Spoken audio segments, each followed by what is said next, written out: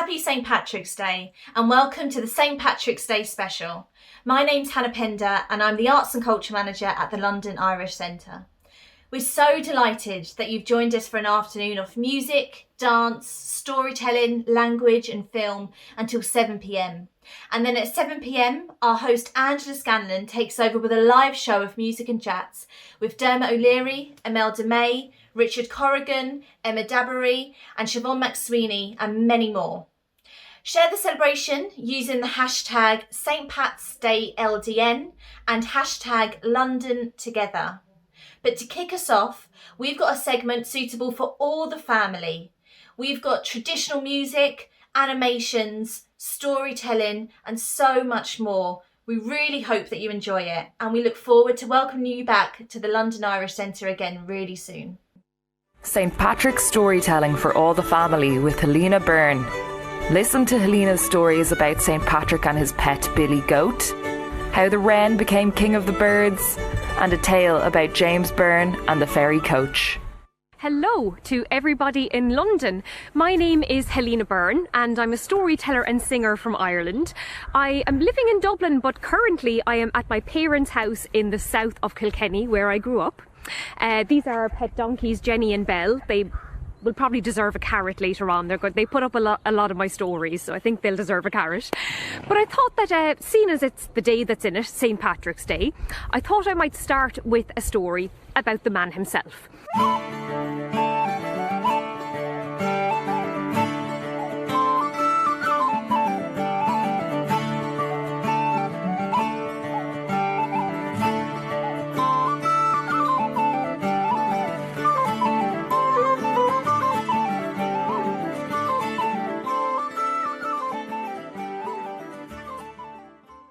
Knows the more famous elements to St Patrick. Of course, he brought Christianity to Ireland and he got rid of the snakes as well. But not many people know that he had a pet goat. And he had this pet goat, we'll call her Billy, shall we say. He had this pet goat when he visited the town of Skerries in North County Dublin. If you've never been to Skerries, I highly recommend it. It's a beautiful, very scenic harbour town in North County Dublin. And he had Billy the goat. He loved and adored this goat. This goat was like Patrick's best friend in the whole world. You know how we're all attached to our pet dogs or pet cats or pet donkeys, as the case might be. This is how St Patrick felt about Billy the goat. Loved her. And every day, Patrick would leave the goat on his island and he would take a boat to the mainland to do his day's work. But one day, unbeknownst to Patrick, 3 local goons named Smiggy, Shawnee and Seamus.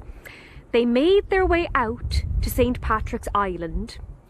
What did they do? Only take the goat, cook her and eat her. This was before vegetarian or veganism or anything like that, you see. Now, later that evening, St Patrick came back to his island. He searched high and low and up and down and lengthways and sideways for Billy the goat. Couldn't find her anywhere. It wasn't long before he realised what had happened. Those 3 local goons! They've taken my goat! Patrick was furious. He was so furious that he didn't take the boat back to the mainland. No. One giant jump. Boom! And he pounded his feet into the ground with such force that he left a footprint in the rock. Patrick stood in front of Smiggy, Shawnee and Seamus. He was so angry that his shoulders were moving up and down, up and down. Red veins were popping in his eyes. He asked the 3 men if they had taken the goat. What do you think they said? No. Was it you, Smiggy? Not at all. Was it you, Seamus? No, it wasn't me. Patrick became even more enraged. He grew 10 foot tall. His hair was standing on the top of his head. Even his beard was pointing out in anger. And now he was breathing in and out so heavily, he almost inhaled the seagulls that were flying by. Once again, he asked the three men if they had taken the goat. But this time, when they tried to say no, words didn't come out. All they could do was bleat like a goat. So thankfully, one by one, Smiggy, Shawnee and Seamus admitted to taking the goat, and their voices returned to normal. But if you visit the town of Skerries, when the tide is out, you will be able to find St. Patrick's footprint on the mainland. And not only that, but the local people of Skerries are known as Skerries goats because of what they did to poor old Billy. And that's the story of St. Patrick and his goat.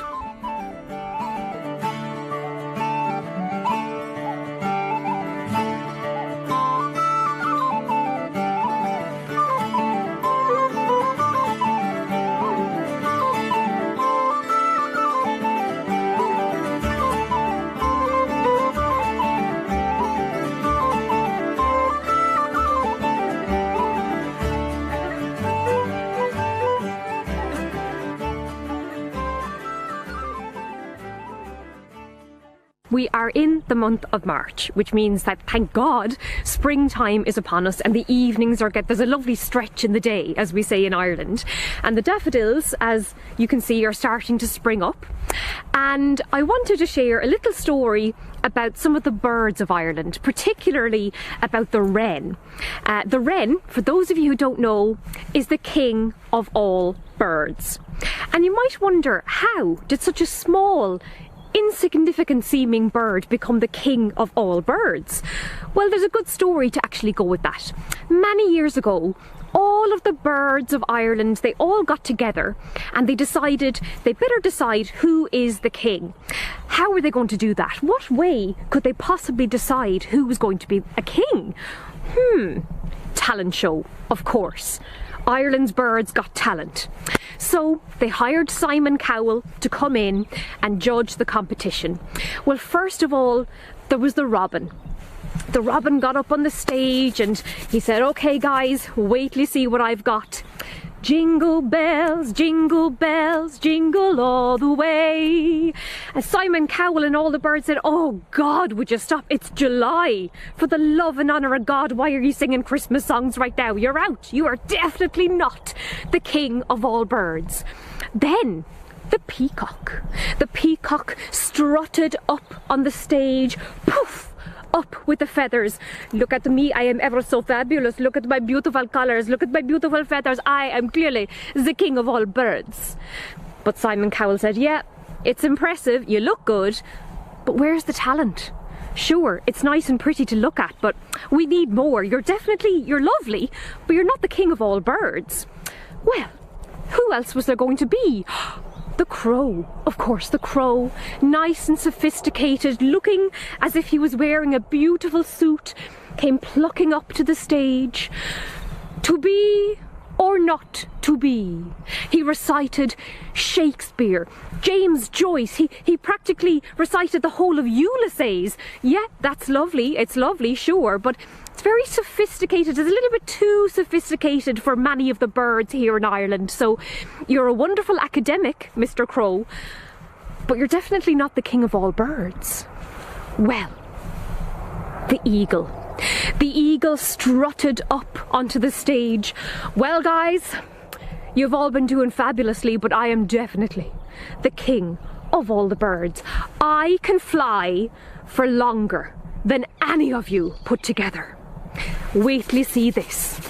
So he warmed up his wings. He did a few pumping up, getting really warmed up and psyched up for the race. He swept himself up into the sky and began to fly and fly and fly. He was flying for miles and miles on end. Eventually, he started to get a little bit tired. And as he began to lower himself back to land, lo and behold, the sneaky wren had been hiding in his wings all the time. Just as the eagle began to lower himself, the wren popped out and carried on. And the wren said, "Look at me! Sure, the eagle flew pretty long distances, but I flew along with him, and I'm continuing to fly. Clearly, I'm the king of all birds." Simon Cowell, he sat there and he pondered. That is impressive, I have to say, and a little bit sneaky, a little bit on the cheeky side, but you did fly for the longest. And not only that, but you, Mr. Wren, are the king of all birds. And so it was that the wren became the king of all birds. Sneaky or not, he is the king. And that is how the wren became the king of all birds.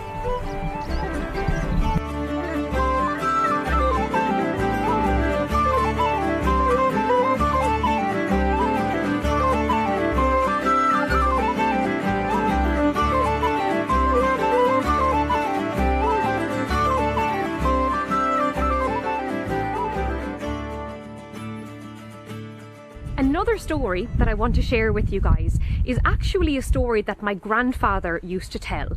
And just to give you a little bit of context into this story, I never met my grandfather. He passed away long before I ever existed, but I got this story from my uncle Jim a few years ago.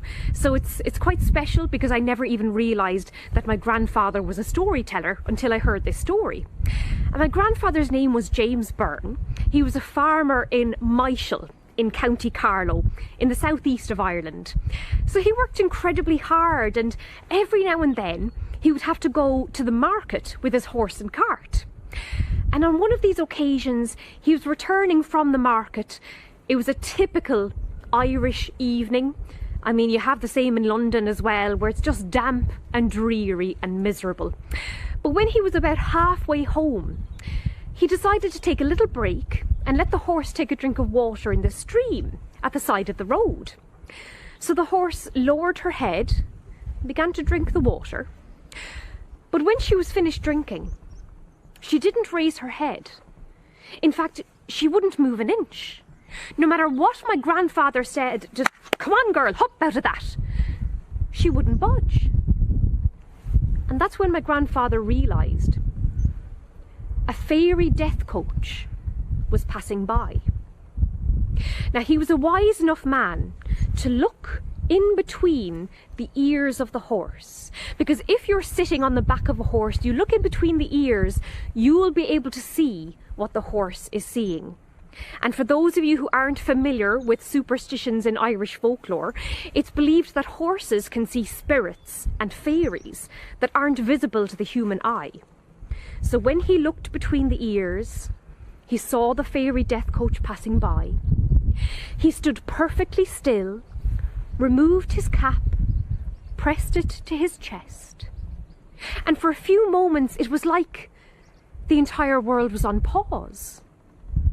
Not a sound from the horse or from a hare, not even a moth. Until at last, the fairy coach passed through the bushes. The horse raised her head and they carried on the journey home. And that's my grandfather's story of the fairy death coach.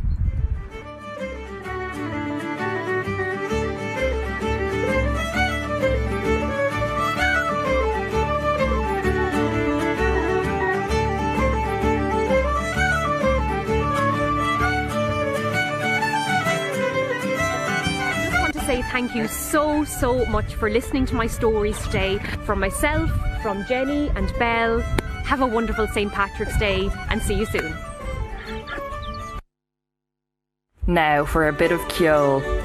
The Trad Gathering brings together 60 of the most talented and accomplished Irish musicians from the southeast. Sit back and enjoy a series of reels, jigs and barn dances. This is the Trad Gathering.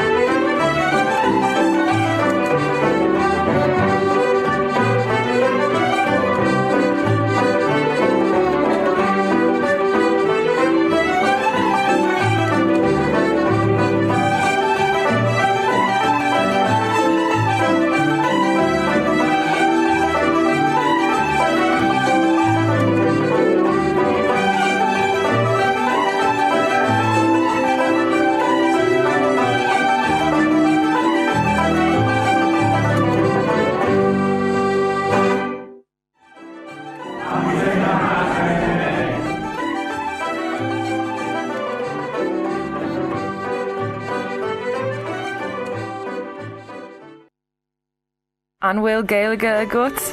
Seachtain na Gaeilge presents Rita and the Fairy Godmother.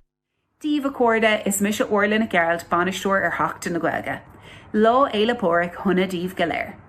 Bí linn níos déine nuair a bheis Angela Scanlon ag cur Imelda May atá mar ambassador Seachtain na Gaeilge fifa-hain faoi aglah.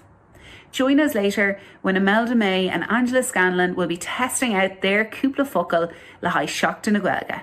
Tá súlagam go bhfuil se bheith buint sult as imachtaí an lei, agus inis le Seachtain na Gaeilge a chealóra seo guibh Máire Zepf le scéal faoi Rita.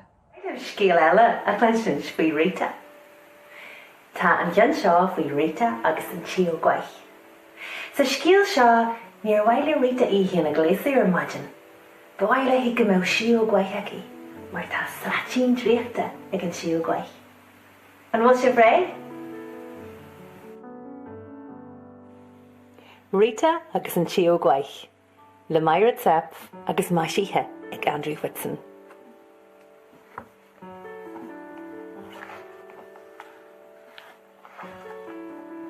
Seo í Rita. Níl Rita gléasta go fáil. An bheagann sibh go bhfuil sí ina colaíthe. Agus tá slipperí orthaí, gus na pajamaí, sílam go sí gíthe chuid breakfast go fáil. Ba bhaile Rita sío gwaith mar seo. Ní bheadh le deanú ag sío gwaith agus slatín dríochta a chreitheú. Agus swoosh bheadh sí gléasta. So bheagann sibh tá sí an seo na colaíthe na pajamaí agus leis an sío gwaith deanann sí swoosh swoosh leis an slatín dríochta agus inis tá sí gléasta. Ní bheadh mamaí a chur Jeffar ar hí riú a rís. Tá mamaí ionach sásta nachhfuil.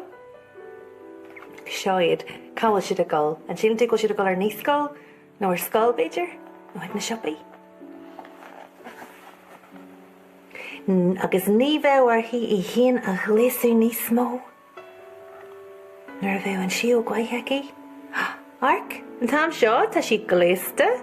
Swoosh, swoosh, swoosh, swoosh. Agus tá sí rás na colaíthe, rás na pajamaí, réile go le léir is.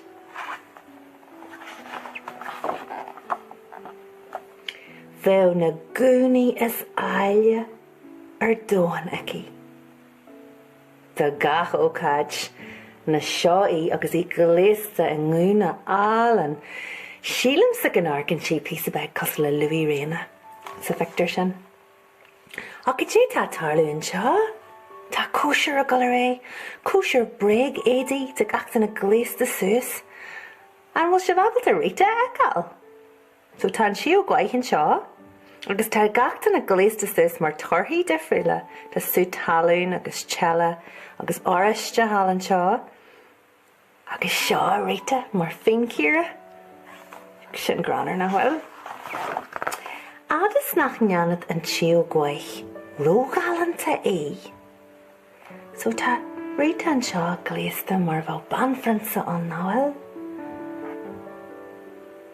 Ach tá na paistí eile le ag sugraí ar an parc sugartha na siad ar an luascán agus ag drapú náil agus a gulbánas ceann agus cáil Rita. Seo an seo é.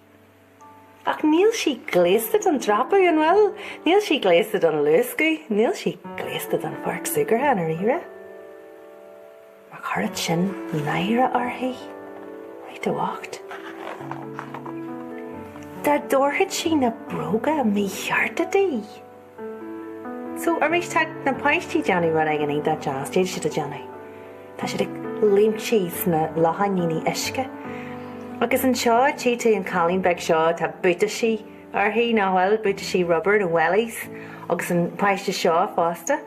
Ach go dtí faoi Rita, dé an sort brogaí a thugann sío gwaith de Rita. Ag sí Sally ard a dé, agus brogaí deanta más glunne, cos le luí réna. Níl siad san mai fanne bheith ag léimtí, sna lahaníní agus tá cuma cinneal brúnach ar Rita náhfuil. No na héadí mí chearta. Cáil dí mar tá Rita gléasta an seo, tá sí gléiste le go faoineisce nach bhfuil le tomadreacht.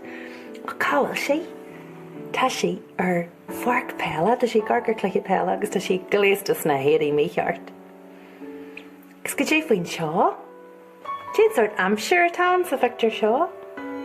Tá amsir saoirí an bhfuil, tá sé teolaí tan gríanach sulsiú, ach tá réite caiithú hata agus medóga nó láhaoine agus scarf agus coat de mór ó ba sí wadrothe. Sa Victor seo tá réite sa siopa, ach tá sí gléiste in a pajamaí. Uh-oh. Agus mar a mé a saci go thuir le stoppaí, so seán si ó gwaith bheith ar éis an seo, agus tá an chlán ar fad a go bheith giche tinnear ag de spaghetti aci tá mami curma. Agus ar iadí ná bhfuil, agus ar réite. Agus dé anan an si ó gwaith. Argur sin. Gléis si gachta na sús an mreg édaí agus éada géirí tinnear éiche. Argur dadí bocht. Mar ridera ní heag leis spaghetti é dhéanais. Agus go dé faoin babaí, sílam ggóil siad mí háasta. Bheadh sin úpasach. Tá sílhead si gur chóir go mé réite a gcónaí álan. In áte bheith clúdaí jalapéins, nó seo, nó sábhach, nó fleoch. Ba uail a réite sin.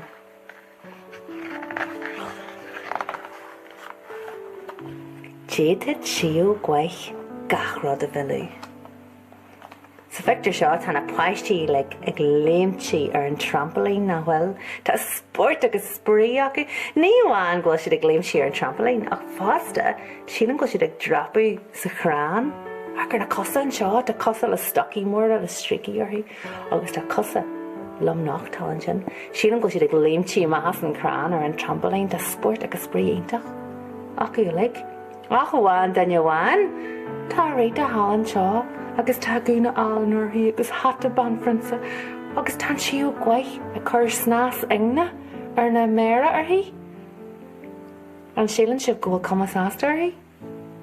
Níla mé, sílan gur bhhaile hí bheith súgú leis na páistí eile. Agus cén jeirú a bheith leis. Cáhfuil réite inis. Tá sí sa túr cos le Rapunzel. Agus tá an túr faoi glas, ní féidir le hí feilisteach nó amach. Ní féidir le daine bí feilisteach nó amach, agus cé seo teacht an prinsa ar an capal agus blahannaí aige.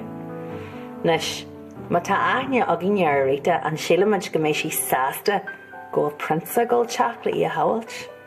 Ní híla mé, ní hílam gur sin an mar a bhile hí Harpaí.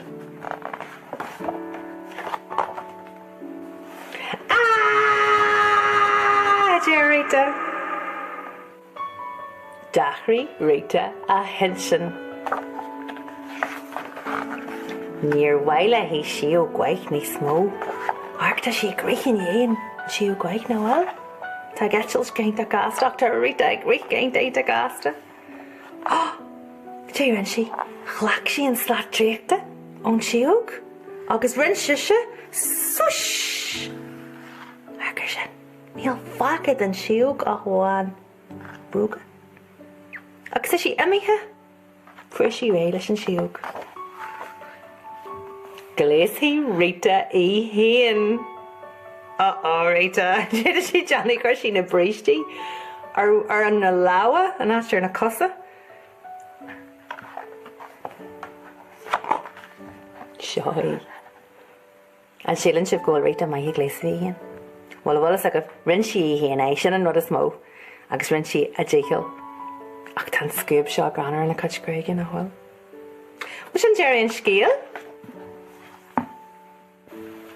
An bhfuil sibh sin maithe gléasí sibh héana ar maidin. Bhíonn sibh maithe codú le mámaí nó dátaí, sibh a gléasí ar maidin. Bhíonn cutmhór ruí difriúla a gí na dealaí nach míon le cripaí agus sipúntúir agus baréalathe agus gahra. Well, tá boxa mór lomstainniu, agus is tá an boxa seo lán éadaí de chinealathe difriúla. Éadaí tá dhéag fanne amsir difriú, nó fahanne gríomhaíochtaí difriúla. Ar bhaile feicáil go dtí tastaí an? Mai go leir, chuir mé mo láhaiste go bheici mé go dtí tastaí an seo. Gyda seo. Péir a midóg nó láwi ní, an gurí mé ormíad. Láw amháin isteach, agus láw eile. Bhí an láwi ní nó midóga ionach úsáideach nuair atá an amsir fuairtaí go mí, nuair atá sneachta ag titin nó nuair atá siocar an talaigh agus coinneann siad na méir a teolaí. An bhfuil midóga agatsa. Nis, a bheith muid go dé eile tá bhachsa. Bhaí mé na midóga na láwi ní. Gus tíobhí muid go dé eile tastí sa bhachsa seo. Mági muid. Ó, tí seo. Seo clogad. Agus tá sé ítach cruí.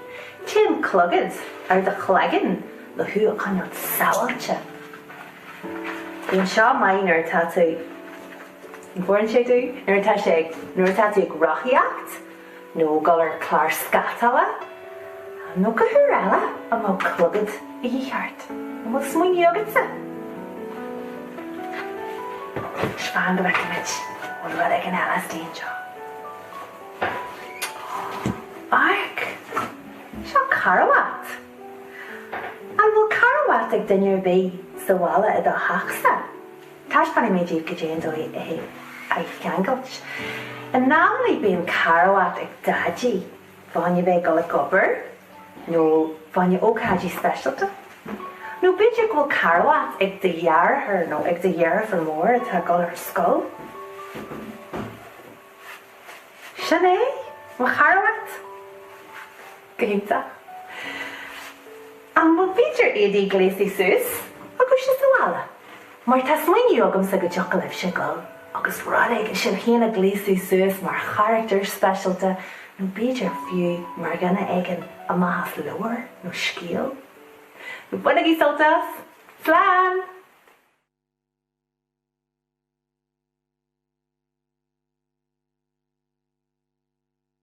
Happy St. Patrick's Day from the Maguire O'Shea Academy of Irish Dance, keeping Irish dance alive through lockdown.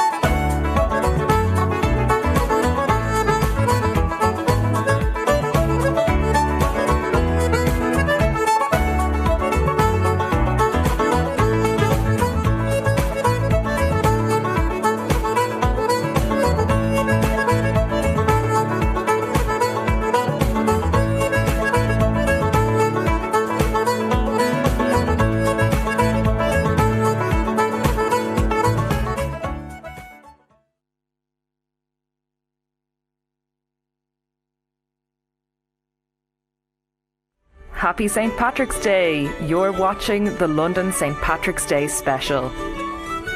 Now we explore the experiences of Irish and Afro-Caribbean immigrants to London with a selection of animations from the No Dogs project.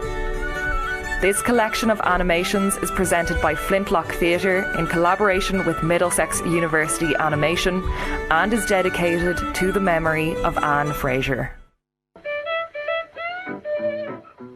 Hello and happy St Patrick's Day. My name is Anna Glynn and I'm co-founder of Flintlock Theatre, but most importantly for our purposes today, I am a British-born Irish person. My grandparents moved with my mum and her 3 sisters from Limerick to Tottenham in North London in 1961 when she was 6. I was lucky enough to be raised by my Irish family, and then I lived through a really common part of the first generation immigrant experience, a questioning of culture and identity, and that is definitely part of how our project No Dogs came about. There's been a huge degree of typically Irish melancholy and longing for the Glynn family in having left, and in some ways that sense of having lost, Ireland in 1961. But undoubtedly, the huge bonus of that journey was an enrichment of culture from their sudden immersion in the rich diversity of London life. My mum's longest standing friend from her childhood in Tottenham is Paul Williams, whose family emigrated from Jamaica in 1956. And it's their friendship that's inspired this project. No Dogs explores the shared and contrasting experiences of Irish and Caribbean people who emigrated to the UK from the 1940s onwards, as well as the experience of their descendants like me. It's rooted in community stories of those experiences, donated to the project by amazing participants from centres across the South East, including, of course, the London Irish Centre. Those voices have informed a brand new piece of theatre co-written by me and Carmen Harris, who herself emigrated to the UK from Jamaica as a child. That piece of theatre will tour the UK in autumn 2022. What you're about to see today is a selection from our accompanying project, the No Dogs Animations, a series made in partnership with Middlesex University Animation. Graduating students led by BAFTA-winning animator Jonathan Hodgson have made these beautiful shorts that allow us to hear the real voices behind the project, and as I'm sure you'll agree, they're voices that deserve to be heard. As you can probably guess, our project takes its title from the first line in the posters our participants confirmed were seen in lodging houses in London in the post-war period that read, "No blacks, no Irish, no dogs." Of course, that striking rejection experienced by some from their very point of arrival is only part of the Irish and Caribbean immigration story. Working with our participants, what we experienced was joy, hope, humour and resilience. We can confirm, to quote Lin-Manuel Miranda's lyric from Hamilton, "Immigrants, they get the job done." We'd like to express our thanks to the incredible London Irish Centre. I wish I lived closer. You'd be so hard-pressed to get rid of me. It's been such a joy to see the work you do with the London Irish community and beyond. And we'd also like to thank Middlesex University Animation and Jonathan Hodgson, as well as our funders, Arts Council England and the Heritage Lottery Fund, and of course, all the national lottery players that make this sort of work possible. And finally, we'd like to dedicate the selection of animations you're about to see today to Anne Fraser, whose animation features. Anne was one of the very early post-war emigrants to London in 1948 and was a true Londoner, making every use of her bus pass to get around in her sparkly backpack and trainers, most importantly, to see her friends at the London Irish Centre. Anne passed away in November 2020, and we're so grateful that she contributed to the work that you're about to see today.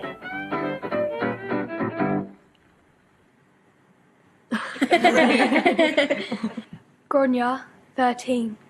Kiva, 11. Roisin, 15. Eileen, 8. Mayo. We go over every summer. It's like you can if you can't walk on the roads here, you can walk on the roads over there. It's just there's no cars, there's only really tractors over there, and it's just you can run around in fields. We're more friendly because you don't know everyone around here, but you know most people in there. Because the village is so small, and then they go, "Oh, you're this person," and even if you don't know that person, they'd know you. So say if they see their friend or something, they'd say, "Oh, these are English cousins from England, but we're still as Irish as them. Yeah, we put on routines for our family. Yeah. Like all of us that dance. And we teach the ones that can't dance how to dance.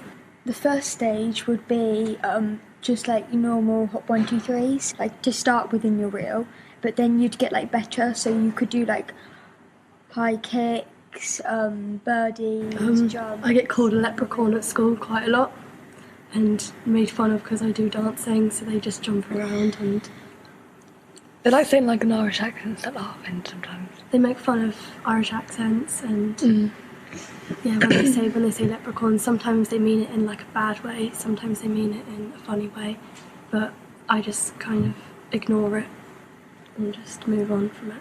But sometimes it hurt, like it's you get bullied because of it. It makes you feel kind of upset, but you know that you shouldn't be upset by it because you know that they're just like jealous, kind of. We prefer to be Irish. Yeah.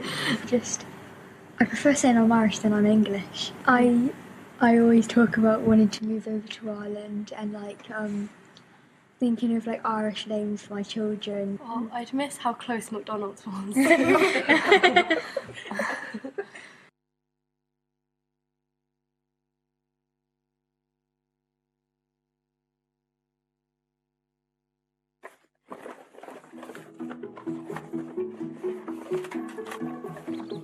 So I was born in Oxford, stayed here for a couple of years with my mum and my sister, and then moved to Derbyshire, where I spent most of my childhood.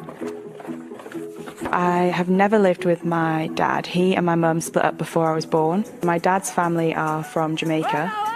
His mum and dad came over in the 60s. Mum's family heritage are all white. Because I've grown up with my mum and her side of the family, I know much more about that half of me, but I don't know as much as I'd like to about the Jamaican side.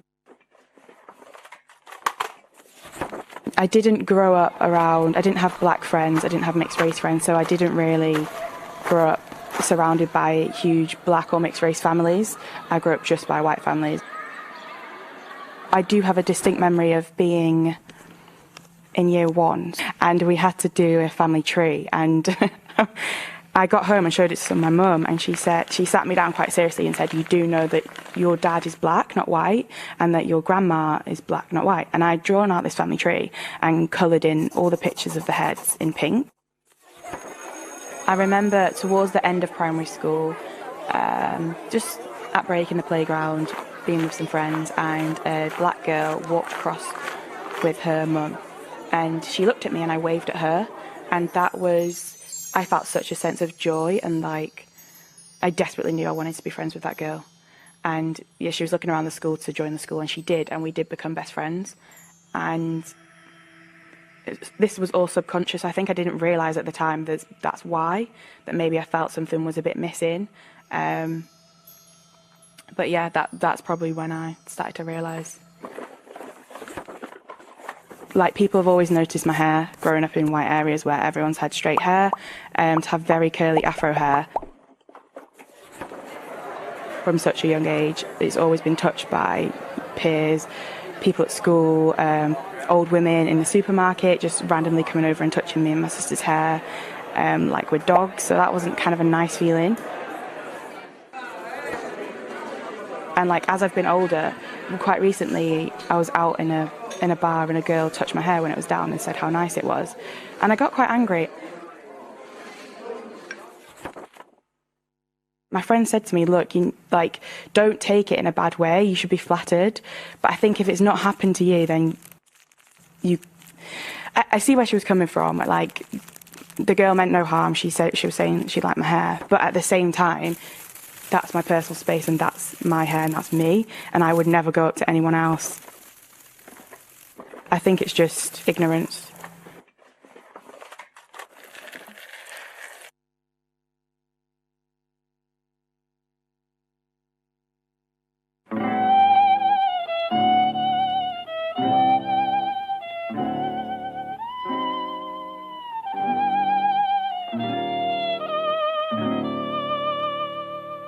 I came here when I was 17.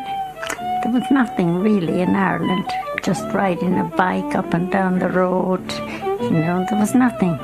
There was no excitement. Well, the bike was an excitement a bit, but, there was nothing much there.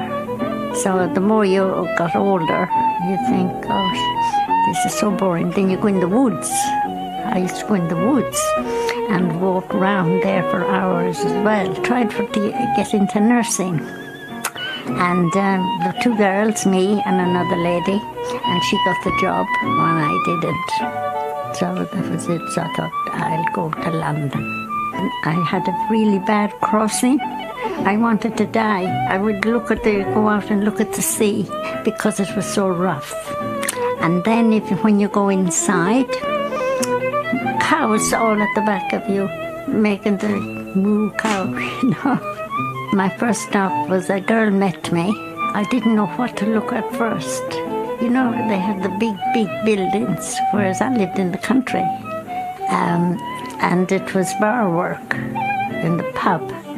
And I never did it or anything like that before, but I enjoyed it. And then I lived in Highbury. It was nice. It's a nice road. And it was a big hostel with 400 girls. 400 girls, 4 beds per room.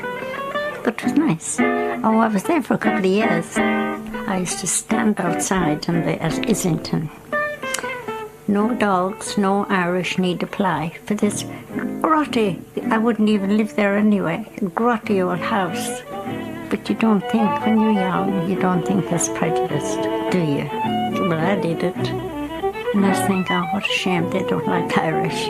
You don't think it's bad at the time, but it was bad. No blacks, no Irish need apply.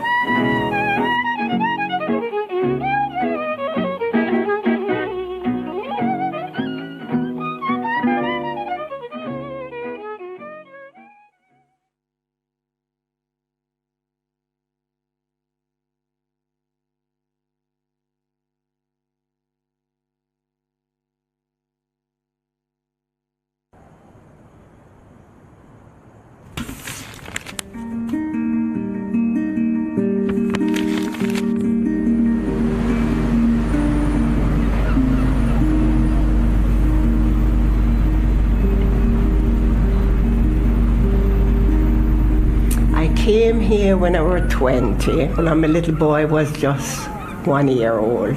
I went to work and I find a little Irish lady that look after little black children. So I left my little boy and I went to work.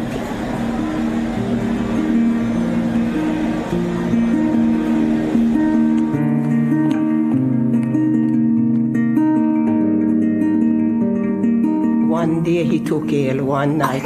This little Irish lady that lived on the ground floor was such a lovely lady. She always greet us in the evening when I pick my son, and she didn't hear me go out in the mornings, and she keep hearing my little boy coughing. And she come upstairs and look at my little boy Steve, and she said, "Did you take him to the doctor? Did he give you anything?" I says, "Yes, he gave me some liquid medicine for him." And she says, "No, I think he need more than liquid medicine." And she put her coat on and she went down there. She mentioned to the doctor that little boy that he sees a couple of days ago that he's still not well and he need attention. And he says, "No, I'm busy, I can't come up." Tell her to bring him down. And she says to him, "No, he's too ill." And he says to her, "Okay then, I'll write a letter."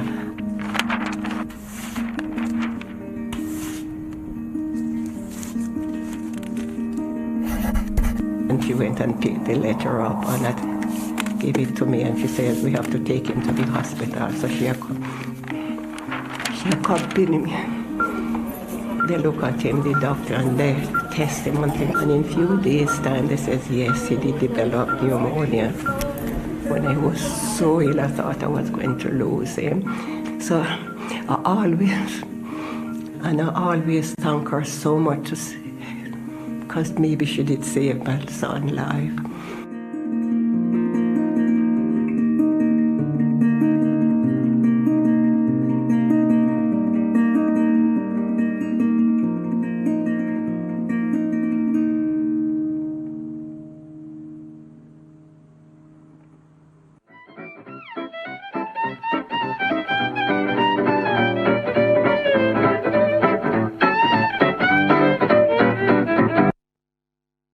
Hi, I'm Brendan from the Culture team at the London Irish Centre. I hope you're having a really great afternoon and have enjoyed what we've shown you so far. Over the next hour you'll see some contributions from the London Irish community. We'll have some music, dance, poetry and even some community theatre. We hope you'll stick around until 7 p.m. when we kick off our live show. But for now, sit tight and enjoy the rest of your afternoon. Happy St. Patrick's Day. Next up on the London St. Patrick's Day special is Saints of London, a community theatre piece from Queen's Crescent Community Association. This is in partnership with the Ageing Better in Camden programme and Irish Theatre. Good afternoon everyone, my name is Mary Pearce and I run the Older People's Services at QCCA, a community centre based in Camden. The centre has been running a drama group for the past 2 years in partnership with John Dunn of the Irish Theatre and in association with the Ageing Better in Camden programme. Today we are performing Saints of London, which is a comedy about St. Bridget and St. Patrick arriving in modern-day London and meeting impostors dressed as them and other strange encounters. Our talented cast is as follows: Elaine Sacquet, Terry Morgan, Fionnuala Martin, Chris Jennings, Mario Martinez, Michelle de Leon, William Gosling and myself. I hope you enjoy our performance and happy St. Patrick's Day. Oh Mary, this London's a wonderful sight, with people here working by day and by night. They don't sow potatoes, no barley, no wheat, but there's gangs of them digging for gold in the street. At least when I asked them, that's what I was told. So I just took a hand at this digging for gold. But for all that I found there, I might as well be in the place where the dark moon sweeps down to the sea. Now then, Bridget, what a day! We never did find our imposters. Find them. There were too many to choose from. I thought I'd driven all the snakes out of London as well as Ireland. But there are a few pesky serpents that were a bit harder to get rid of. I had to take them in hand. What do you want to drink? Oh, I'll have a Jameson, seeing as it's your day. We must celebrate. Do you want anything in it? Oh, yes, another Jameson. Very funny. The old jokes are the best. Where's it? Now then, 2 large Jamesons, please. Of course, coming right up. Busy tonight? It's St. Paddy's night. What about St. Bridget? Who? St. Bridget, patron saint of Ireland. It's hard enough coping with St. Patrick without having another one on board. Now, you must excuse me. My bar manager hasn't turned up. I have to give him the ring.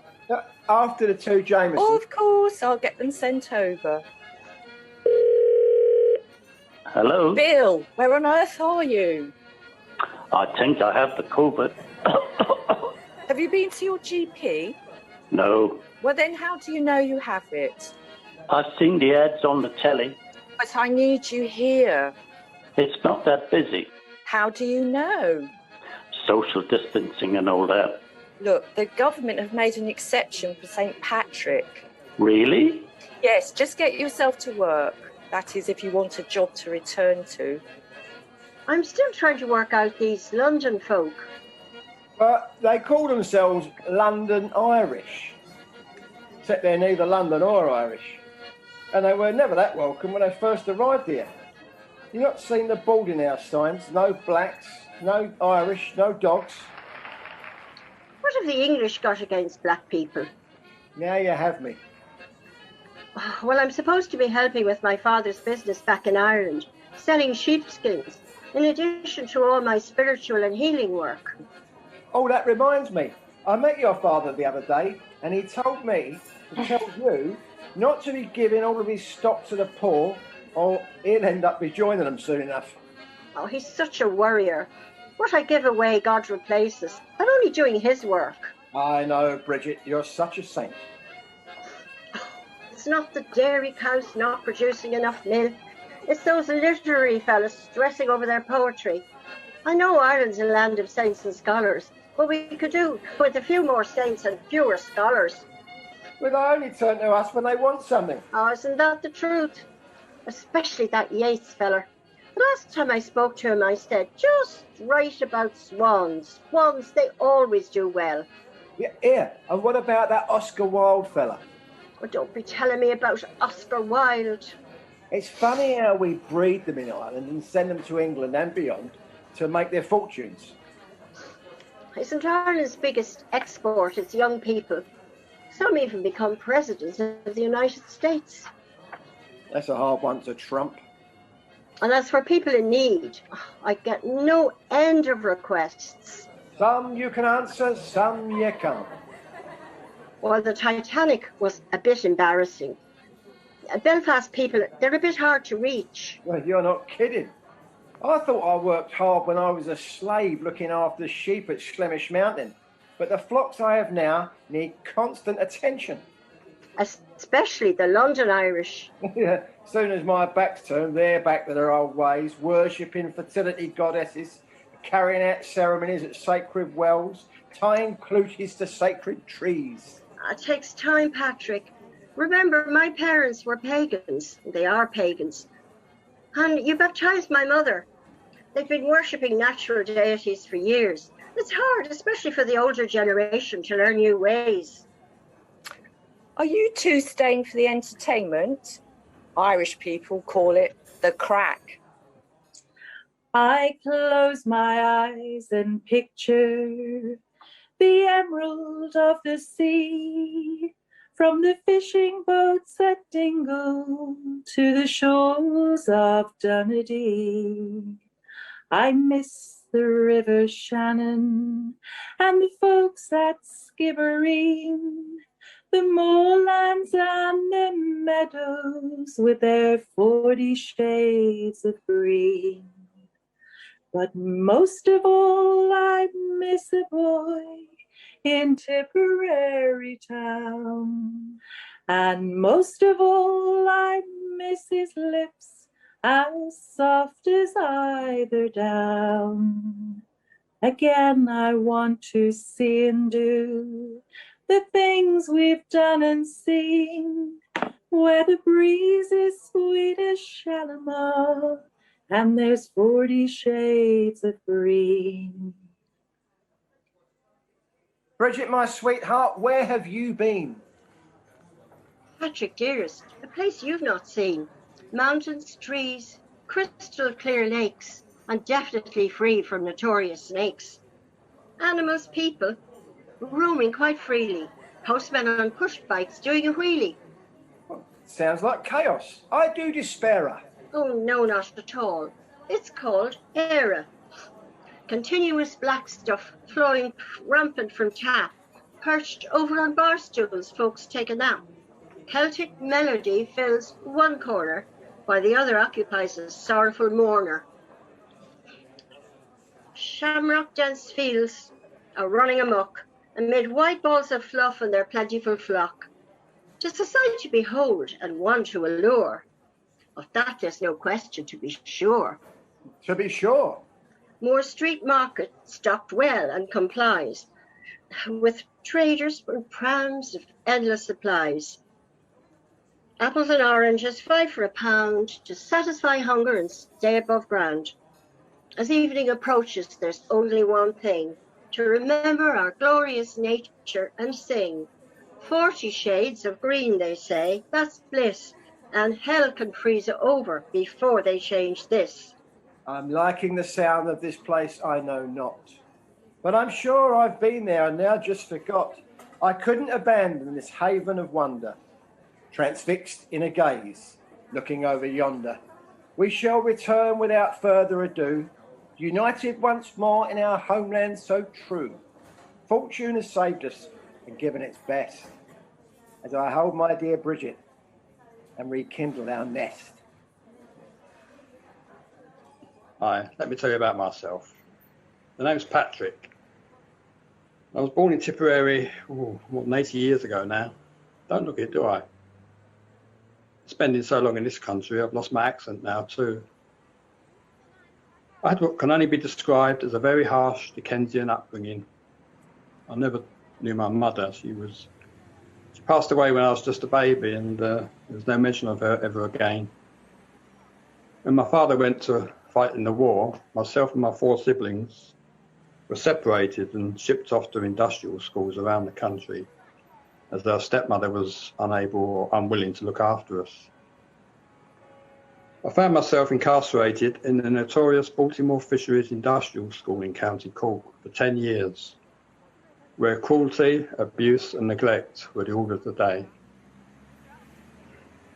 Over 100 boys were subject to severe physical punishment, constant hunger, wearing filthy clothes and sleeping on often urine-soaked mattresses in unheated, rat-infested dormitories. It was a very harsh environment for a young lad to be growing up in, I can tell you.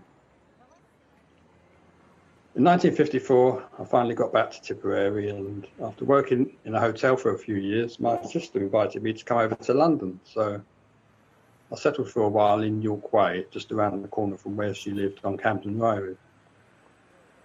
I found employment as a bus conductor and soon began dating my first English girlfriend. But when I visited her parents one day, her father stated in no uncertain terms, "This will be the first and last time you ever set foot in this house." I experienced much Irish prejudice in those days, but I eventually found a girl whose family accepted me with open arms. We met in the Vine public house, I remember, in Highgate Road. And very soon began courting. We've been together now, man and wife, for more than 60 years, with a very loving family to support us. And as for my siblings, well, despite of meeting my family again in later years, we never really bonded, to be honest, being as we were virtual strangers. We look at me now. Back in the day, I had a powerful tenor voice and could often be found in the pubs around Camden, belting out all the old standards, including one of my particular favourites, Mother McCree. Well, that's enough about me. I can't sit here gassing all day. My wife will have my dinner ready. If I don't get going, I'll be wearing my lunch, not eating it. Sláinte.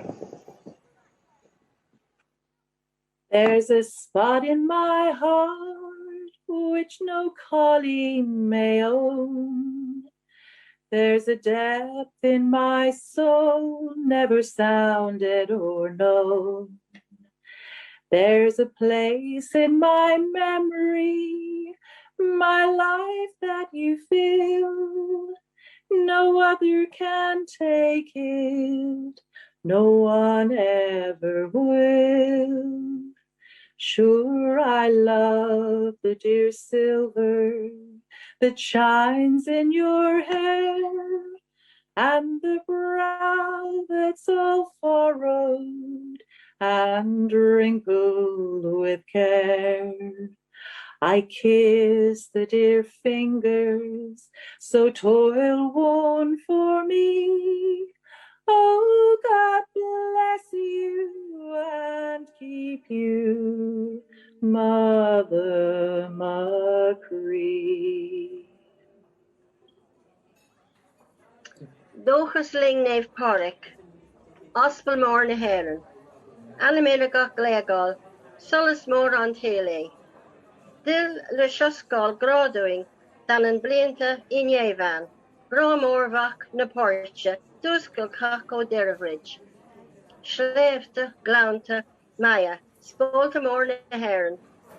Glan siad go deodúing, míle glór dar neve ill.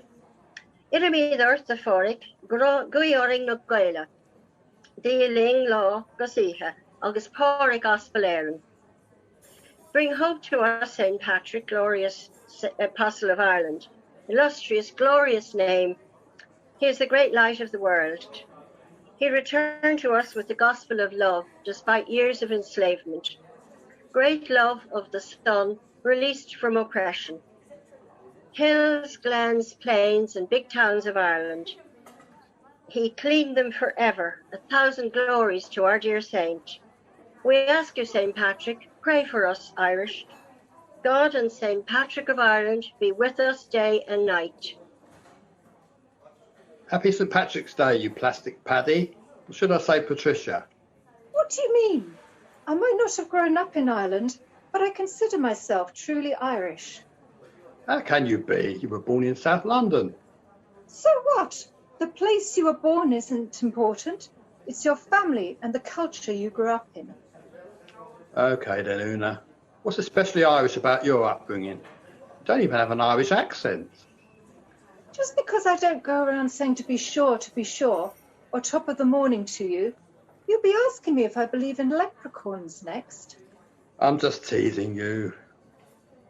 Well, I think I had a fairly Irish upbringing for South London.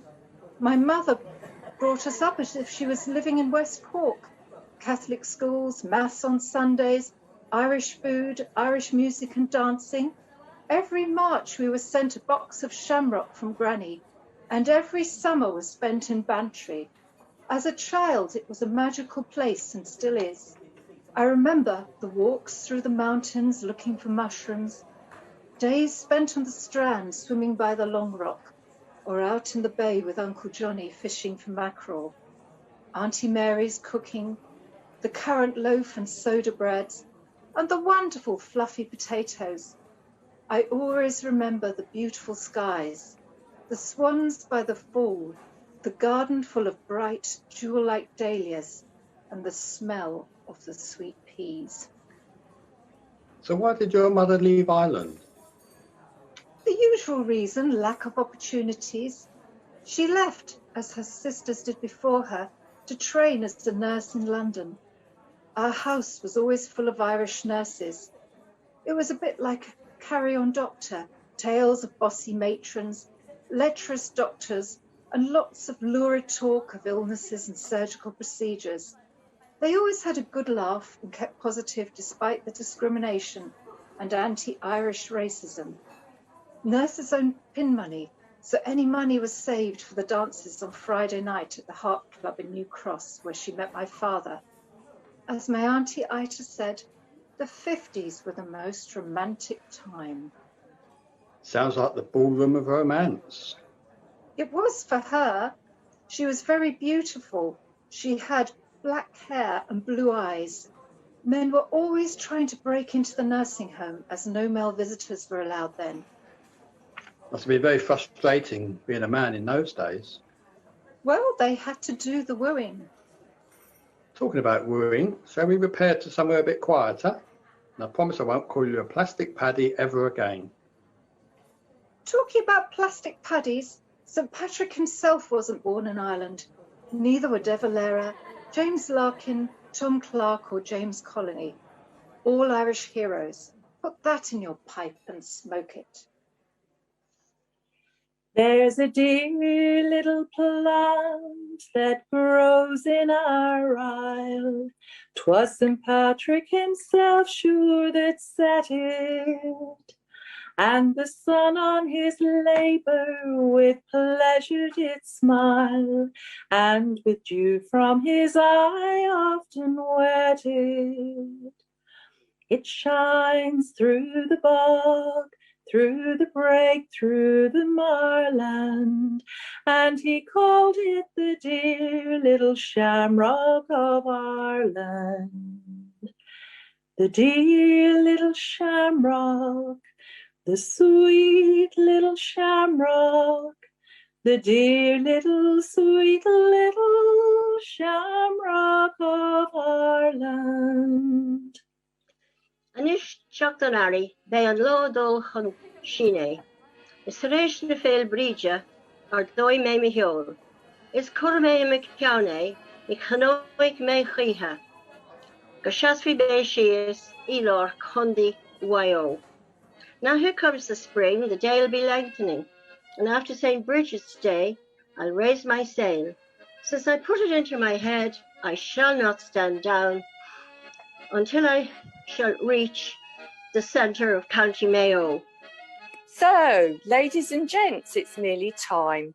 It's been great to be able to spend it together, and I hope you'll return very soon.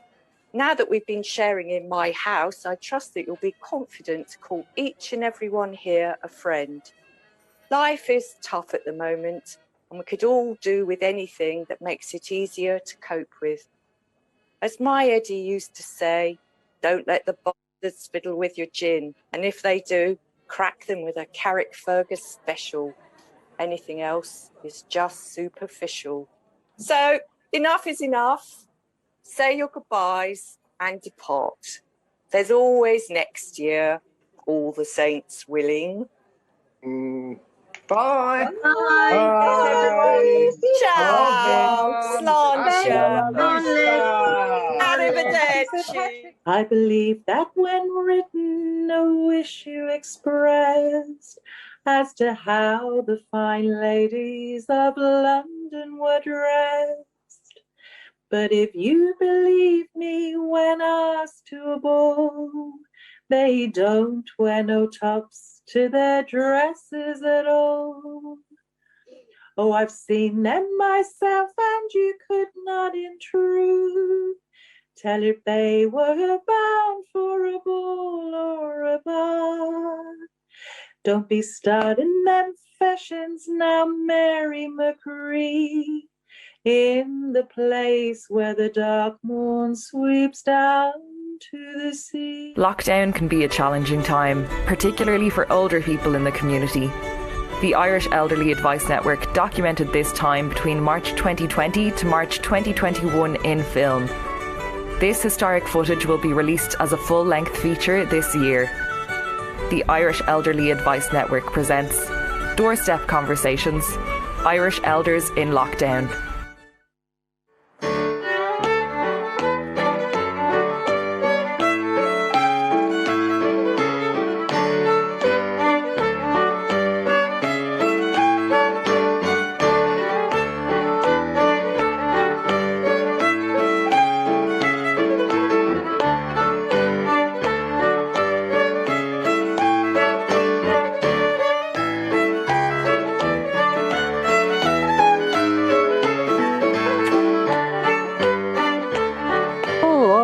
I'm upside down. I don't know what way, whether I'm coming or going.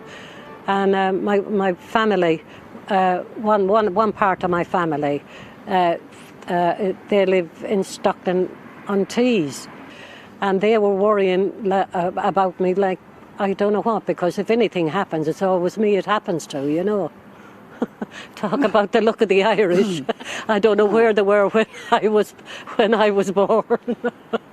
I was well boosted because we were preparing for our St. Patrick's Day on Trafalgar Square. We were going to sing there, and at the last rehearsal the virus took over and it was locked down.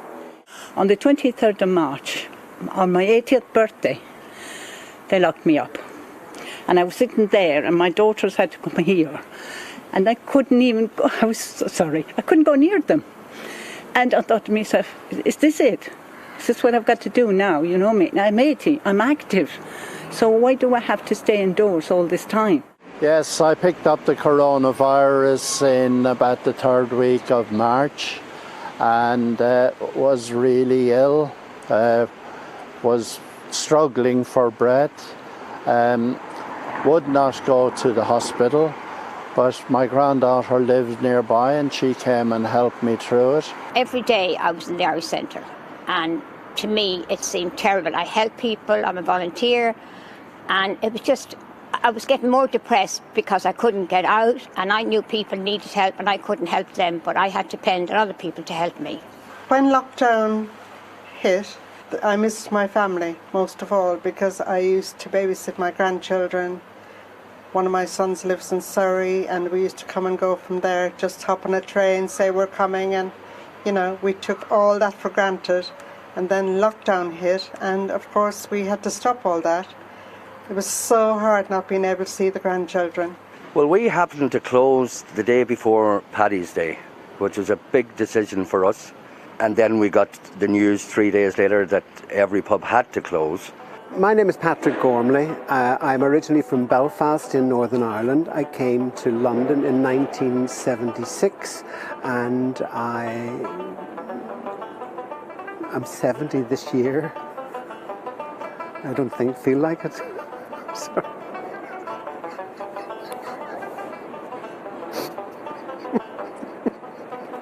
We decided we'll enjoy it, and I said to all of my family to enjoy it and not to start worrying, because worrying won't get you anywhere.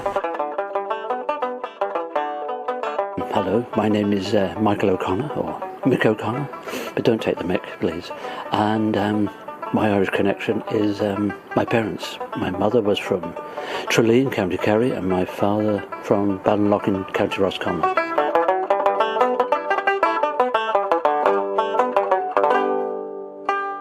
It was good, yeah. We kept up the music, we did, and the parties, and there was birthday parties here even. 3 birthday parties in this garden here, and we had good crowds.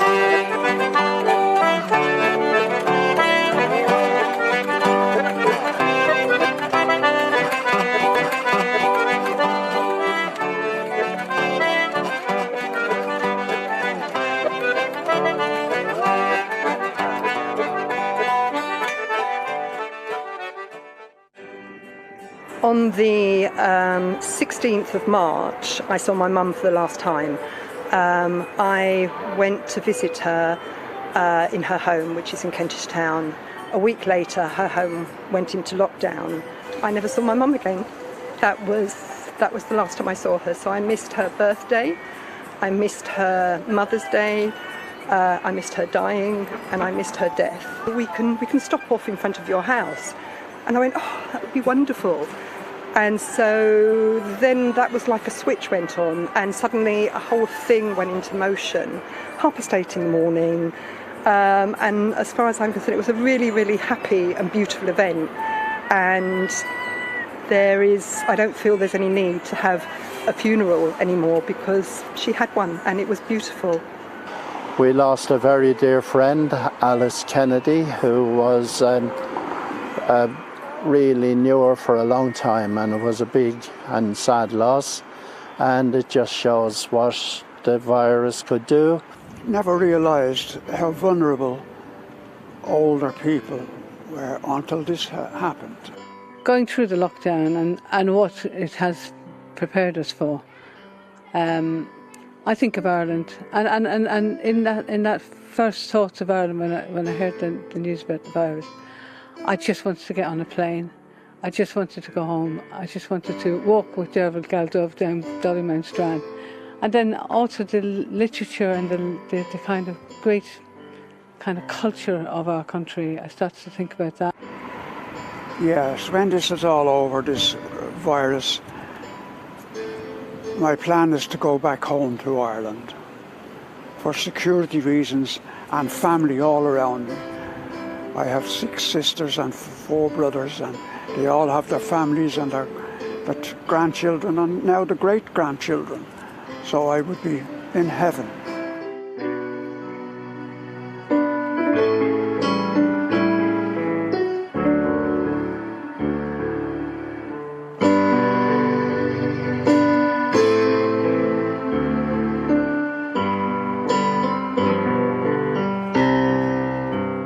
When you think of the industry that we're in, the amount of people that are out of work, and I'm talking about not just musicians and singers, but sound engineers and roadies and lighting crew and everything else, it's a serious situation. But we have to keep going, and there will be light at the end of the tunnel, hopefully, for everybody.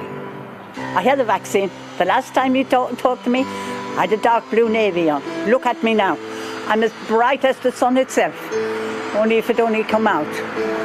Now, I go shopping for my daughter because they're isolating.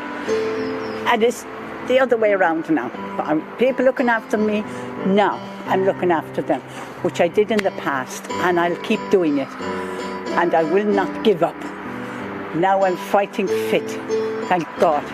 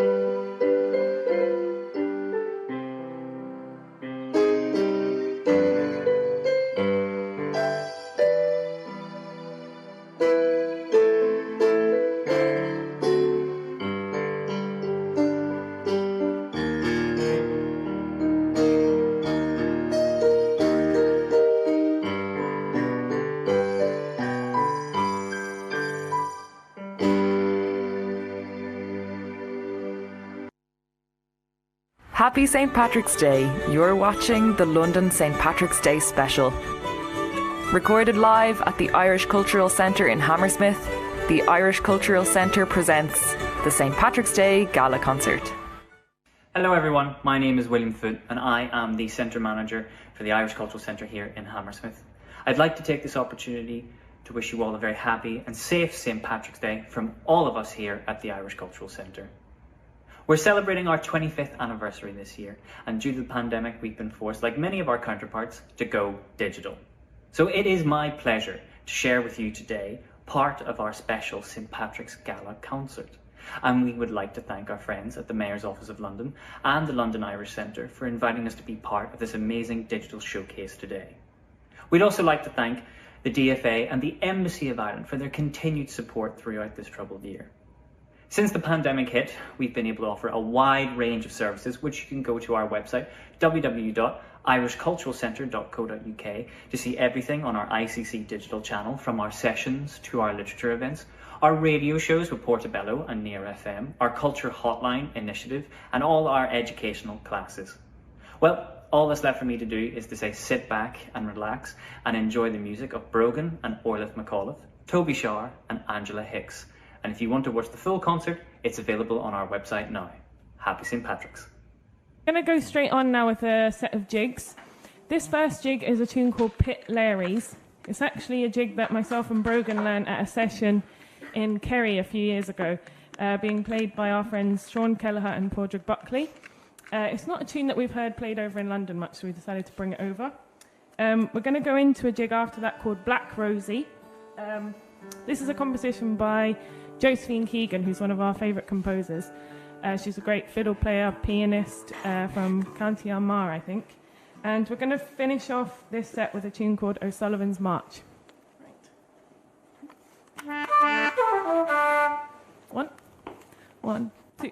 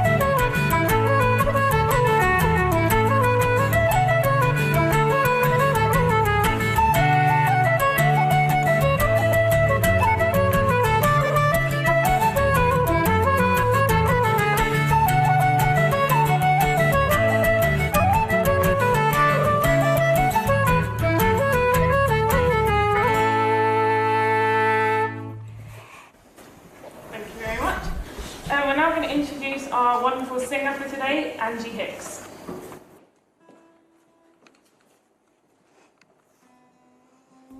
Hi, so I'm really delighted to have been invited here to the ICC today to come and sing. I can't tell you the joy I felt when I arrived here and there were real live musicians to practice with and to sing with. It's been absolutely fantastic. So the first song we're going to sing for you today is If I Were a Blackbird. If I were a blackbird, I'd whistle and sing. I'd follow the ship that my true love sailed in, and on the top rigging I'd there build my nest. I'd flutter my wings o'er his broad golden chest. When I was a young girl, my story was sad, for once I was carefree and in love with a lad. We'd step out together most every day, and then he was lifted and sailed far away. If I were a blackbird, I'd whistle and sing. I'd follow the ship that my true love sailed in, and on the top rigging I'd there build my nest. I'd flutter my wings o'er his broad golden chest. He promised to take me to Donnybrook Fair, to buy me red ribbons to tie up my hair, and when he returns from the ocean so wide, he'll take me and make me his own loving bride. If I were a blackbird, I'd whistle and sing. I'd follow the ship that my true love sailed in, and on the top rigging I'd there build my nest. I'd flutter my wings o'er his broad golden chest. If I were a scholar, I'd handle my pen. I'd write him a letter I'd send.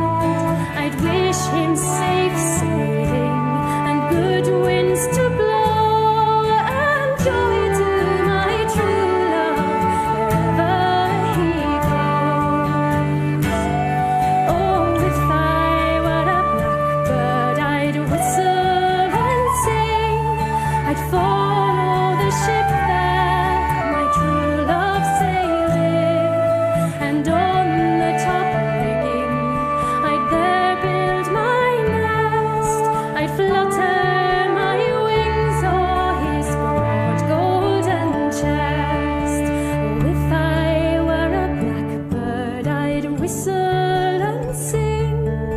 I'd follow the ship that my true love sailed in, and on the top rigging I'd there build my nest. I'd follow my wings on his broad golden chest.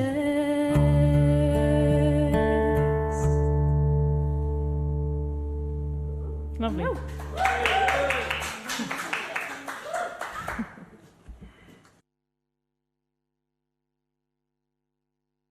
Some more music now. Fiddler Maeve Smith won the title of Fiddler of London last Saturday. Here is Eilish Byrne Wheelahan to tell us more about the competition, followed by Maeve's winning performance. Hello, my name is Eilish Byrne Wheelahan and I'm the Executive Director of the Fiddler of London 2021. The Fiddler of London is a prestigious title that's been awarded to an outstanding musician, and the Gala final took place last Saturday virtually on our YouTube channel. I'm delighted that the Fiddler of London has been awarded the title, and we're looking forward to welcoming them as the Fiddler in Residence for the Irish community. Here's their winning performance.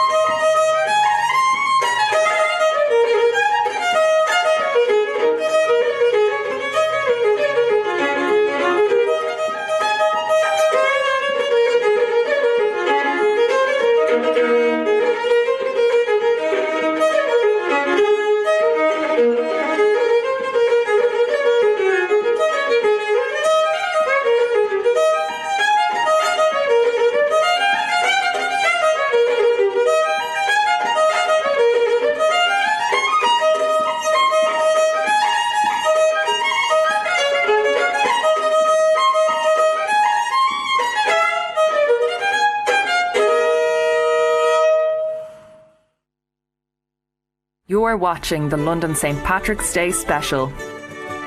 A love letter to the Irish abroad now through the medium of dance. This is Of Simple Stone. La Féile Padraig's Honor Diva Carja.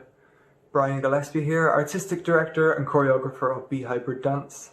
I'm here today to present to you my latest creation, a short dance film entitled Of Simple Stone. Of Simple Stone was filmed back in 2015, pre-COVID times, but I think now is the right time to release it. This project is a short love letter from myself to my fellow Irish, and particularly to my fellow Irish abroad. At a time when travel just isn't possible, many of us are missing our homelands. So I wanted to create this project to transport us back to our beautiful Emerald Isle for at least 3 minutes and 40 seconds. So without further ado, enjoy Of Simple Stone.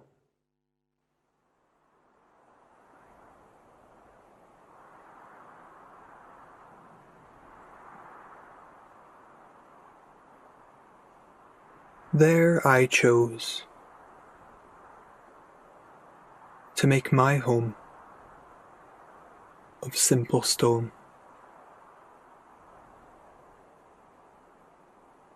Set it down softly. In vain attempt to make it as pure.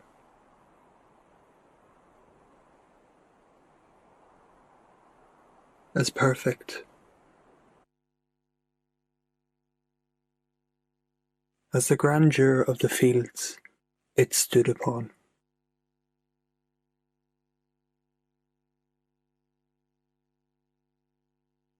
But those fields failed their task.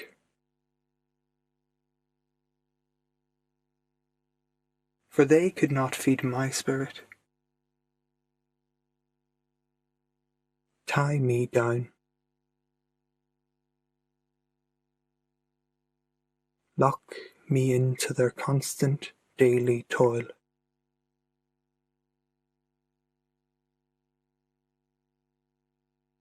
And so, I broke free and found adventure.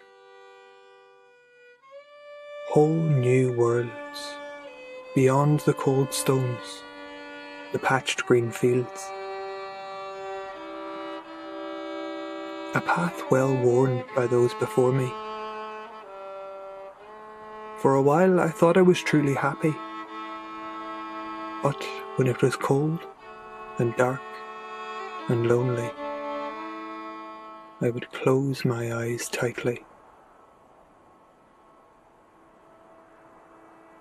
Inhaled the images then, those very swirls of clouds that hung like frayed wool on the pale sky blue jumper that covered my fields.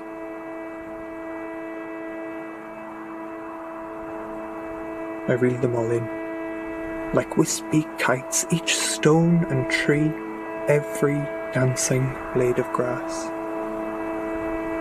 I greedily consumed every precious last picture.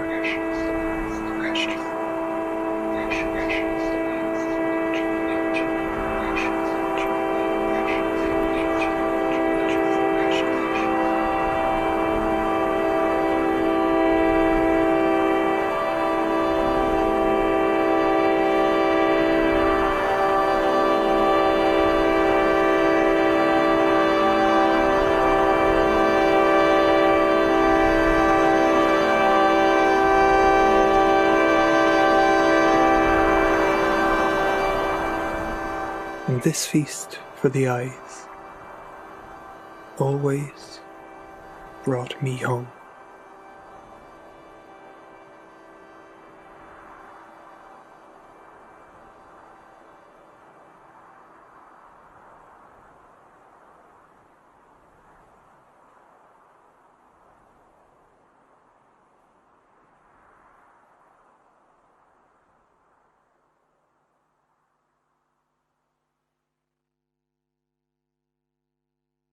It wouldn't be St. Patrick's Day without some pipers. This is the St. Laurence O'Toole Pipe Band with their rendition of Crazy Frazee and the Rose of Allendale.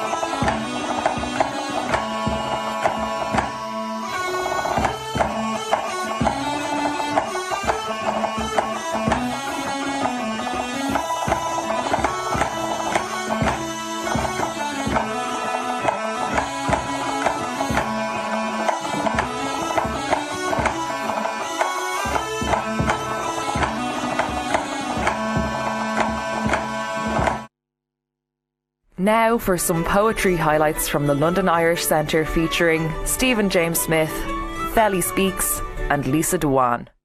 This is the community that is Irish and English, which can be hard to distinguish.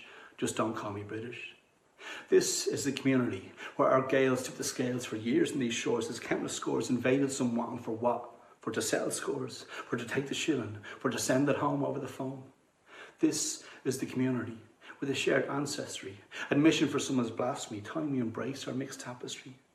This is the community that has sinned, but is not simian-like. We're made for the banter, at the heart of the matter, have a black humour and history, thanks to the rain matter. No blacks, no dogs. No blacks, no dogs. This community slept in digs, while it dug tunnels through the London clay for half a crown, while it frowned on the Queen. I mean, she shook Martin's hand after Mountbatten, while bombs flattened stations, homes and horses. This is the community shouting at race courses, while reinforcing stereotypes by trading on the notion and squeezing the pipes. This is the community, green and orange, which tries to arrange after-hour sessions in Archway, County Kilburn, Cricklewood and Camden Town. This is the community that hit rock bottom in Soho, copped the field where nobody would know, felt the community and left the closet. This is the community impacted by Brexit, where borders and broader issues are at stake. This is the community that can't go without barriers or lines. Go away with your PG tips and don't get us started on the crisps, and don't make us say potato either after Trevelyan being a tea leafer or 33 and a third. All right, Governor. This is the community that's on the dog and bone to the old China back home. This is the community whose women travelled alone, gave fake addresses, acquiesced until recently. This community has a commonwealth, while stealth F-35s keep some empire alive. This is the community taking stock in the city, investing in future relationships. This community knows loose lips sink ships as the HMS Belfast moors in the Thames, as unknown names join the Diaspora. They disappeared. This community has been feared. We've been to hell. So we sang Danny Boy and prayed for those in Grenfell. And remember 7-7. And as time ticks in Big Ben, we looked at the future with hope, embracing cultural inheritance. This community has given more than we've taken. We're more than plastic paddies, crying games, gypsy weddings and coffin ships. We scored in the Premiership, got a Grand Slam in Twickenham. This community doesn't want an MBE, CBE, OBE or knighthood. We just want to live and love on this land with you. We just want to recognise that others the world over do too. As some build walls, we hope for bridges and cheap Ryanair flights, as some go missing even under bright lights. And oh, I'm missing you. I give all for the price of a flight. And oh, I'm missing you under Piccadilly's neon.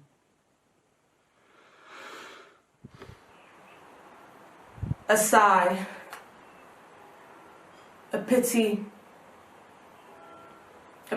before a penny, a pity before a pretty penny, 1,000 pities pass per day for the piss poor man with a pan in his hand, for a loaf, for a slice when he feels like it, for the whims of a free man, for the chews of a fed man, for the clamour of a coin against the copper cup, the flip and curve he caves to at a command. Still, a stomach hallowed by naught but hates to swallow, brewing contempt instead at the back of his throat, caught in the theatrics of thanks. I curse you, and you, and you, and your dart away eyes, tucking me under your eyelids like your community shade, your collective shame. Damn you to the center of this wretched earth and bear its liquid hot consequences. Your leather shoes climb over my outline to form lines, gritting my teeth in the lukewarmth of my sleeping bag, the slight wet of my bedsheet, watching you mock us both by the tighter clutch of your belongings. I've seen your grimace, your face fall when the drink was all that could catch me, when life left me legless, hopeless, hopelessly requesting, nothing digesting, continuously professing the city's sins of neglect. Easy to forget. We were once baptized like the rest before we broke our bodies across O'Connell Street, desperate to be reborn. We went underwater too. We were once beloved too.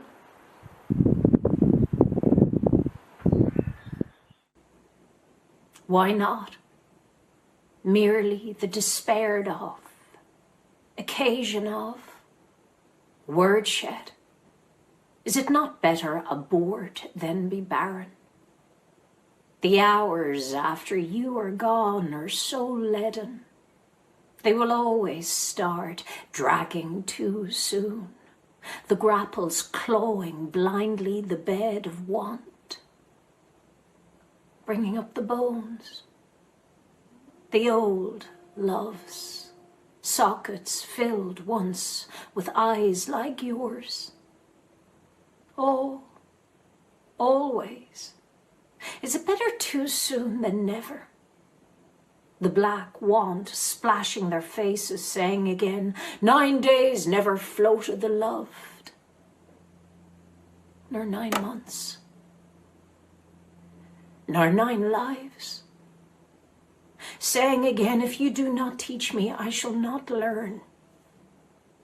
Saying again, there is a last, even of last times of begging, last times of loving, of knowing, not knowing, pretending, a last even of last times of saying, if you do not love me, I shall not be loved. If I do not love you, I shall not love.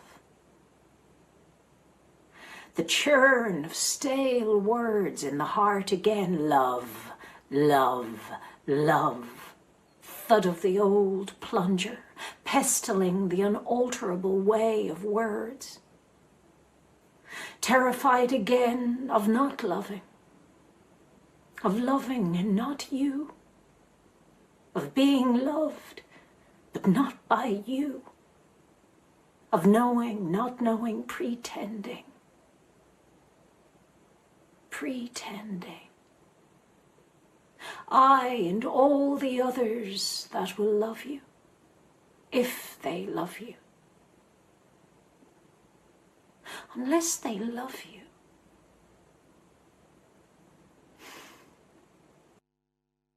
Local artist and sculptor Jonathan O'Dea creates an impressive 2-metre sculpture at the Mall, Walthamstow, to mark the anniversary of a fire which swept through the shopping centre over a year ago.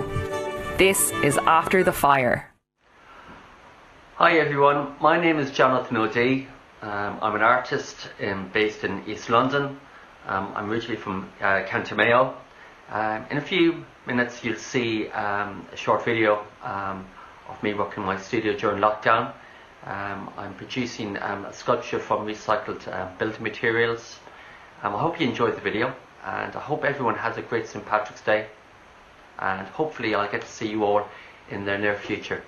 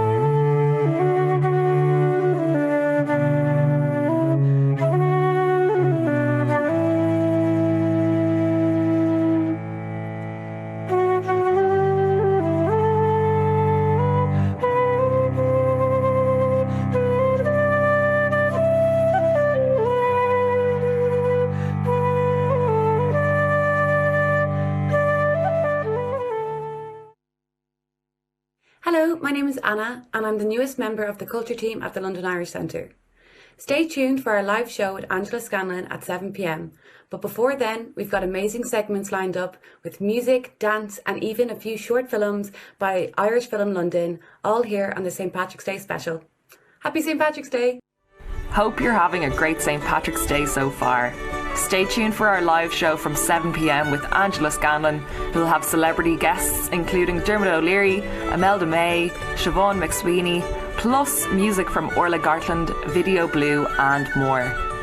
Now though, a special performance from the Parish Ceili Band.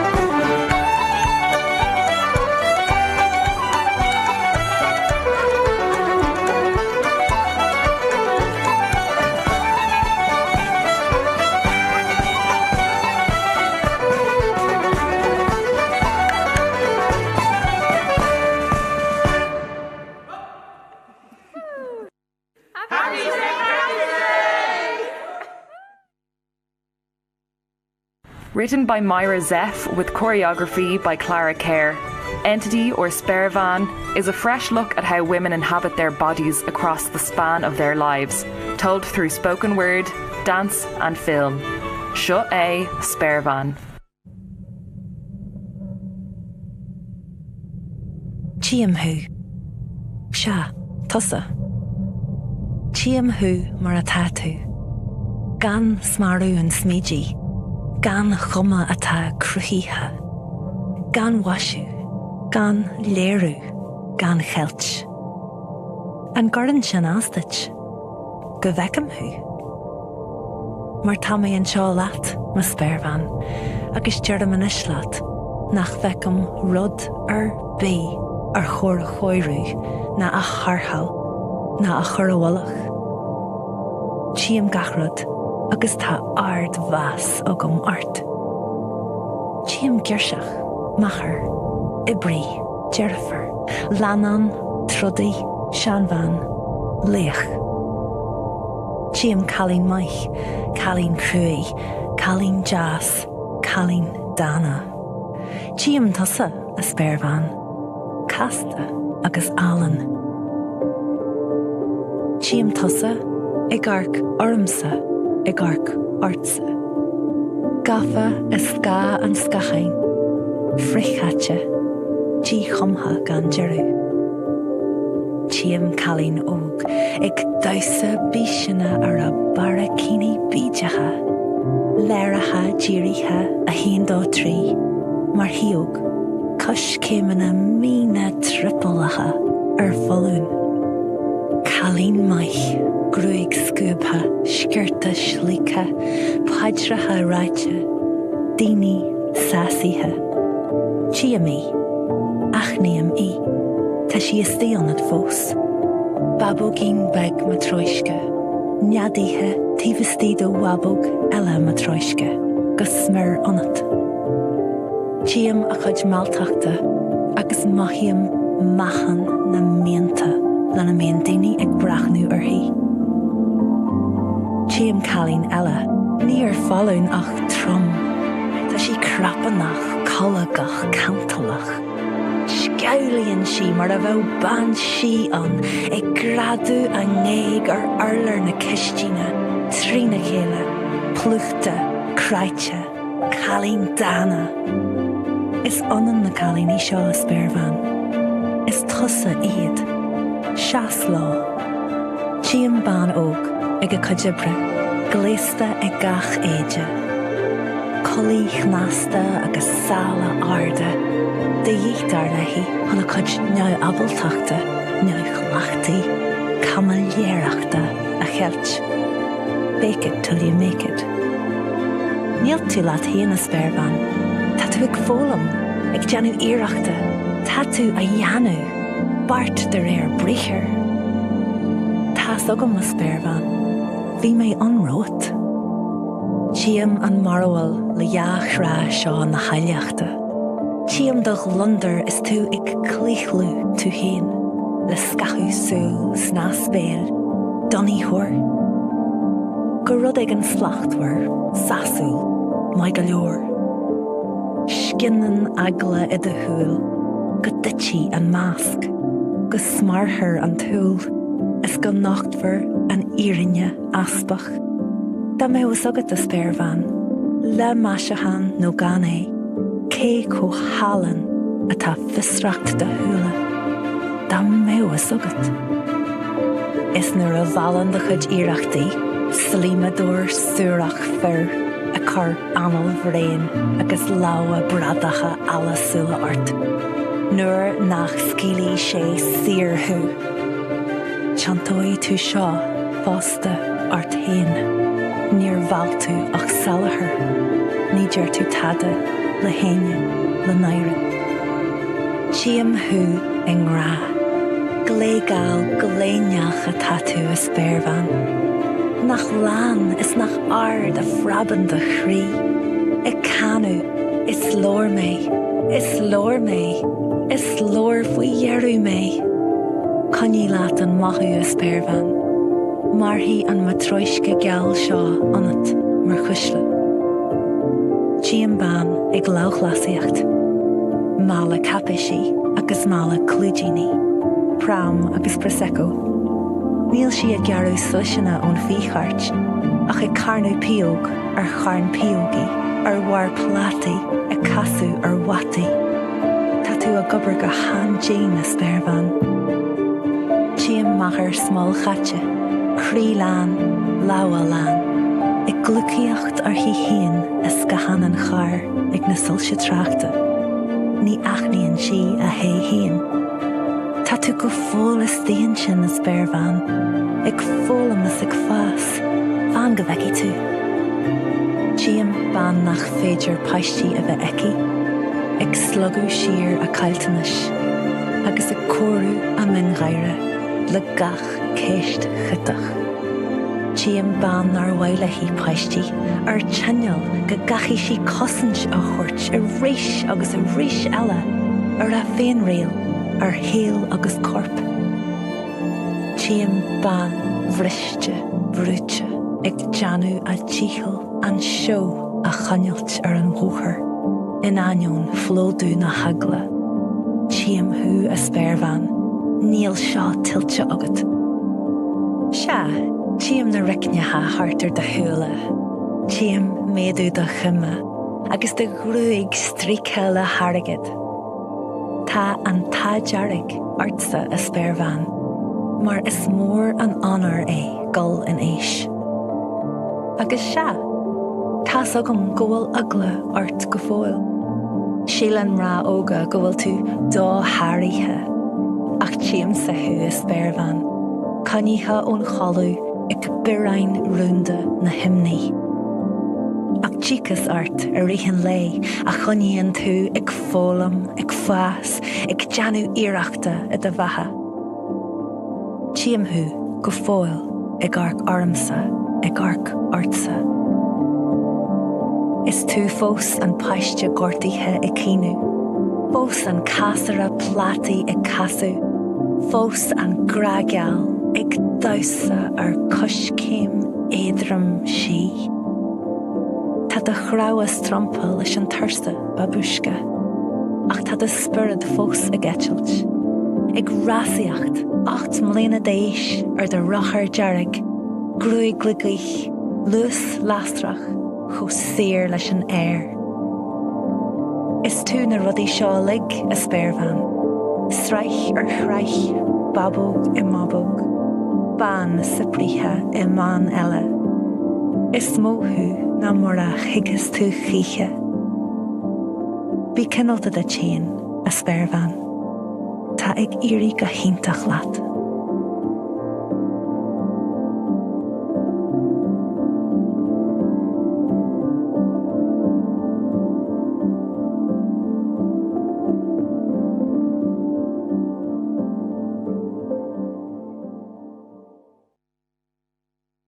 Camille O'Sullivan is an Irish musician, vocalist and actress.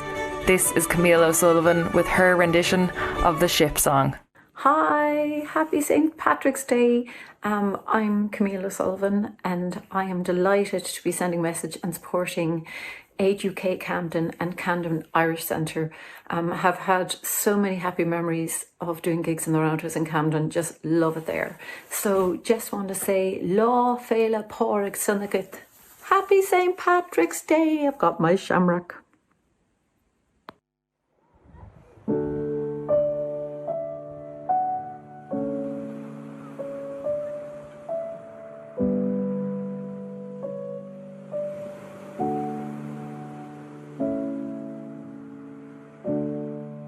Come sail your ships around me and burn your bridges down.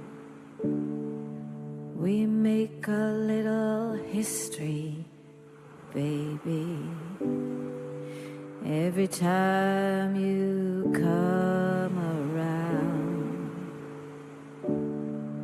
Come lose your dogs upon me and let your hair hang down. You mystery to me. Every time you come around, he talked about it all night long. We defined our moral grounds, but when I crawl into your arms, everything comes tumbling down. Come sail your ships around me and burn your bridges down. We make a little history, baby, every time you come around. Your face is falling sad now, for you know the time is nigh. For I must remove your wings, and you must learn to fly. Come sail your ships around me and burn your bridges down. We make a little history, baby, every time you come around.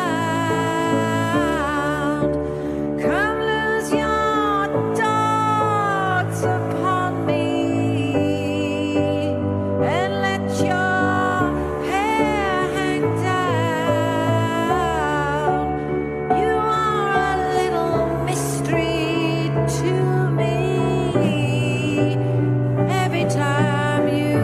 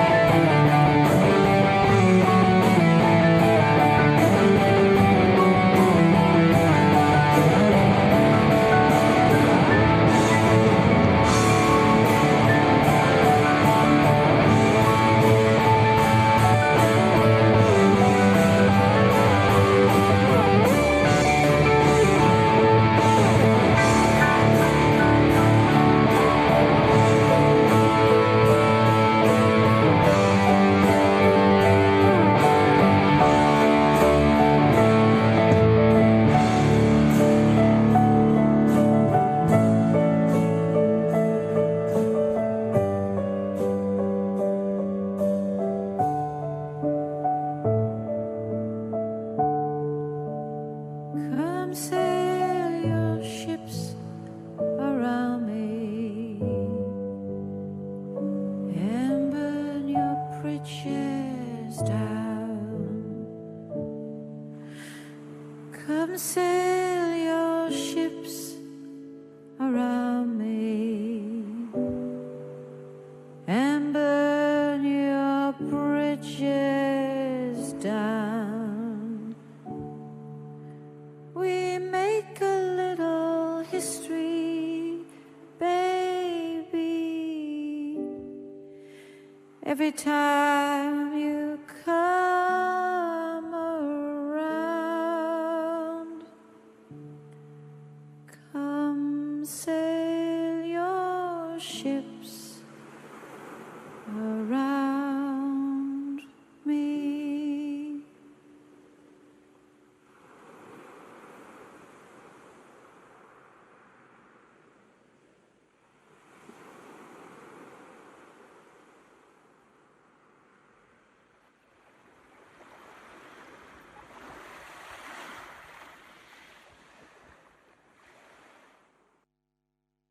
A special St. Patrick's Day message from Niall Gibbons, CEO of Tourism Ireland.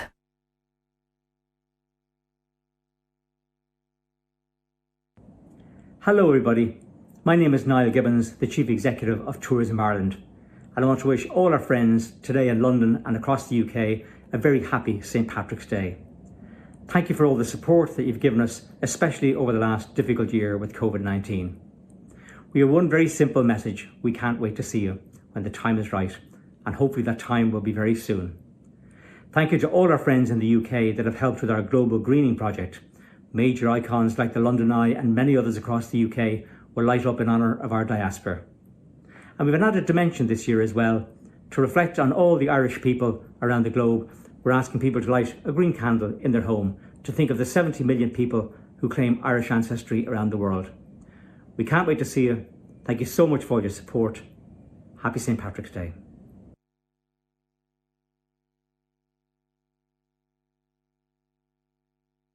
Taken from an evening with Dermot O'Leary and friends from September 2019 at the London Irish Centre, this is Maverick Sabre with The Old Triangle. A hungry feeling came over me stealing. All the mice they were squealing in my prison cell. And the old triangle went jingle jangle all along the banks of the Royal Canal. To begin the morning, the screw was bawling, get up your bowsy and clean up your cell. And the old triangle went jingle jangle all along the banks of the Royal Canal. The lags were sleeping, Humpty Gussie was creeping, as I lay there weeping for my gal Sal. And the old triangle went jingle jangle all along the banks of the Royal Canal. Up in the female prison there were 75 women.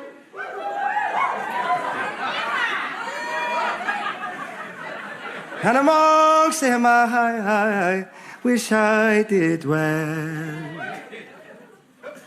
And the old triangle went jingle jangle all along the banks of the Royal Canal.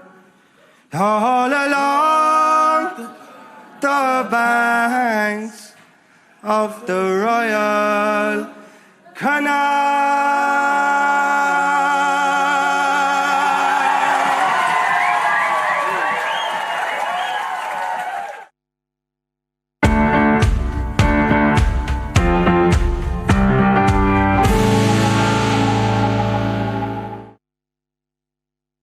Hello and welcome. I'm Angela Scanlon, coming to you live from the London Irish Centre on this, the weirdest of St. Patrick's Days, at least since last year. Yes, a full year since we started our mass hideout, but the end is in sight. We're getting there. We are on the home stretch now, and St. Patrick himself is with us to usher in a new day. So happy St. Patrick's Day. Happy St. Patrick's Day, gang. Small crew here, a little bit quiet. They're going to get rowdy, I'm told. Grab yourself a drink or a cuppa. I am absolutely delighted, thrilled, honoured to be with you all. Well, almost with you all. You know the drill, this stage. The theme for tonight is London Le Chéile. So while we can't all be together in person, we are together in spirit. And that is the most important thing. And I think that it's fair to say that connection and togetherness are maybe more important now than they have ever been. And tonight, Irish people all over the world are placing a green candle in their window as a beacon of solidarity and hope. So go and light yours. Look at mine over there, looking a little pretty. You don't have to, I mean, if you don't want to light the candle, you know, we're not going to fall out about it. If you want to do it when you nip to the loo later on, also fine.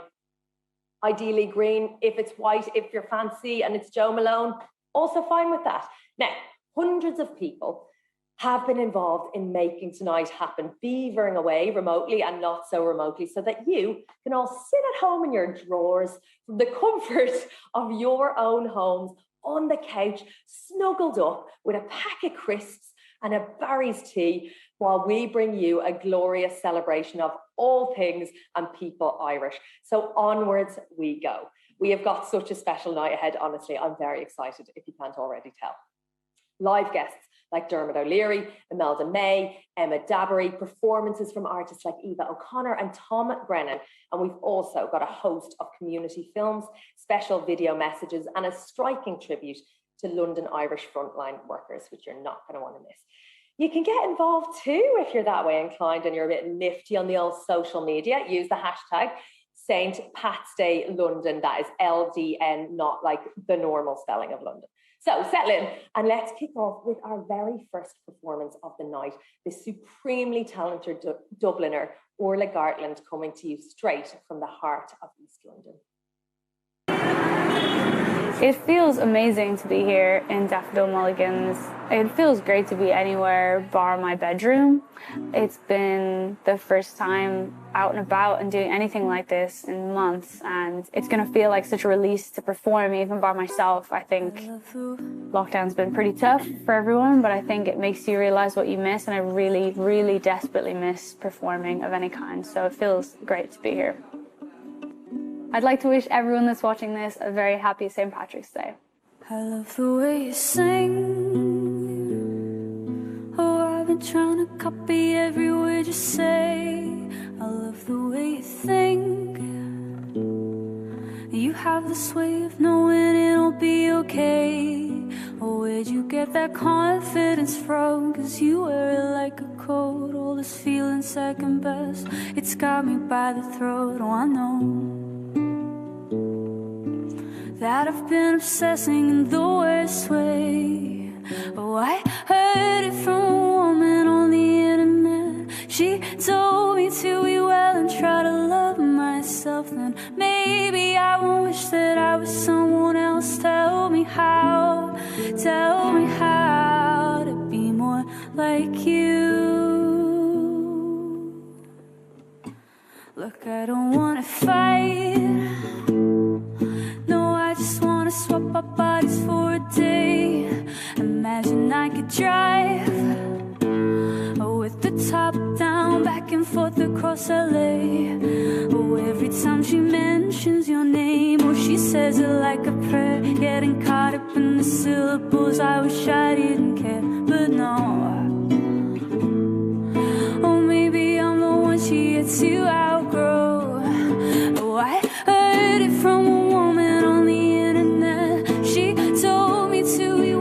try to love myself, and maybe I won't wish that I was someone else, no. Oh, I know that I've been flirting with the enemy, but please don't be so perfect right in front of me. And no, I think of all the things that I will never be. Tell me how to be more like you.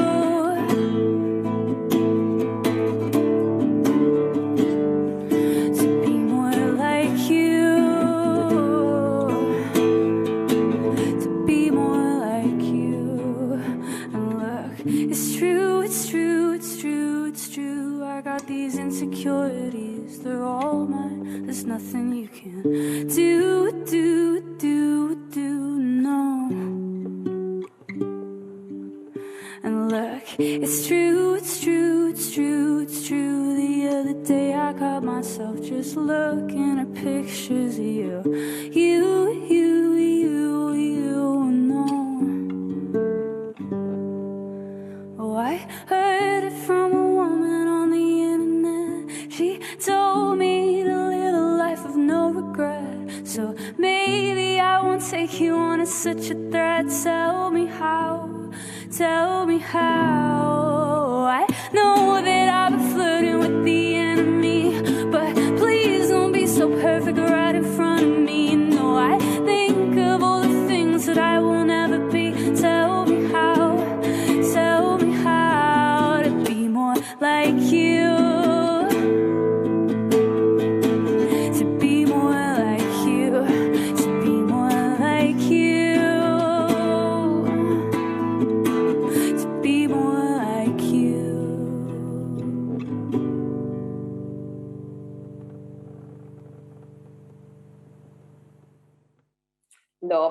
Love that. Orla Gartland there with More Like You, the current single from her as yet untitled album, due later in the year, straight from one of Richard Corrigan's restaurant, Daffodil Mulligan's in Shoreditch, which I was really keen to get to, but then, you know, it was a pandemic. Now, I promised you raucous live chats, so let's bring on our first guest. You may know her as Sister Michael from Derry Girls, or from hosting the Great Pottery Throwdown. I know her and love her as Siobhán McSweeney, and she is here now, kind of. Hello, Siobhán. Hello, darling. How are you? I'm very well, thanks. How are you? I'm very well. Bannock Fianna Fáile Pádraig, that's... Oh, God, I need subtitles. I'm really not... You and Imelda May will have to get together and practice your cúpla focal, because I am really rusty at it. I did spend a long time in the Gaeilge in Donegal. I could get away with it if I was in Thailand and we were chatting, but... You know, I'm stumped a little. Sure, if you only wheel it out once a year, sure, what like, you know, it's like taxes, you forget about it until the next year.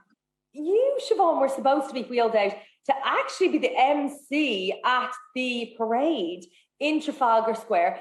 So this is a bit of a letdown, really. It's a bit of a relief, because I know you did it the year before, didn't you? And I didn't. I did the stage thing, and it's wild, actually. It's amazing. The atmosphere is full on. Looking out at that sea of people, I remember because, sure, of course, it was this time last year, and I remember feeling very nervous because I was hearing rumours from people back home that this virus was no joke, and you know, I subsequently ended up on the extremely vulnerable list, and so family and friends were calling me going, "You're not going to Trafalgar Square to surround yourself with thousands of people, thousands and thousands of people." So, and also I had that weird thing of like feeling too polite, where I was like, "Well, I can't let them down. They were so kind to ask me." I've committed to it now. I'm sure you know what it's like as a freelancer. God forbid you say no, like. Yeah. And it is such an honour. It's such an honour. I mean, I did it with Bosco, and I'm not going to lie, but she definitely stole my thunder. But, you know, absolute privilege to be sitting on a piano with Bosco singing Zombie by the Cranberries. Up there with... Wow. I know. Like, I mean, bucket list done.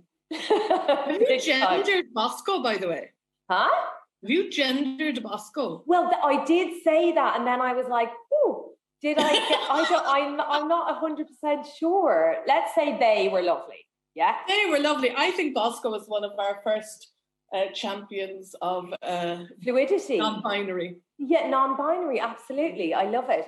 Now you mentioned bucket list there, and you had the opportunity to tick one off yours recently with the Samuel Beckett play in the Olympia.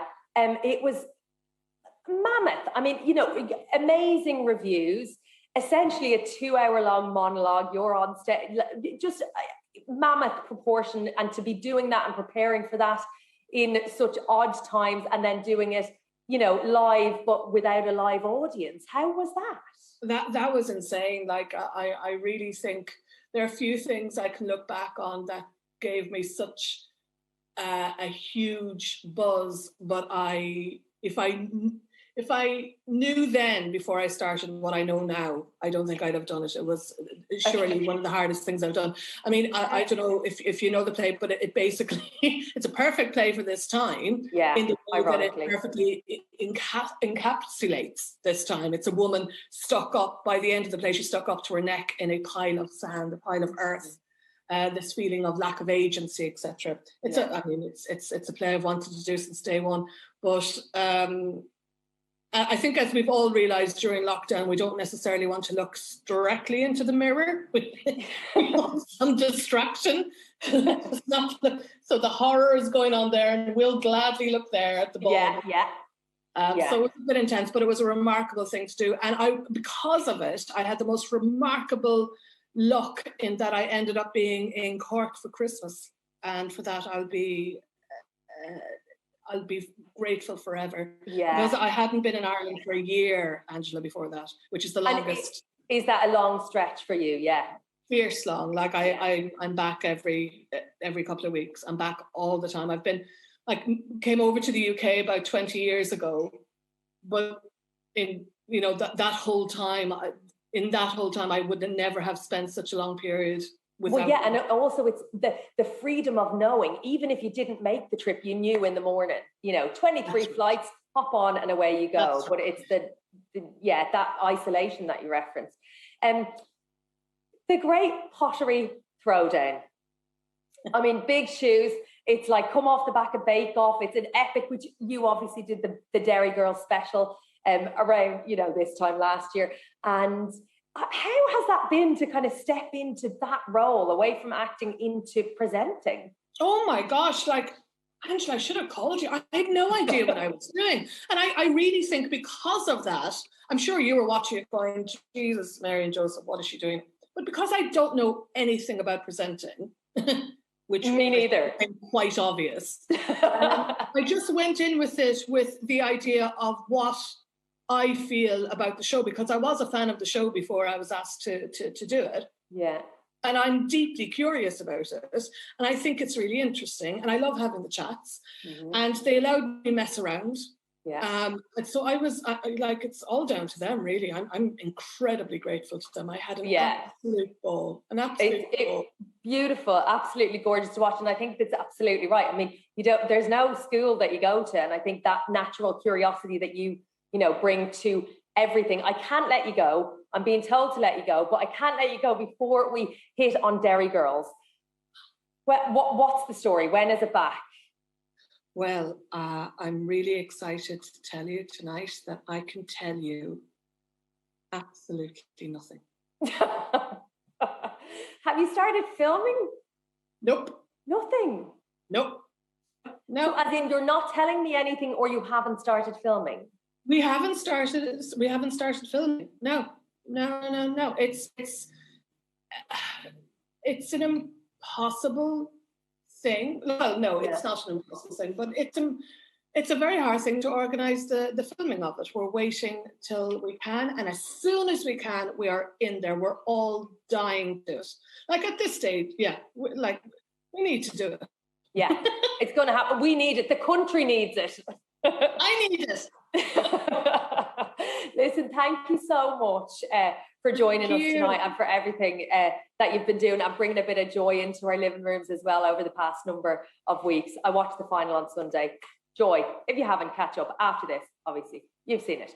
Thank you, Siobhan. Thank you, Ange, and thanks for hosting this. You're absolutely brilliant. Have a lovely evening, and bye-bye, everyone. You too. Bye-bye. Thank you.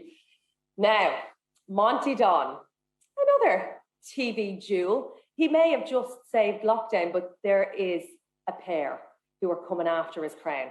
John D. McHugh and Brendan Conway are two pals who run an innovative project called Paradise Cooperative in Wandsworth, South London. In normal times, the cooperative is full of community buzz and kids from local schools. But just for tonight, John, Brendan and their own children took us on a special COVID safety tour of the paradise that they've built from the ground up. Have a look at this.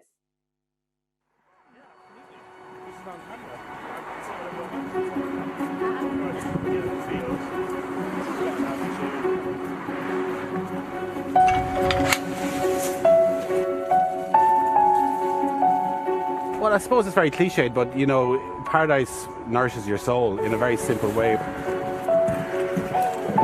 It feels peaceful.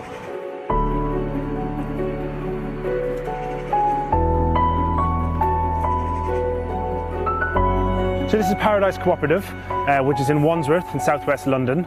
It is just under an acre of land that used to be abandoned and desolate and a right mess. And we took it over about 6 years ago, and we now have raised beds, we have polytunnels, we have beehives, we have a wildlife pond that we have dug out 3 times. We have a workspace area for construction, making and breaking things. Paradise is very much an attempt to give our kids a little bit of a wild childhood. I grew up in Laois, and it was fairly wild and very rural, and we were perhaps almost feral. And I'm bringing my 2 girls up in London. So it is really an attempt to find and create a little bit of paradise in the city. We've just come out of winter, so now we're at that point where things are going to start growing. So it's actually a quite exciting time. It's when we plan. It's bare, but it's about to just burst forward. I run a little project called Dad Venture Club, which is basically an effort to get dads together with their kids and have adventures. Dad Venture Club, it does what it says on the tin. The truth is, it's very hard for dads to find things to do with their kids that are adventurous. So what we do here is teach dads how to light fires, how to use an axe safely, how to use a knife safely. We go camping, we go canoeing. We come up with all sorts of things to do. And really it's just an excuse for dads and kids to spend time together, having adventures that they will remember. I like making fires and climbing trees. I love being muddy. Falling out of a tree or, nicking yourself with a knife is not the end of the world. Dealing with risk, I think, is the most important thing, because when you hand a child an axe, it's terrifying. Or, if you let them light a fire, it makes your stomach turn. And part of it's because you think, oh, my wife is going to kill me if this goes wrong. I'm using the hashtag technique, where you put 2 sticks parallel and then 2 sticks parallel on the opposite direction until you create a little house. I'm using a flint and steel, but Cara and Erin are using dragon sticks, which is a variation. This is a dragon stick, so they're easier to hold. It's fun because I have a dragon stick, which is basically a firelighter, but a dragon stick sounds cooler than plain old firelighter. Yes! This heavy thing is my axe from when I was little, like 7 or something. It's nice to have something that I can use for fires and the field that's my own rather than using Dad's. Our kids are still just at an age where they think we know what we're doing. That window is going to close very fast. So right now, hero status is still within our grasp. My dad wears that green jumper almost all the time. He's just wearing green all the time.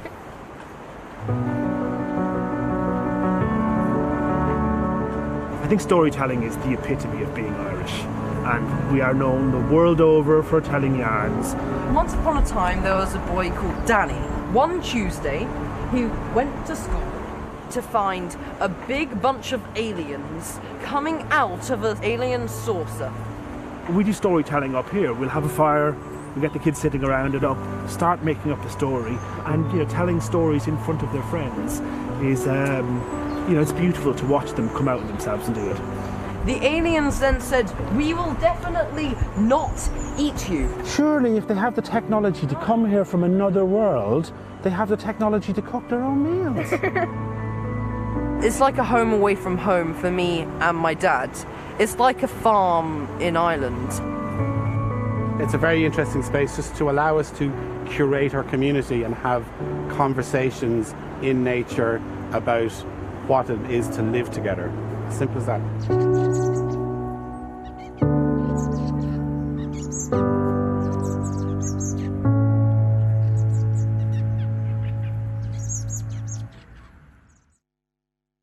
Hello everyone, it's Sadiq Khan here, the Mayor of London. I just wanted to take this opportunity to wish you all a very happy St. Patrick's Day. I'm incredibly proud to be part of this special celebration and to have the chance to pay tribute to Irish Londoners for the profoundly positive contribution you make to our city. Over many generations, you've enhanced our economic and cultural life, boosting our prosperity, enriching our communities, and making London a better and brighter place to live. This year, I want to say a special thank you to those Irish Londoners who, as key workers, have served our city with such courage and commitment. Your selfless actions have been a source of light in dark times, and our city will forever be indebted to you. The same is true of all those volunteers and community organisations who've worked so tirelessly to support Londoners throughout this pandemic, whether it's by checking up on our older residents or delivering meals to those in need. You embody the very best of London and the famous Irish spirit. It's fantastic that on St. Patrick's Day we can take a moment to recognise your efforts and show our appreciation to you. I'm also delighted that this year we'll be able to bring together Londoners of all backgrounds virtually to have fun, to enjoy the warmth and the crack that Ireland is renowned for. Irish Londoners prove that our diversity is a treasure to be celebrated, not a weakness to be denigrated, and that we truly are our strongest when we stand together. So once again, thank you for everything you've done and continue to do. Happy St. Patrick's Day.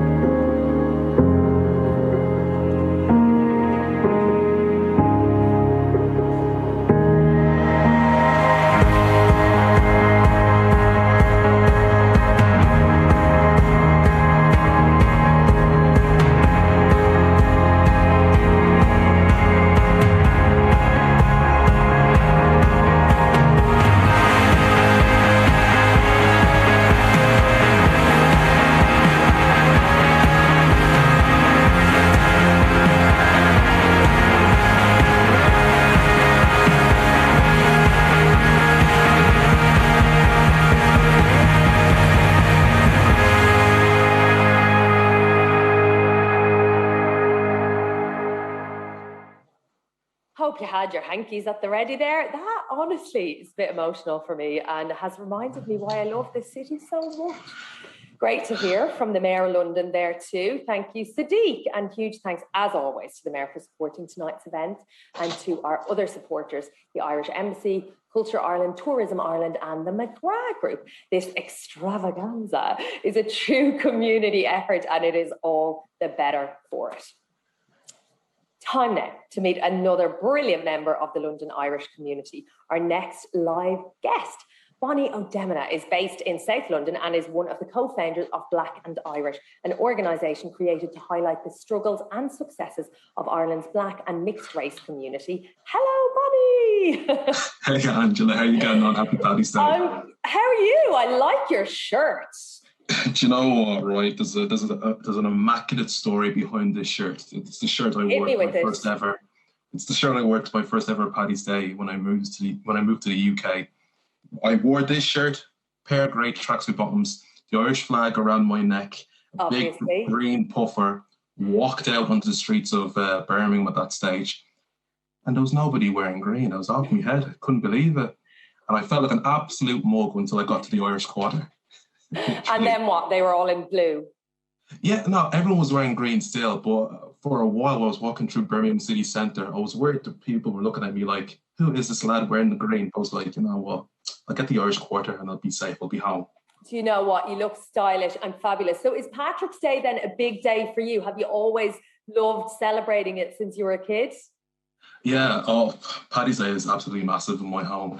It's doubly massive in my home, to be quite frank, because it's not just a celebration of my Irish heritage, but it's also a celebration of my Nigerian heritage as well, because not many people know that St. Patrick's the patron saint of both Nigeria and Ireland. So it's a massive celebration in my house. Well, I have to say, I was surprised by that. I was like, I thought we had a monopoly on the big lad, and then you guys are like, no. So I think that's amazing. So it's like, it's quite full on. Yeah, especially in the part of Nigeria my family is from, which is the southeast, where it's predominantly Catholic. So that area has a lot of Irish missionaries. My dad was baptized by an Irish priest himself back in the 60s. So there's a big, strong Irish-Nigerian connection going back years. Amazing. I mean, they must be very, very proud of you and what you've done with co-founding the Black and Irish organisation. I mean, just tell us a little bit about what has happened there over the past, couple of years, because it feels like it's properly gained traction and support, really. Yeah, it's been absolutely mad. So, Black and Irish was literally found on the 3rd of June 2020. And myself and my two friends who co-founded it, what we wanted to do was that we wanted to play our part in highlighting the stories from Ireland's Black and mixed race community, to shine a light on our experiences and to give everyone an opportunity to walk in our shoes for a while, There's been Black people in Ireland and in Irish history going back centuries, which I never knew. So we wanted to play our part in highlighting that contribution, that history, and to bring some pride to all of us on the island and abroad. It's honestly incredible. And then not only that, but you were the first Black president of DIT Students' Union. I was a DIT girl. No, you were. Well, what campus now? Yes, I was. What building were you? What? Oh, Ainger Street. Well, Mountjoy originally and then Ainger, but I believe it's all in Great Ormond now. It's very fancy.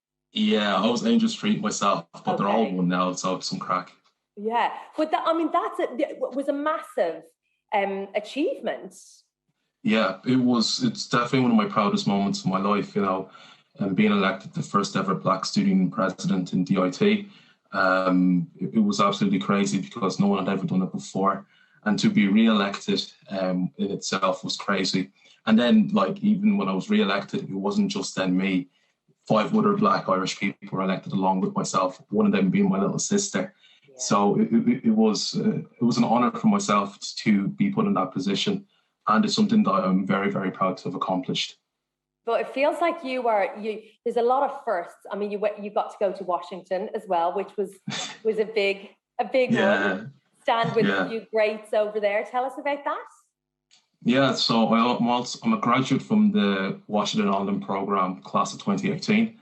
I went to DC back a couple of summers ago, and I had the opportunity to work on Capitol Hill for our House Representative, an Irish American, a New York Irish American.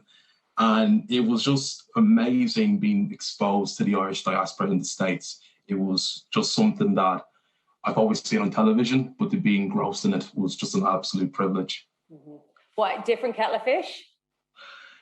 Quite different, I tell you that. It's something else because because there's a lot, it's a different type of Irishness, the sense that it's a lot more kind of staunch because it's the diaspora, which was absolutely great. And I'm dying to go back and to experience Paddy's Day there for once, Yeah, Chicago. Green Rivers, all that malarkey. Definitely. We love it. Before I let you go, TikTok.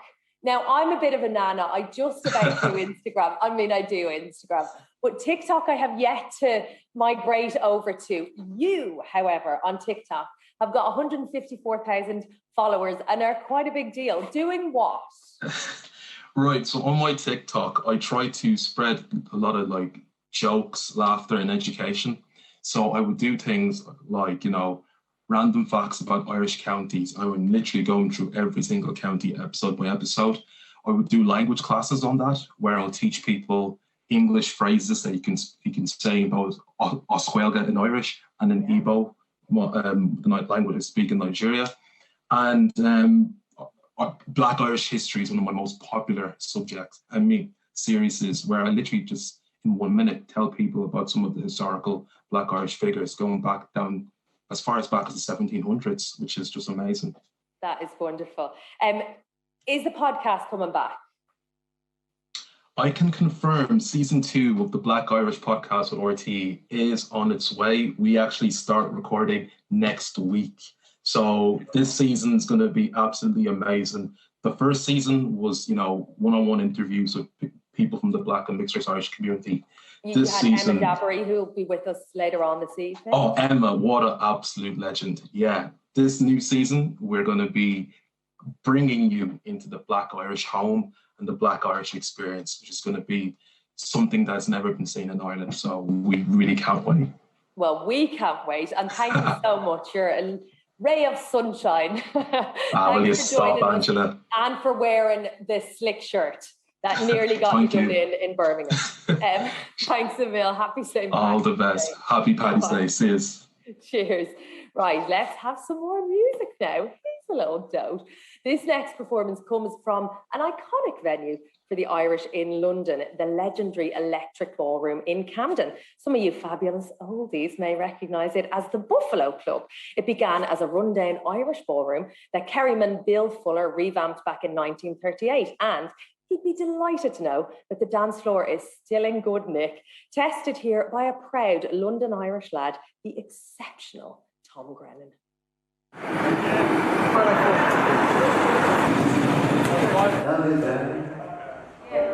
My dad is from a place called Offaly, which is dear to my heart, and all my family are still there. And yeah, he's from a place called Ballycumber, and I'm very proud to be from Ireland and have that root and have that kind of blood in me. I love it.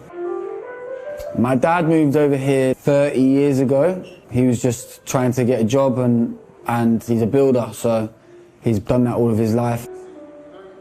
This top is obviously the Offaly jersey. My cousin actually played for Offaly. Like 3 of my cousins played for Offaly. This is just a song. This is one of my favourite songs, 54, 46. It's a Toots and a Maytals song, but this one here is 95 OY. So I was born in 95, and then obviously OY is like their number plates at home, so.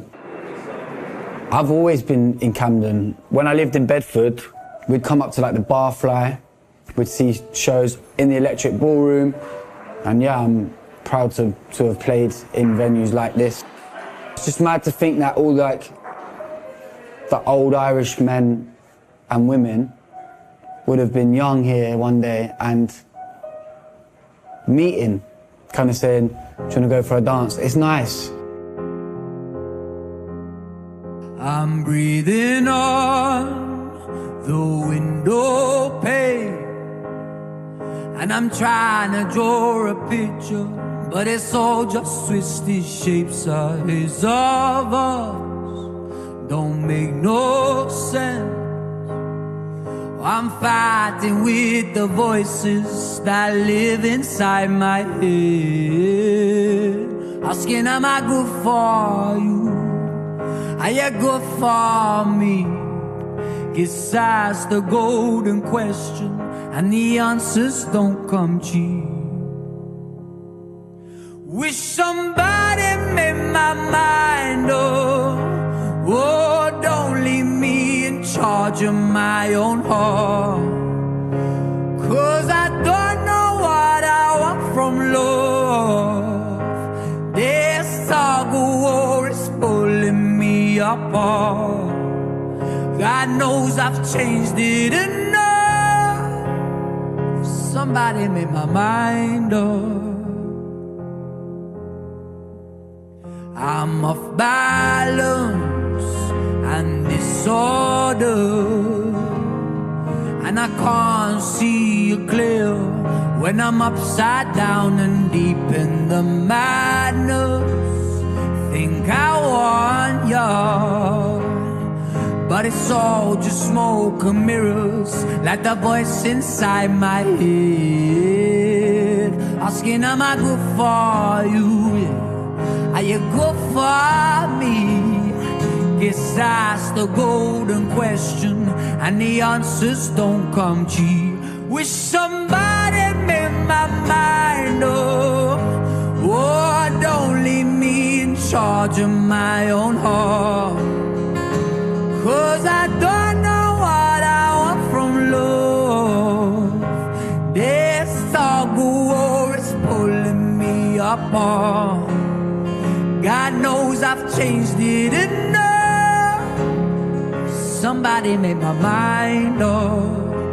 Every pavement I walk on, every step I take, am I just getting deeper in my own mistakes? 'Cause I don't wanna leave you, but it's wrong yeah. Wish somebody made my mind up. Wish somebody made my mind up. Oh, don't leave me in charge of my own heart. 'Cause I don't know what I want from love. This tug of war is pulling me apart. God knows I've changed it enough. Somebody made my mind up. Somebody made my mind up. Somebody made my mind up. Somebody made my mind. Oh.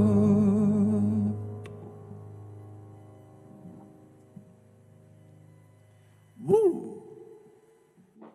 It's a bit of swaying going on here. Make My Mind Up there by the brilliant Tom Brennan from his brand new soon-to-be #1 album, fingers crossed, Evering Road, named after the London street he used to live on. Now, apart from being an avid ga man, Tom is a real community champion, a dog walker. He's been even getting groceries for vulnerable neighbours during the pandemic too. We love him even more now, and we will hear more from him later on. Now, on to another solid and handsome community man who's very close to the London Irish Centre and is literally bursting on his couch at home. He's swaying, he's dancing. If you listen to Radio 2, you'll see his live performances. His wife hates them. We love them. He's a patron of the Irish Centre, and he has also been getting involved during the pandemic when he's not been changing nappies. Dermot O'Leary, welcome. Good evening. How are you? I'm all right, thanks. How are you? You look very cosy wherever you are. This is my front room. Yeah, I was on the Late Late Show a couple of weeks ago, and Dee has some old the old decorations stacked there, and the amount of people that got in touch and said, "Is your cabinet resting on those old decorations?" No, don't worry. No, lethal, hilarious. God, it's just such a nice setup you've got there. When the last time when I did the first sort of like big night in or whatever we called it, it was in my front room. It was in my dining room. Yes. And Dee ended up helping me sort of and there was, I think she was. We literally had Casper maybe 5 days after, and the poor thing was up till about 2 a.m. Oh yeah. Well, there was talk. We were going to do it from my living room, and then mine is more mobile. My human is 3, and I thought, you know what, this is going to be an absolute nightmare. So here we are. It's really nice. It's lovely. So listen, you have been. Nice. I love the colour. Yeah, I love the chat. We're not talking about the set, Dermot, okay? We'll have this chat separate, okay? It's like a production meeting. No, I was saying you go so nicely with this set as well. You've got that lovely kind of mauve. It's here all year. So you, as I mentioned, are a patron. Where are you in the London Irish Centre? Where's the picture of the priest? Hanging on about this set. I'm in the lobby at the front. I'm looking at the bar. You'll be very happy to know it's closed, which is a little disappointing. But yeah, I'm in the lobby. Anything else? No, because I love it when in the main hall there's that kind of like oil painting of the priest who set it up, and I love that painting. And the because it's kind of impressionistic. So you look at it going, I'm not sure he looked like that. So I love that picture, and I love the Pogues picture downstairs, or rather the JFK picture that the Pogues had there. Yeah, there's some. Have you got dibs on those? Oh God, yeah! If that ever goes, that ever gets stolen, don't come around to NW1. Not mine. You'll need to move to Wexford. You've been involved for 5 years, done some amazing events, and obviously you're local, so you've seen the London Irish Centre in action for many years. Why? What was it, apart from the obvious, that kind of drew you to get so heavily involved? I'd known about it for a long time, and then when Michael D. Higgins came over for the Calora, were you here for that? No, I don't think I was. It was a really interesting night. It was Philip King, who's a guy, I think he does Other Voices. Voices, yeah. And I've known Philip for a long time. And when I was growing up, there was a wonderful Irish music show called Bringing It All Back Home. There's a documentary series, only one series, but all about Irish music around the world.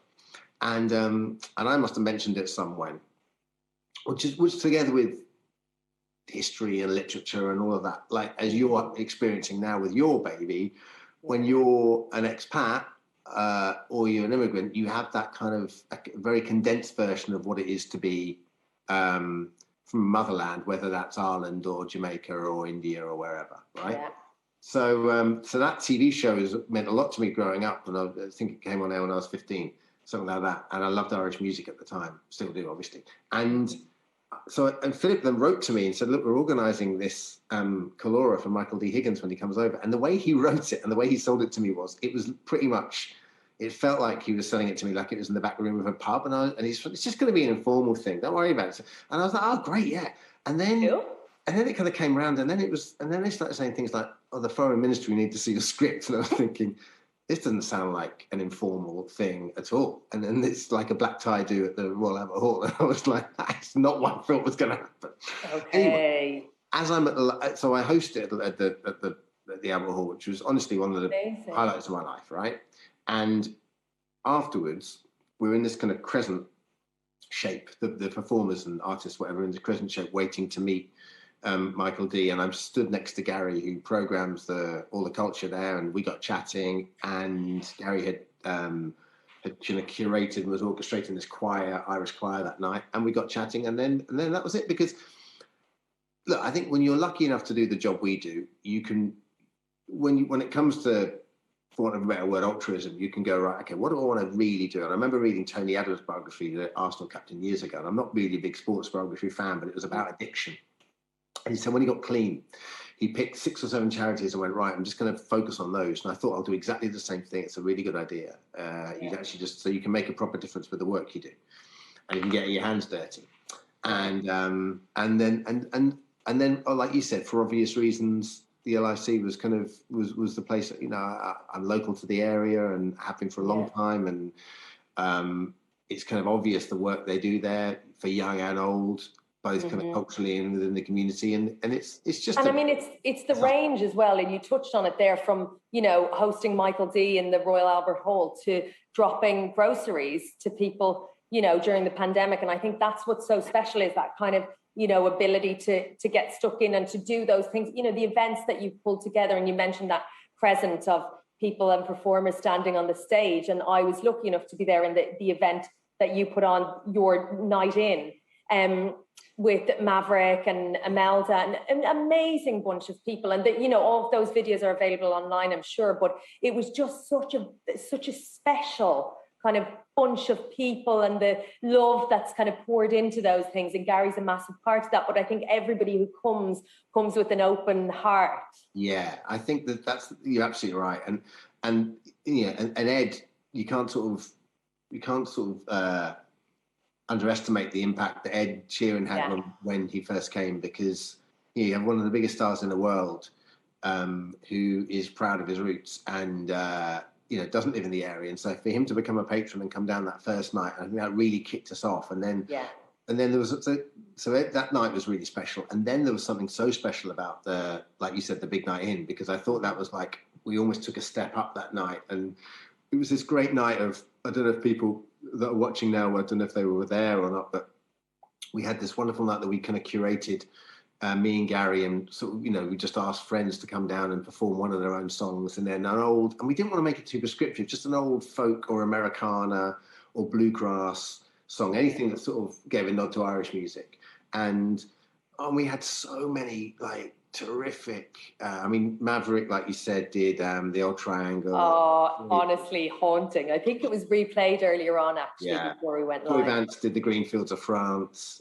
You know, and Charlene Spiteri came down, and Imelda May was there. And, you know, I mean, it's so, I love the idea of making that.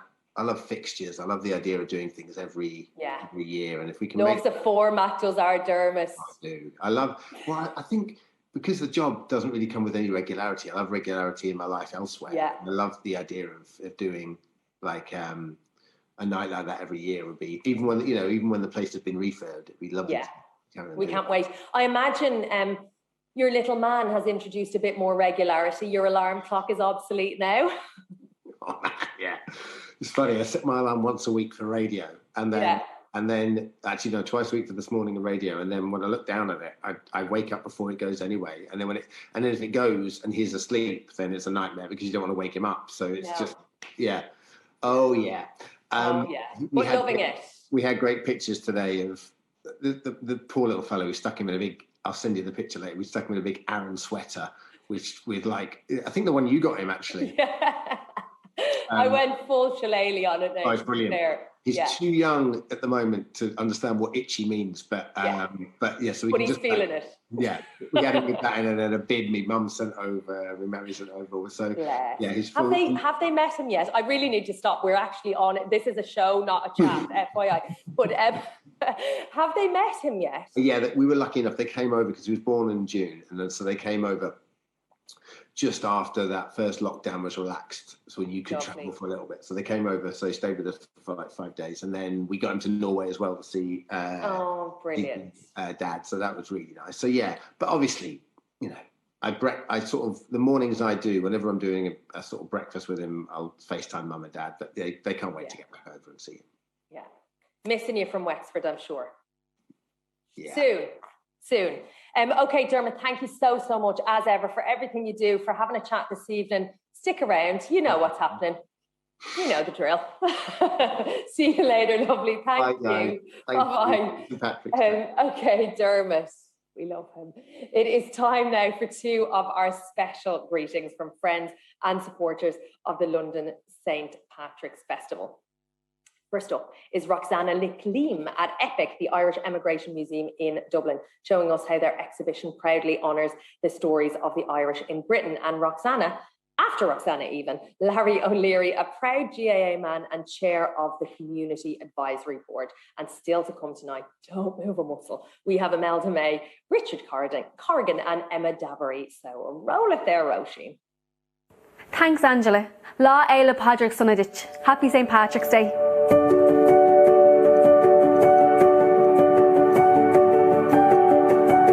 Hello, and welcome to everybody celebrating St. Patrick's Day with the London Irish Centre.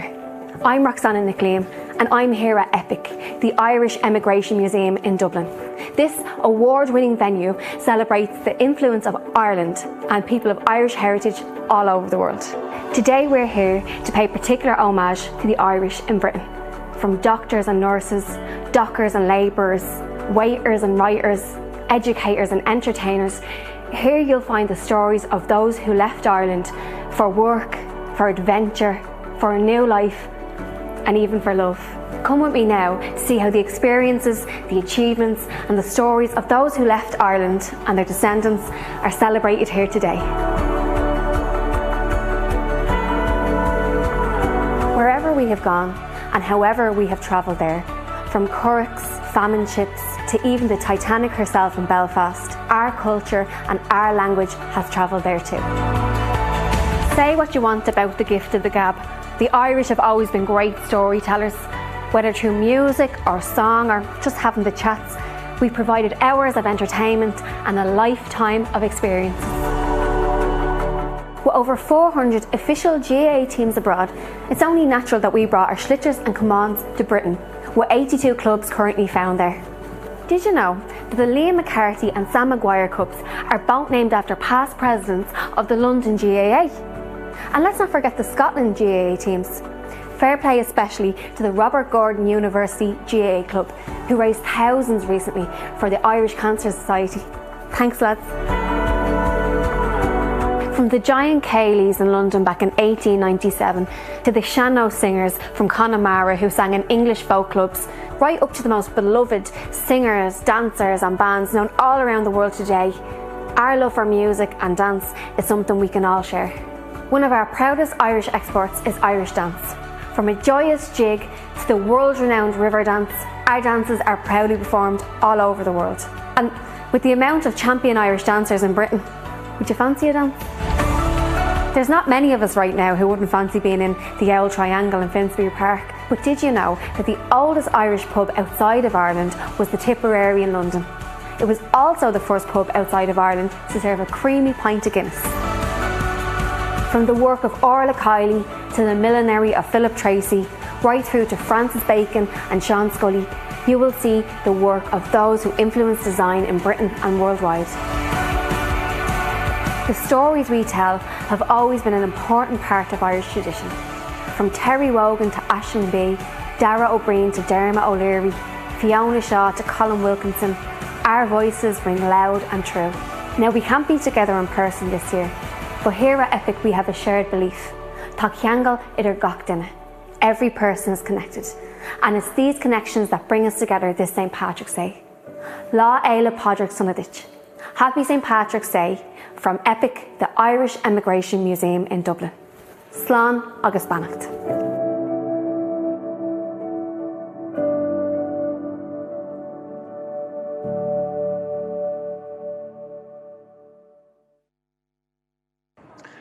As chairperson of the Community Advisory Board, I would like to welcome everyone to this wonderful St. Patrick's Day special. The Community Advisory Board consists of various Irish organisations who meet regularly with City Hall to ensure there is a community input to all the St. Patrick's Day celebrations. This year has been very difficult and we have faced many new challenges, but luckily the London Irish Centre have come on board as the media partner, and together with Gary Dunn and his team they have put together this wonderful 5-hour extravaganza which covers an array of Irish culture. The theme for this year's parade is London Together, and it's in honour of all the people in our community who have worked so hard to make sure we stay safe and well through this pandemic. I would like to thank the Mayor for London, Sadiq Khan, and his team at City Hall for continuously supporting the Irish community, especially in these very difficult times. I would also like to thank our Ambassador, Adrian O'Neill, and his staff at the Embassy of Ireland for their very intensive hands-on support. I would also like to thank the London Irish Centre and partners for putting on this wonderful show. We hope you will all enjoy it and the several other events that are going on throughout the city all of this week. Slánta agus Bannacht, Le Chéile Naomh Pádraig. Le Chéile. Thank you very much, Larry and Roxana. Now, you've been a bit slow on the old Instagram, I'm not going to lie. Oh no, Twitter. Hashtag St. Pat's Day London LDN. Don't mess it up. Happy St. Patrick's Day from Mexico. That's the most exotic one we've got so far. From Monica Valencia. If you could beat that, please do. Next, we are going to meet Riyadh Khalaf, who you may know from the glory of his 2020 Celebrity MasterChef win. Let's get a move on and go south in this great city to greet that gorgeous force of nature. Look, I haven't been out of the house properly, apart from a park walk, in like 2 weeks. So when I knew I was coming here to do this with you, it was an excuse to get the hairspray out, put a bit of powder on the face and a nice jacket. This is my night out. This is what it's come to. Hiya, I'm Riyadh. Hiya, it's Riyadh. Hello, what's going on? It's Riyadh here. My name is Riyadh Khalaf. I'm an author, broadcaster, dude off the internet and LGBT advocate. Happy St. Patrick's Day, one and all. Wear green, drink a pint of the black stuff and have a dance. Hey Google, play Lord of the Dance on Spotify. So last St. Patrick's Day just seems like a world away. I had a lovely pair of silky green pyjamas and it felt like the right thing to do to badly Irish dance in front of my camera and make an absolute fool of myself. Happy Paddy's Day! It was an unofficial audition for Strictly Come Dancing. Call me. When lockdown first came in, I had just won MasterChef and nobody knew that had just happened, so I had this little fun secret and Boris came on the telly, said what he said and I was like, oh, whatever, I won MasterChef. And I was like, come on, let's celebrate. But I think as time wore on and the batteries faded, it's been a year of ups and downs. It's been, realigning for myself what's important. I took up running. You know, I am really bad at running, and I was huffing and puffing at, 2 kilometers in, and then after a couple of months I was running 12, 14 kilometers. Like, who am I? And I look at these tiny little legs. These little tiny legs took me that far, that fast. Oh, and I took up the violin as well. So all of these things that I would never bother to do because I was always so busy. No time for running or violin. I've been able to give it that time. I think being an Irish person in London during this time has been really, really hard. I'm not going to lie. You feel like your identity is slowly being torn from you because you haven't got that kind of monthly or bi-monthly sort of recharge back home. When I get home, as soon as I get off the plane, the Irish accent kind of steps up a notch, not because it's a conscious thing, just because when you're around it just sort of goes, here I am. And I love that. I know I'm only a 50-minute flight away from Dublin, but it might as well be 100 million miles. It's been taking away a lot of the clutter, a lot of the noise and anxiety of a fast-paced London life, and it's sort of helped me to restart. What do I really want to do? Life is short, and at the end of this, what's the plan? And the plan is go on the holiday, have that extra beer. You want to go home for the weekend and it's going to cost you half your month's rent to get there? Go, just do it.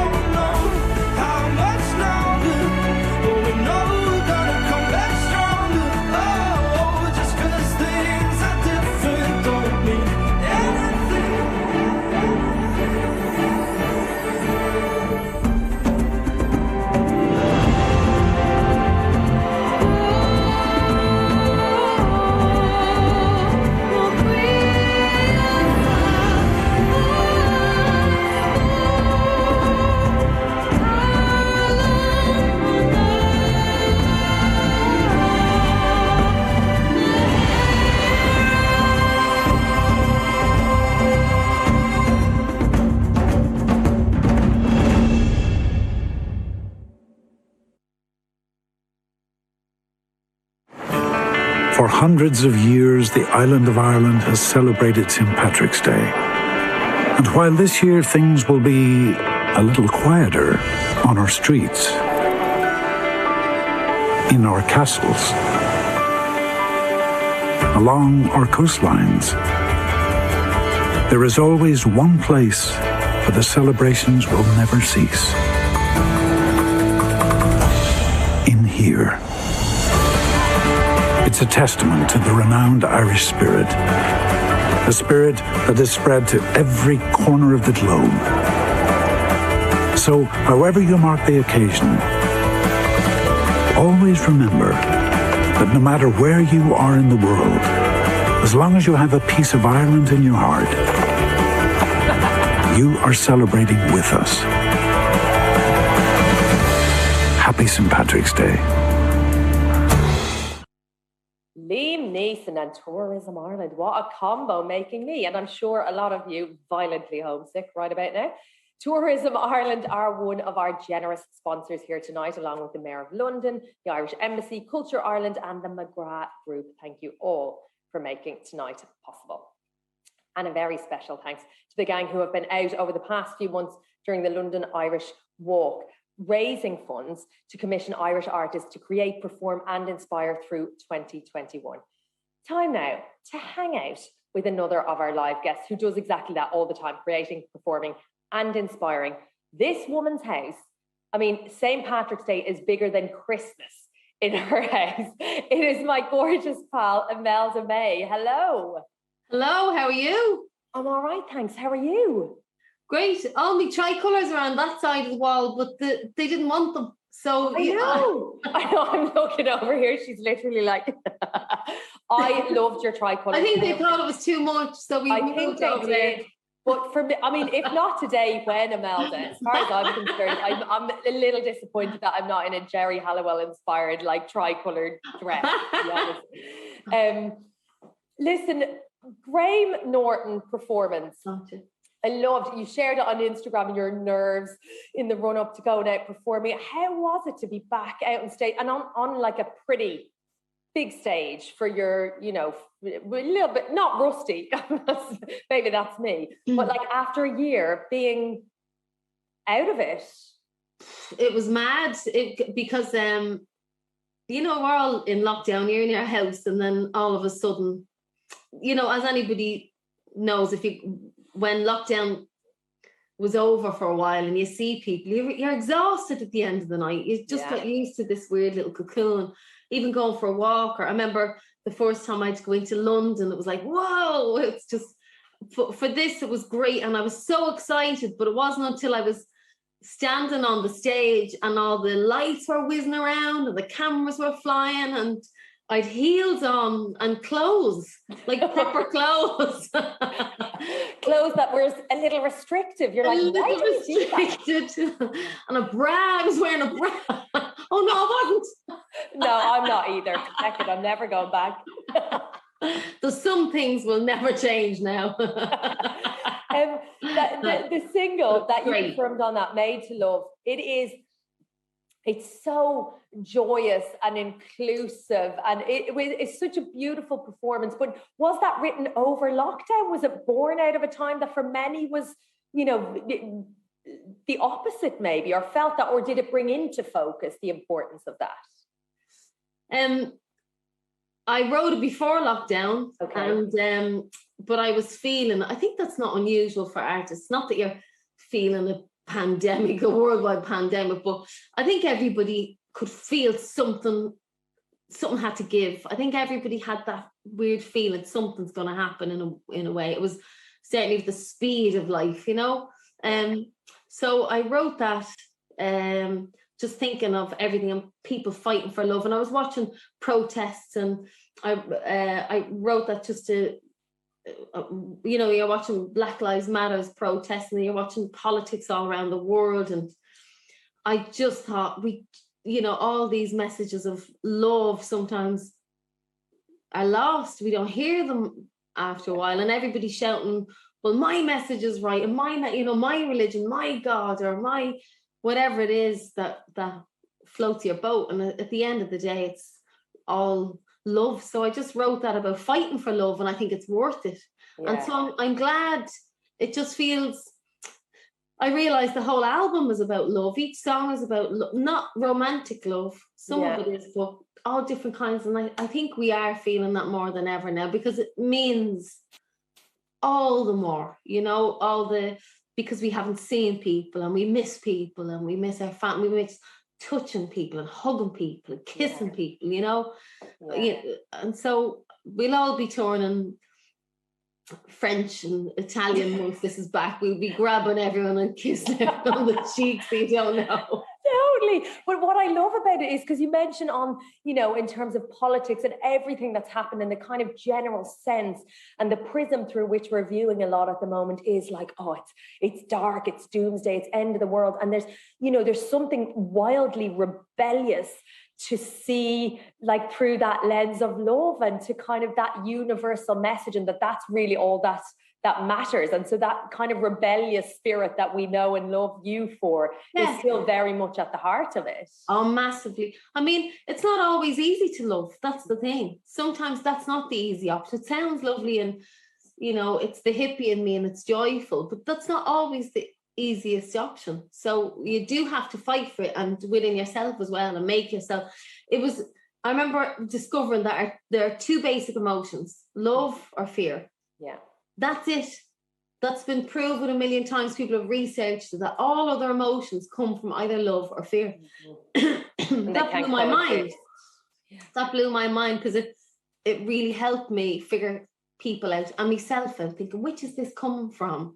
And then I thought, you know what, I'd rather do my absolute best to live in love and work from that one than from fear. So that's part of what and I'm singing about Martin Luther and Marielle Franco, a wonderful Brazilian activist that was murdered just for fighting for justice for people, and John Lennon, and I list loads of people that I think really gave their lives, and the least we can do in their honour is to just love each other and get on and do what they just simply asked us.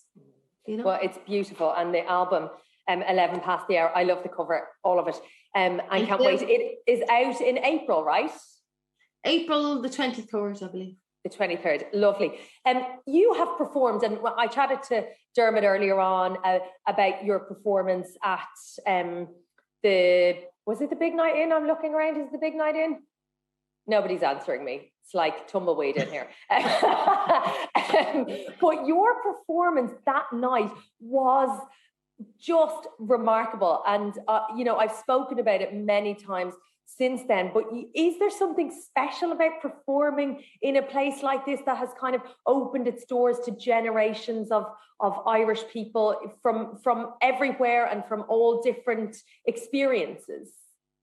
Oh God, yeah. Yes, you can feel it there's an acceptance there. And that's again what I love to think, that as a, you know, being Irish and our culture and our history of being the refugees, of being the emigrants and the immigrants, that hopefully we've learned empathy from that, and that we know what it's like to need that. And when we hoped other people would give us that refuge, that hopefully we can learn to do that as well. So there is a lovely vibe in the London Irish Centre, because it's, you know, it's where people landed or arrived when, you know, when they'd arrive in a totally new city and not know anybody. I did that when you move, not know anyone, and you really feel so lost, you know, because you start off adventure, woohoo, and then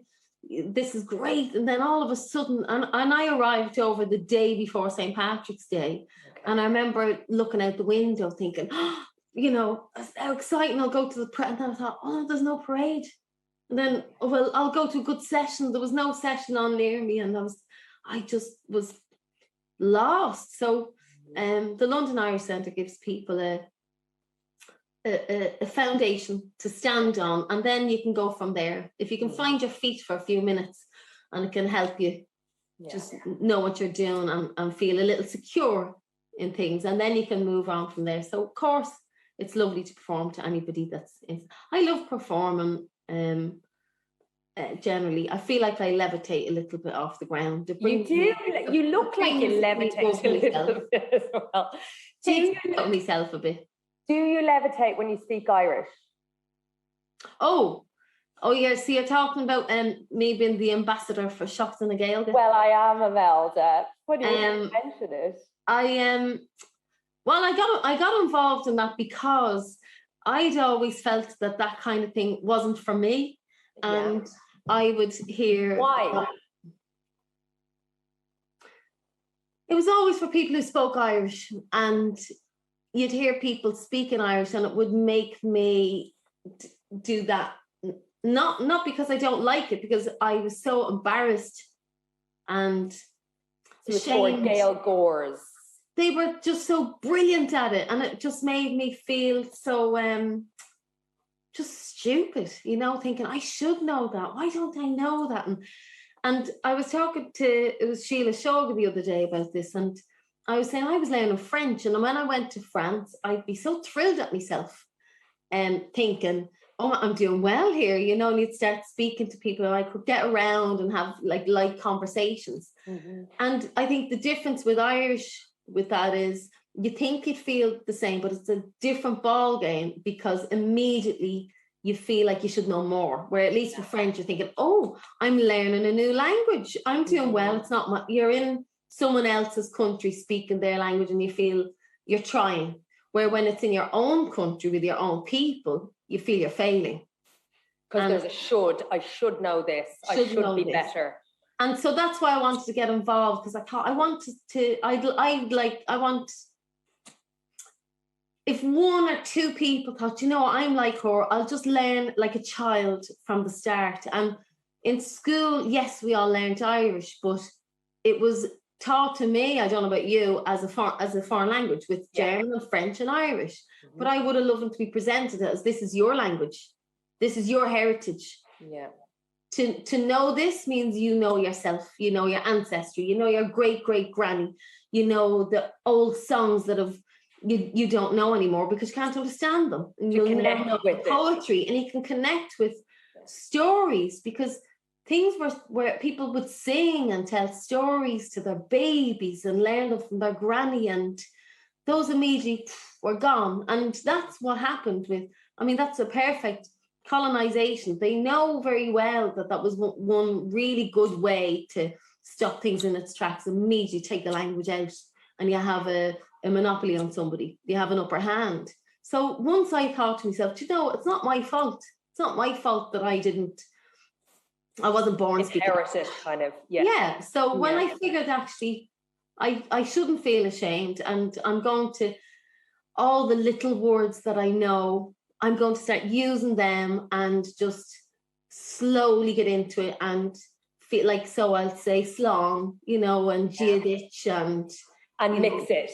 And mix it in for Mahagut and Cain Fall Nach Will. And the more I do it, it just gives me a tiny bit of confidence.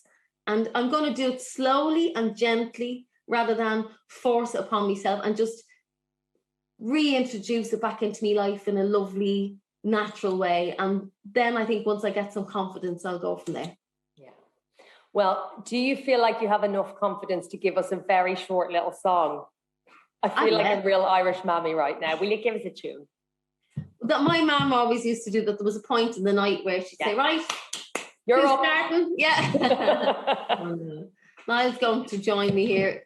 Oh, lovely. Hi, Niall. Hello, Angela. How are you? I'm good, thank you. How are you? Good. I liked your Pogues cover for Choose Love. It was beautiful. Cheers. Yeah, I'm delighted. Check it out on Instagram if you haven't seen it at home. It was lovely. And Niall spent the day setting this up because I'm tech support as well as everything else. Yeah. I was sitting drinking black velvets while he was setting. I need to add tech support to my business cards for sure.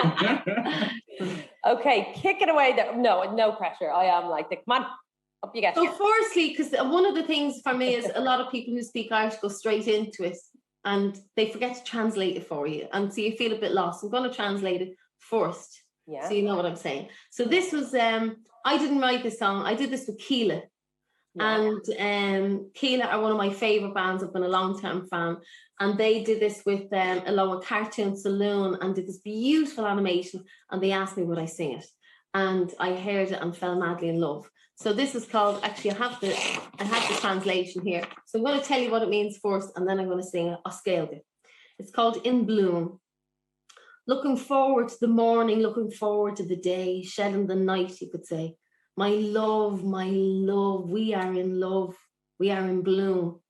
Thumb, first finger, middle finger in the middle, ring finger, little finger, give me your hand.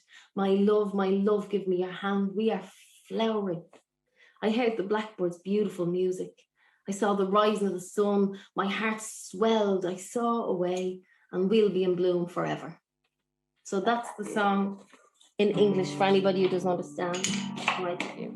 Here we go. Sorry, didn't mean to. No, I love that. Thank you.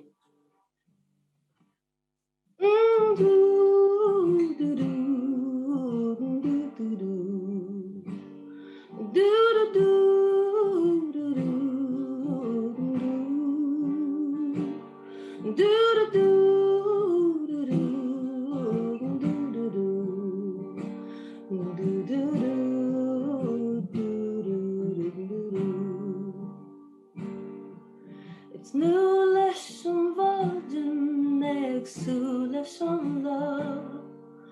Cordium and the days for grow, belong a bra. Tell me the tea of love. Or dogs pontons. Jalvan solar, sheer the lyric toward on the love, grow toward on the love, tell me the tea of love. Do do do do do do do do do.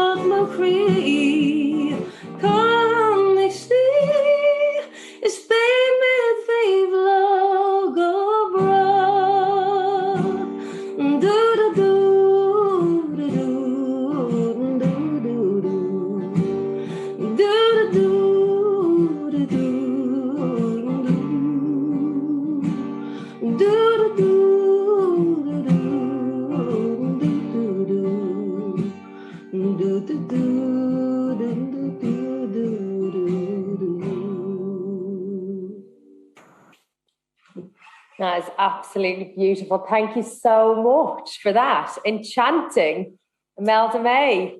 Thank you, and so McNamee. Happy St. Patrick's Day. Happy St. Patrick's Day. Get the tricolours out and go. Garamila Mahagat. Two Fane Slán. Bye-bye. That was Imelda May and Niall McNamee. Sorry. Up next, a performance from Video Blue, also known as Jim O'Donoghue Martin, who hails from Dundalk but has made London his home. Jim is a multi-talented composer, musician and radio presenter. Now, this performance of Jim's song, What Have You Got, was shot in a very special location in Archway, North London, a place that the Irish community have long called their home. Navigator Square was named in a public vote in 2018 after a local second-generation Irish woman, Trish O'Flynn, suggested the name. Trish's idea was inspired by the Pogue song Navigator, which paid tribute to the invisible Irish Navvy community who built the roads and railways of this beautiful city. Tonight, we bring that lineage to life with music from a young Irish artist. Here he is. It's Video Blue.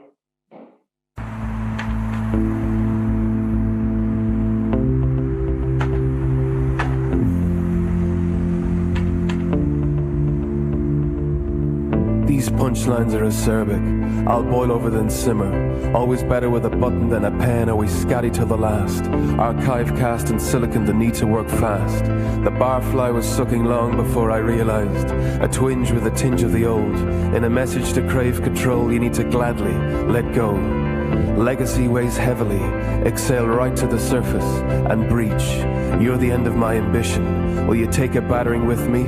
Keep this one for posterity. Now far from when the mists come into view and the jelly legs did their thing. Now there's choppers overhead, little pep talks, prepare for a send-up. What have you got? And what does that mean?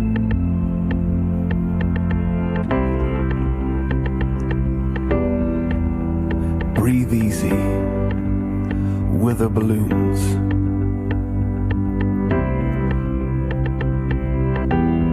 Breathe easy. loosen and limber.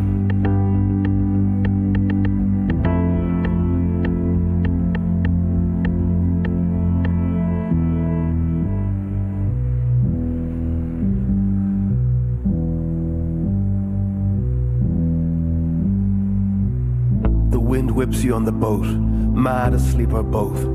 Some of those idle months, all the first were primary sources. Now hold that thought till you're blue in the face.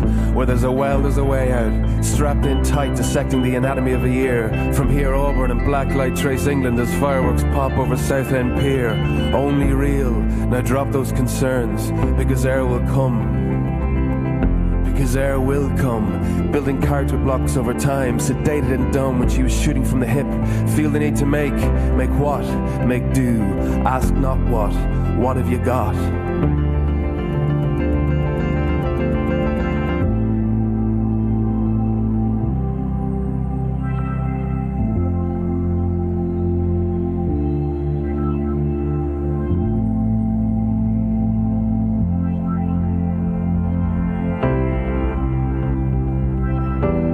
Breathe easy with the balloons. Breathe easy, loosen and limber.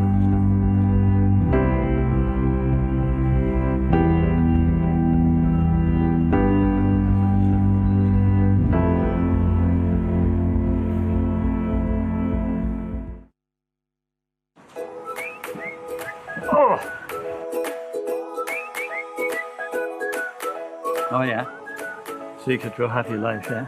What is the secret to a happy life? What is the secret to a happy life?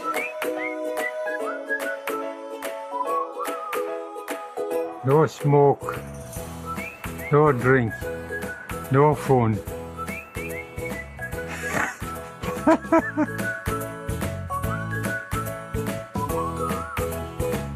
I'm not writing anything, I'm only pretending. Everyone says I'm always smiling, but I don't think I am.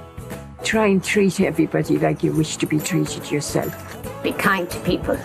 I'm not a bingo person, but I do like to come on a Friday and play bingo. I watch a lot of television, I'm on my iPad, I read the paper.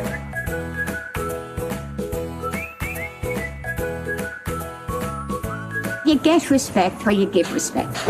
And that's the advice I could just give to anybody. I think education is the main thing for a happy life. Doing something you're not expected to be able to do, like, you know. Hard work.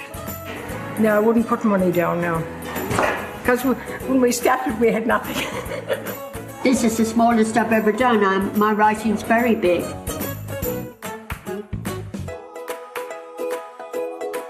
I want to go backwards. I'm waiting for a youth pill to be. I don't think they'll have it in my life. You know, time is short. It's very, very short. I don't know if you can understand it. Nobody knows what will happen tomorrow. Your body is old, but your mind is not.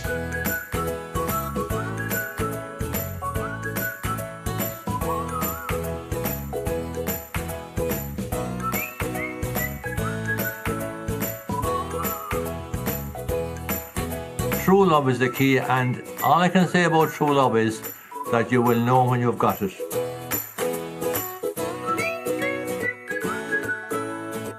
Happy St. Patrick's Day, everyone!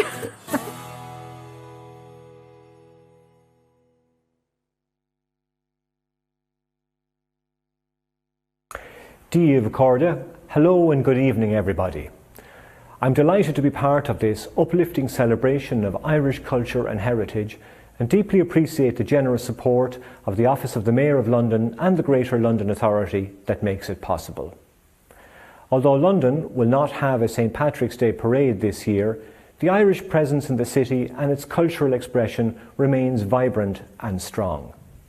Across the city, from Hounslow to Walthamstow and Edgware to Bexley Heath, you do not have to look long nor hard to find examples of artists and communities celebrating Ireland and Irish heritage, especially on St. Patrick's Day. Tonight's special includes a showcase of some of the city's fantastic Irish talent.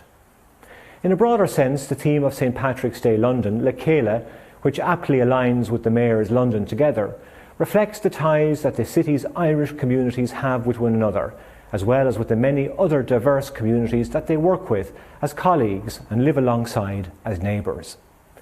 Over the last 12 months, this spirit of togetherness and solidarity has been vital in ensuring that elderly and vulnerable citizens had access to food, medicine, health advice, or just a friendly voice to talk to.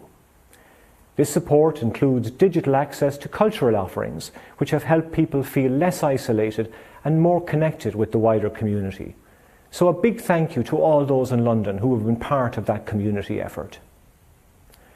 Many people here in London, including those in the Irish community, have put their own lives on the line to ensure the ongoing delivery of essential goods and services to people in need.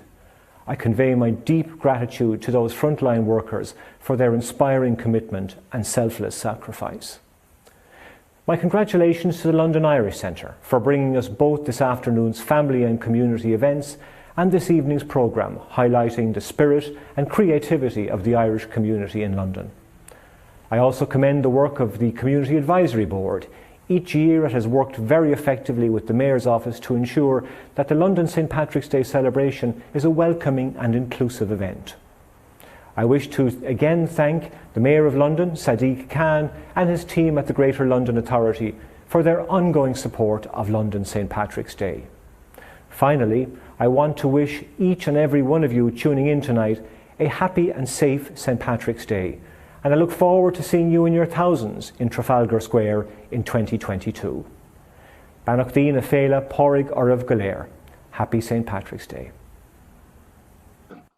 Thank you very much there, Adrian. What a brilliant ambassador. I love him and his wife, Aisling. Big shout out to her. Now, right, back to some chat and a bit of kjol too with someone you might not necessarily associate with music, but this man is an absolute obsessive when it comes to the tunes. Let's go to the King of Irish Hospitality in London, live from his ranch in Virginia, Cavan. It's Richard Corrigan. Hello, sir. Angela, how are you? I'm very well, thanks. How's all in Cavan? Very good, I'll be honest with you. I'm in the place where I was married, you know what I mean? Coming back and buying it and spending the last 7 years fixing it up. Another 7 years and we'll be there. Another, it's a labour of love, is it? It's a labour of love planting trees, you know? What do you do with your money? You know what I mean? Leave it to the next generation, put it into the trees. It's legacy. That's what it's all about, isn't it? Should we get rid of the centre and planting trees? Listen, it's great. I mean, next week is tree planting week, yeah, so please remember that, everybody. Plant a tree. Yeah, okay. What if you don't have any land, Richard? In your back garden, plant a shrub, plant something. Okay. What if you only have a balcony, Richard? Put some flower pots out for the honeybees this summer. Okay, brilliant. Love it. We'll pick up this chat later. I imagine you know, obviously I mentioned the King of Irish Hospitality in London. You are known to throw an epic dinner party. But it's the music that gets a lot of people talking at your dinner parties, isn't it? You know, the food maybe is a given when you're going to Richard's gaff.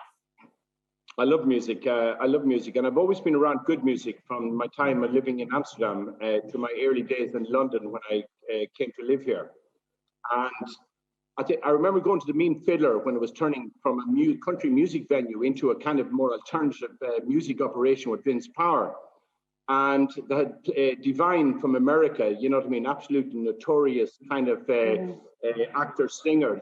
Vince put him on, and Vince keeps saying, oh, if everyone said they were at that concert that was there, well, I'd be whatever. I was there with my wife, Maria. Well, it wasn't my wife at the time, my girlfriend, Maria. I went there in 1987. I went to see Divine.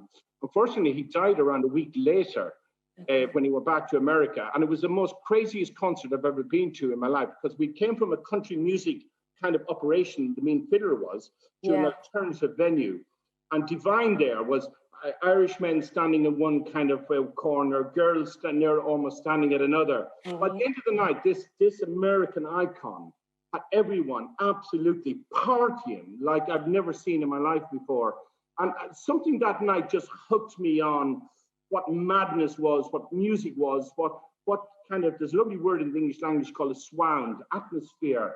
There was an atmosphere that night that I just loved to have bottled. I love even looking at you talking about it. You're like, you know, even more so than the trees. It's wonderful. Okay, so do you, when you're curating a playlist, do you think about what, you know, like pairing a wine with a course? Do you kind of go, oh, what's the soundtrack for the starter? Yeah, it's quite interesting. You know, when you're asking kind of most sommeliers advice about wine, they're always quite classical and quite down the line.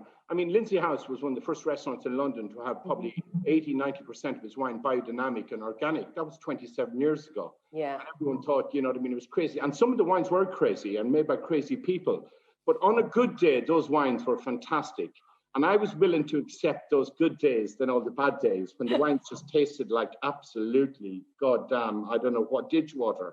But on the days when the moon was sitting right and the clouds was there and there was a bit of sun rays shining and those wines tasted like, oh, heaven. Heaven. I was willing to accept those wines on those days. Okay. So does that pairing then lead on to music and atmosphere? And you mentioned atmosphere and the importance of that. I think if you're having friends around to your house, which is your house, yeah, it's very important that everyone gets a feeling of what you like.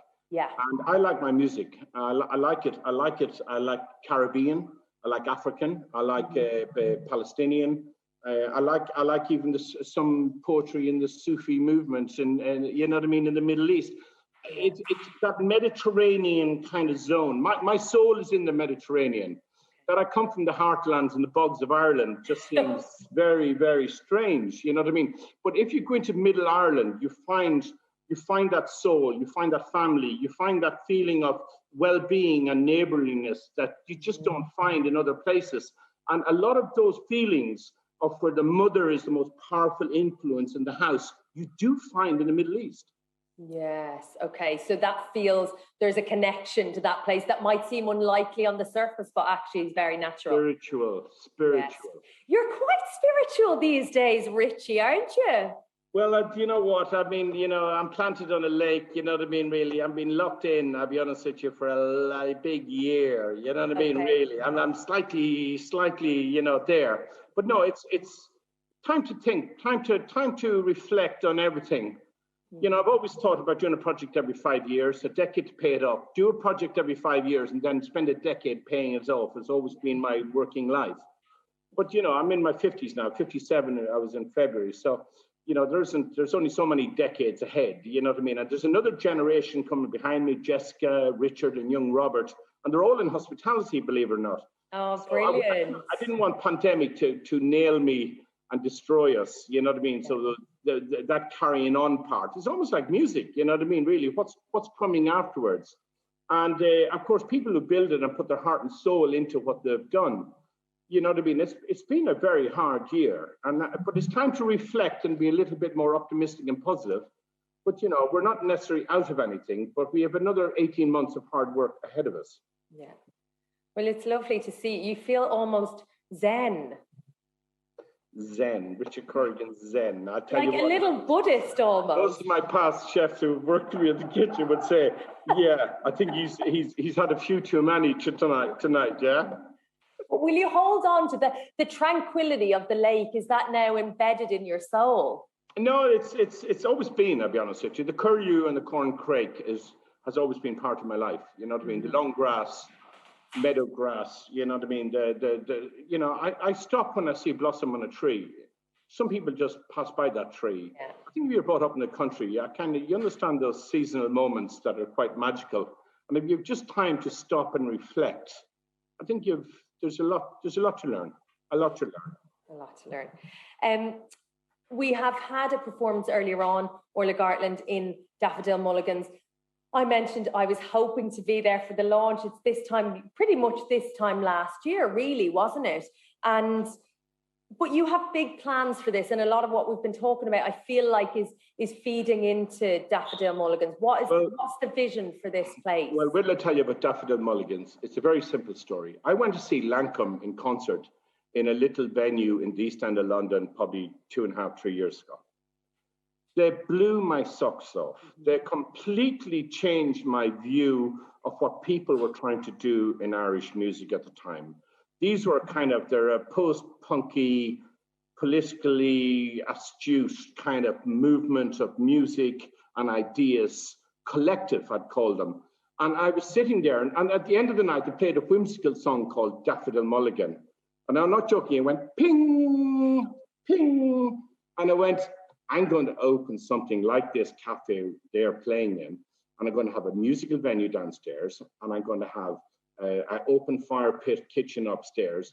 I mean, building a business plan on going to a Lankan concert, you know what I mean? It has its own worries. But then I thought, well, let's share this risk, you know what I mean? Because, let's share it. And I brought in Tony Gibney of Gibney's in Malahide to Gibney's downstairs, which is a seminal Irish bar in Malahide. John Nugent, who I worked with years ago. Matter of fact, he was my general manager in a restaurant years ago. And John is a fantastic individual. And John's one of the people in King's Place, which is the foundation in King's Place that puts on all the bands in London, is owned and operated by a guy called Peter Milton.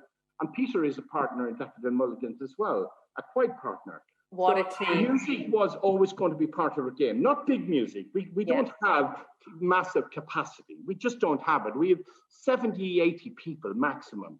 But we have put a lot of money into sound system and lights and everything and electronica and everything else. As a matter of fact, the Lost Brothers played a secret gig there before we closed down, and it was in January. And they said to me, this is better than the Royal Festival Hall. I mean, our naive enthusiasm of doing things right. Yeah. But what I would like to see is Irish bands when they play big places in London, just come and play a few songs for food and wine and a small fee. We're not looking for nothing. We're not looking to be rich at this thing, but it's culture, it's spiritual, and it's soul. And it's legacy. It's Ireland, and that's what we want. We've done a lot of things in our life, and people like Vince Power and in the Mean Fiddler group and all of that. Now, Vince has invited me to so many concerts over the years. And he knows I love music, you know what I mean? He keeps saying, what are you listening to these days? And that's what it's all about. It's just about, listening, finding out who is great and who is good, and supporting them, by the way. Giving them a space. By buying their music. Very important to buy their music as well. Yeah. Well, I cannot wait. I'm sure everybody at home is feeling the same to get back into Daffodil Mulligans. Your playlist, you hit on some of it, is available, and they're going to tweet it out on the London Irish Centre account so people can download it on Spotify. I'll be top of the queue. Thank you so much, Richard Corrigan. I feel like I should, do a little curtsy or a namaste. No. Thank you so much. Have a lovely night. Listen, and happy St. Patrick's Day. Playlist, there's good listening on that playlist of some really good music. That's for sure. I'm on it. On the way home. And as if by magic, we are off to Daffodil Mulligans for an incredible new piece written especially for tonight's show. I think Richard will absolutely. Do me a favour. Can I, before you go? Sure. I'm just going to show you what we're eating tonight, yeah? Oh, can you see anything down there? Yeah. Oh, hello. What is that big pie? We're having a lovely whiskey apple pie, and we're having Peter Hannon's sugar piss with some of our own red cabbage from the garden. That's what we're going to have right after. Bye-bye. You're taunting us. Go. Get out of here. Thank you very much. Thank you so much. Bye-bye. So Eva O'Connor, she is an award-winning writer and performer from County Clare, now living in London. Her play Overshadow, was adapted for BBC Three and won the Mind Media Award for Best Drama. She's won the Scotsman Fringe First Award. She's written for the Abbey, and she's currently under commission with Fishamble, the new play company. Here she is with the absolutely sublime Kerryman.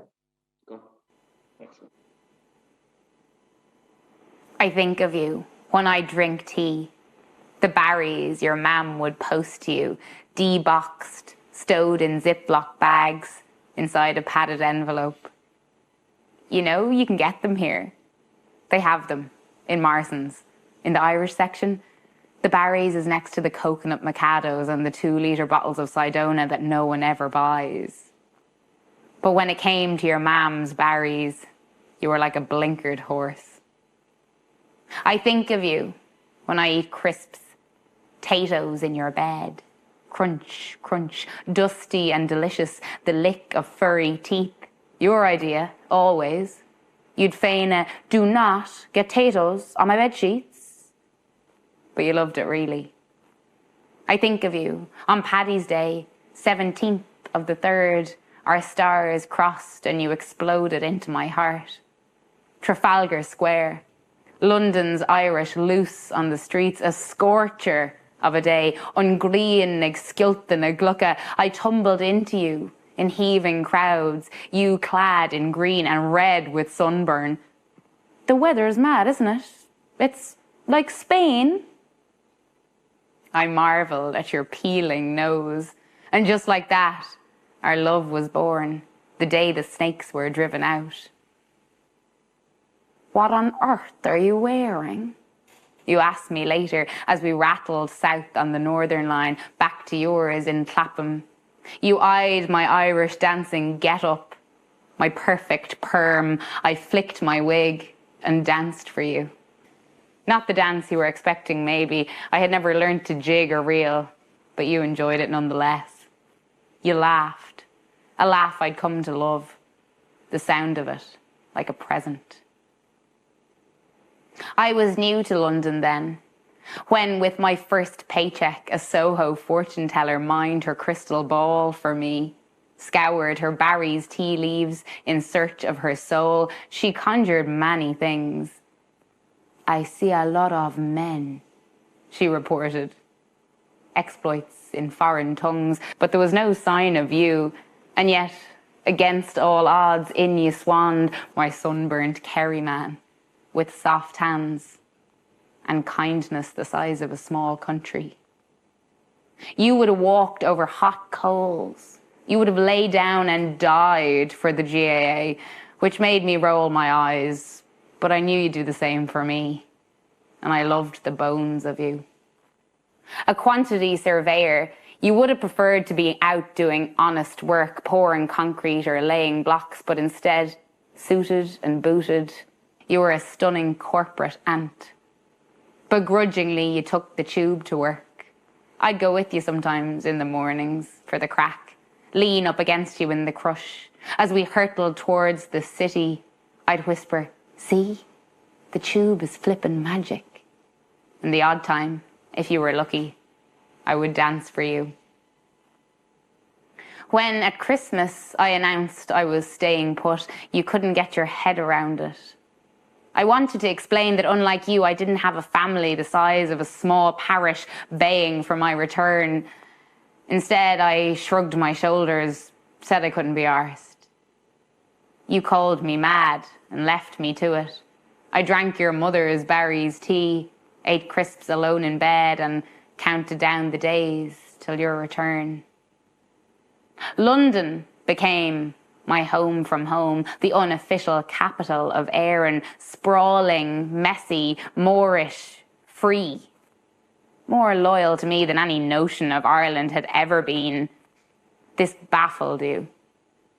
But this is England, you'd say. And I could hardly argue with that, although I did try. It's not though. It's London. And it's brilliant. I don't know exactly what you were afraid of. Maybe future kids with English accents. London babies who'd cry, Mummy. We never talked that far ahead, but your palm lines were crystal clear to me. Like a crinkled roadmap that led direct to home. Trasna na dunta, arash gakunte kiri. But in the meantime, we had tea and crisps and sweat and skin. We danced. We drank, we cycled the canals till we knew London's arteries inside out and backwards. You taught me the rules of Gaelic football and how to worry less. In return, I gave you drag kings and poetry and dancing on the tube. A fair exchange, I think.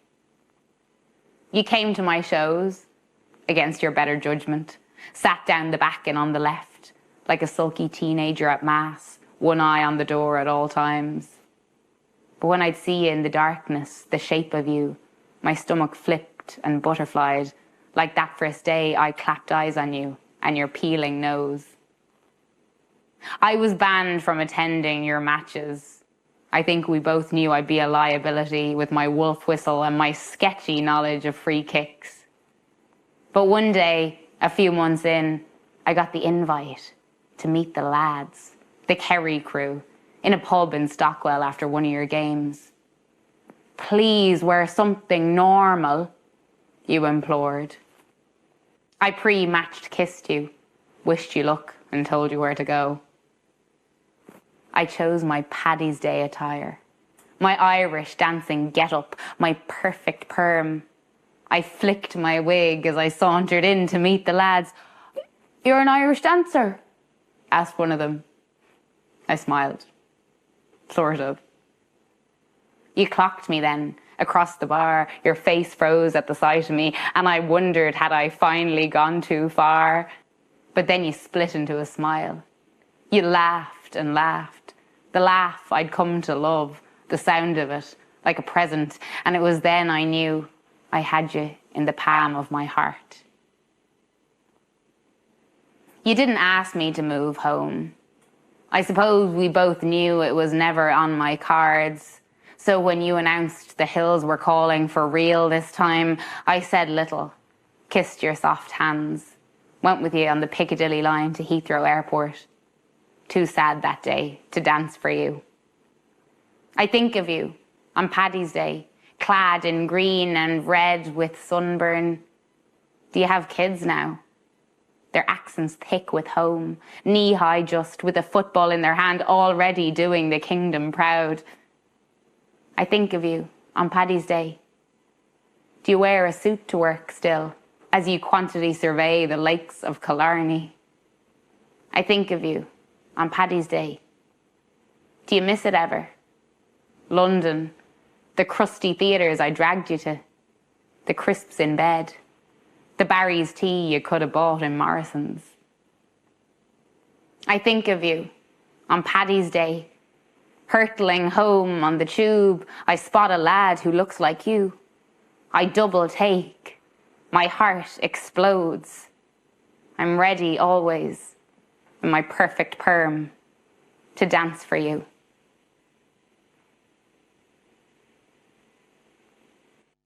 Couldn't love that more. Kerryman by Eva O'Connor.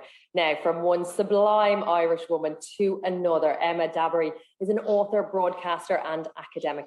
Her best-selling debut book, Don't Touch My Hair, was published in 2019, and she's currently working on her second title, What White People Can Do Next. Emma, hello and welcome. I know we've kept the kids up past bedtime. We've messed with your schedule, but we're very, very happy to have you. Well, it's Paddy's Day, so I think them having like a little bit of a later night is allowed for the day that's in it. Like, it's grand. Totally. Is there Sidona on tap? Oh my God, there isn't. I forgot about the existence of Sidona. Jesus Christ. But do they still sell it? Yeah, I'm pretty sure they have it in the centre, in the shop here. Oh my God. But, yeah, it's a weird one. It's just like you know, maybe like Lynx Africa. It just brings you straight back to a moment in time. Even the name of it, like, I found very evocative. So if I got a whiff of it, I'd be, I don't know, you'd fall over, no doubt. How's Patrick's Day been for you? To be honest, it's been like quite an Patrick's Day, but I did start off the day on the school run, and I wasn't doing this like to be provocative, but I was just like, I'd wanted to play some like Irish music before we left the house, like just to kind of set the day for the kids, but then I was like running late, so when I was walking my son into school, I was just playing off my phone like the Rocky Road to Dublin, like the Dubliners, like blaring, and then I was like, oh God, I'm like at the school gate, people are probably like heckling people. People are just baffled. Also, people like look at me and don't like assume that I'm Irish. So they're probably like, who is this woman? Like, and why is she so into the Dubliners? You know, I doubt they would know the Dubliners, but they'd probably like be able to identify the music as Irish. So I definitely turned a few heads. And do you know, I expect my son to have been kind of like, oh my God, but I think he's just kind of used to me embarrassing him, so he was grand. And do you find, like, would you play Irish music at home a lot? So like I'm actually obsessed with the Dubliners. So I do actually listen to the Dubliners like very regularly. Like I just grew up listening to them, and I've just listened to them my whole life. I've never outgrown them. Like absolutely, I love Luke Kelly, big fan. Same. So listen regularly, and also I'd listen to Christy Moore like every now and again as well. Yeah. So yeah, we do have Irish music in the house quite regularly. Oh, that's brilliant. And I mean, we've met a number of occasions, but the last time we saw each other in person was here at the London Irish Centre on Bridget's Day. Yes, it was a beautiful kind of celebration. But you do quite a bit of work with the London Irish Centre, and you support. What's your connection with it? Yeah, I absolutely love the centre. I think it's like such an important institution, and I've lived in London for years and years, but the first time I went there was probably only about, sorry, a little sneeze in the background, was probably only about maybe 5 years ago or so. I just never been before, but since then, you know, since I knew it was there, but I hadn't been, since I kind of like discovered it, I've done like so many events with them, and also done lots of stuff there. And they have loads of classes that are amazing. So my elder son was going to fiddle lessons there, but he'd only just started a few months, and then the whole world like stopped. Okay. So as soon as so he will go back, he'll be back. He'll be. And so is fiddle something you like? Did you play the fiddle yourself, or was it a kind of draw? Like, was it you going, I really like that, feels like a really Irish, you know, instrument. I'd like my kids to play an Irish instrument. Well, like I wanted them to learn an instrument anyway. Yeah. And I just thought, I don't know, I just feel like it's important to stay like connected, especially when you're like not, I certainly did not grow up playing the fiddle, no, to answer your first question.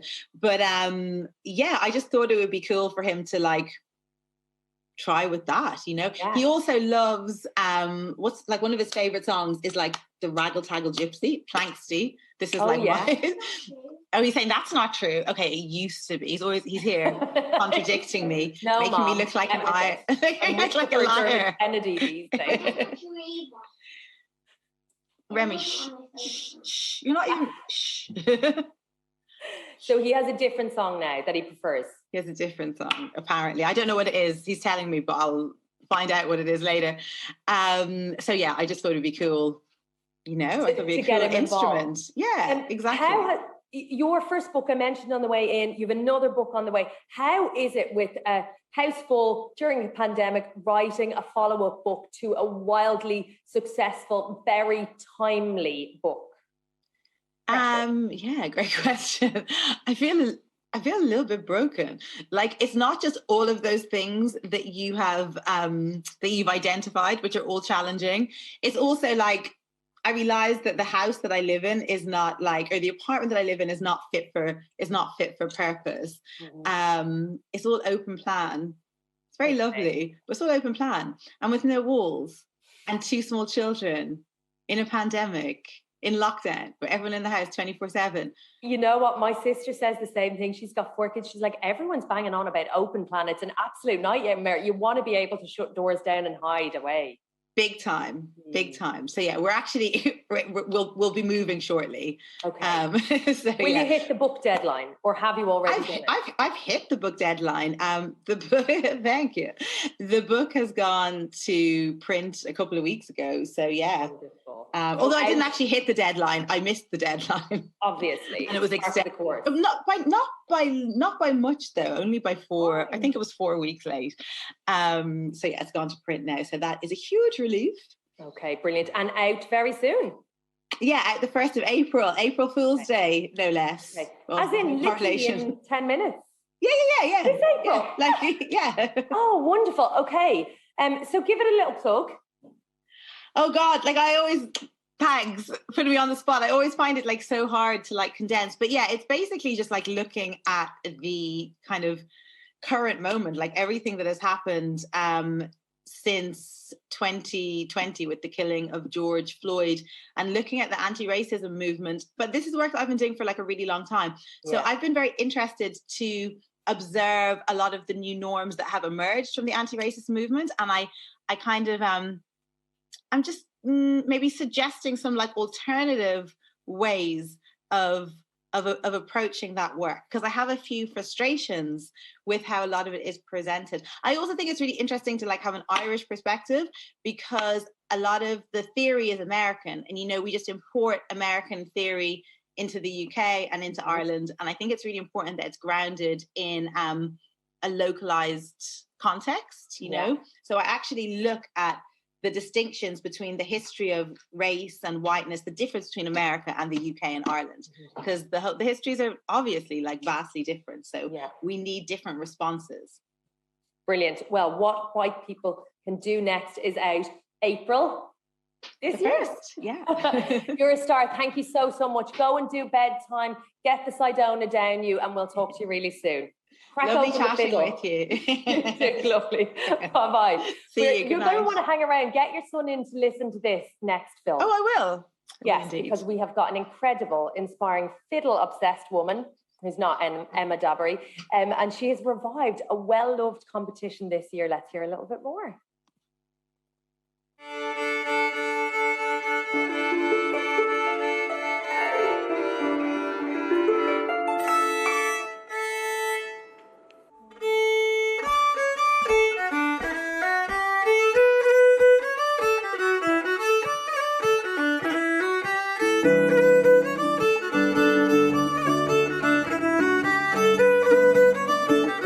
I love the sound of the fiddle. I think because the timbre is so pure.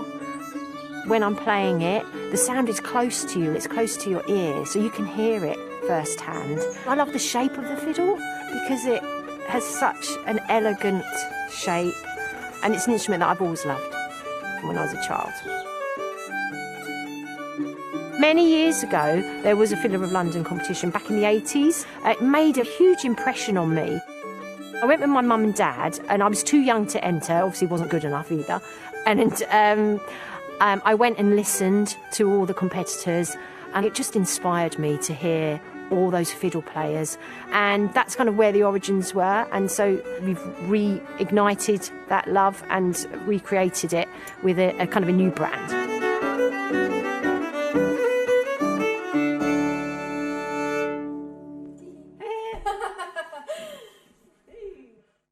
It's been hard going, I've got to say. Justin passed away suddenly in October 2019. And since then, obviously, life has just completely turned upside down. My husband had a massive brain aneurysm, so it was sudden. He had no complaints beforehand. He just went to work, and then the police came and told me what had happened. So it was just so sudden. The shock was just horrendous for us all. Justin was an Irish man through and through. He loved Ireland, and he was just such a fantastic husband and father. Dad always said he was proud of me playing. He'd always be at the competitions, and he used to say to me before I'd go up in a flower competition that he'd always feel more nervous than I was. And what I miss most about him is his advice, and he was always such a rock of sense. And whenever I had anything that I wanted to discuss, he was the go-to, and everything he said always was right. He was just, yeah, my best friend. My best friend.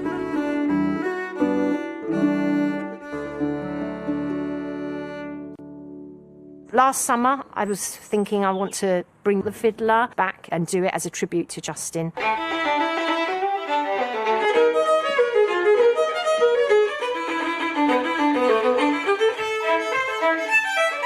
Hi, I'm April McCauley, and I cannot wait to play for you at the Gala final. Hi, I'm Sinead, and I'm a finalist in the Fiddler of London 2021. My name's Nisha Kettle, and yesterday I found out that I was chosen to be a finalist for the Fiddler of London competition. Originally, my thoughts were it would be the UK, but actually it's gone global. Hi there, my name is Kyle Bergout, and I'm here in Winnipeg, Canada. And we've had entries from all over the world. The low points were the worries about not knowing how many entries we were going to have, or were there going to be any? And then the high point is just the overwhelming excitement and joy of all the entries coming in. I'm so proud of my mum. I think she's done absolutely amazing stuff in the last year and a half. There's been quite a few times where I've been sitting thinking about what Justin would be thinking if he was here and what he'd be saying, and I know he'd be so proud. It's sad he's not here, but there's something about the Fiddler that makes me think that he's got a hand in it and how it's all going, and I do feel that connection with him. And in the beginning I couldn't even think about the future or what we were going to do or how we were going to get through this. But as time has gone on, things are starting to take shape a little bit more now. The Fiddler's really, really helped.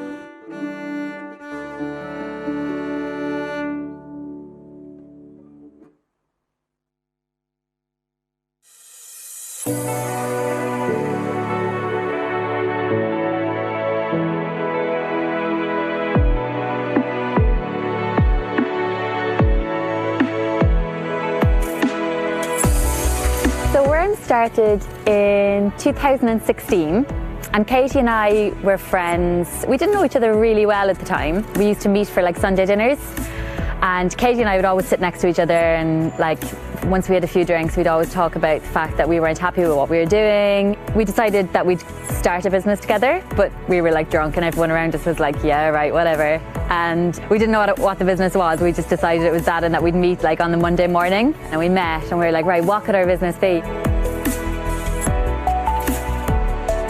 Worm is a creative flower studio. It started as a flower and book delivery service where you could tell us about the person and we'd pick a book and a bunch of flowers.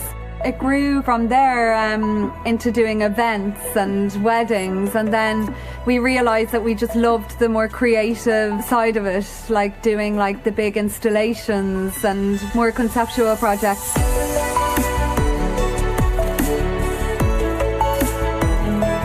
We feel really inspired by the landscape in Ireland. We're both from the coast, and I love how everything is like quite haphazardly grown, very windswept, very dried. We're really into grasses. It's stuff that feels like it's growing on a cliff top. I guess a lot of the flowers that we've always taken inspiration from are kind of wild, just not the most beautiful rose.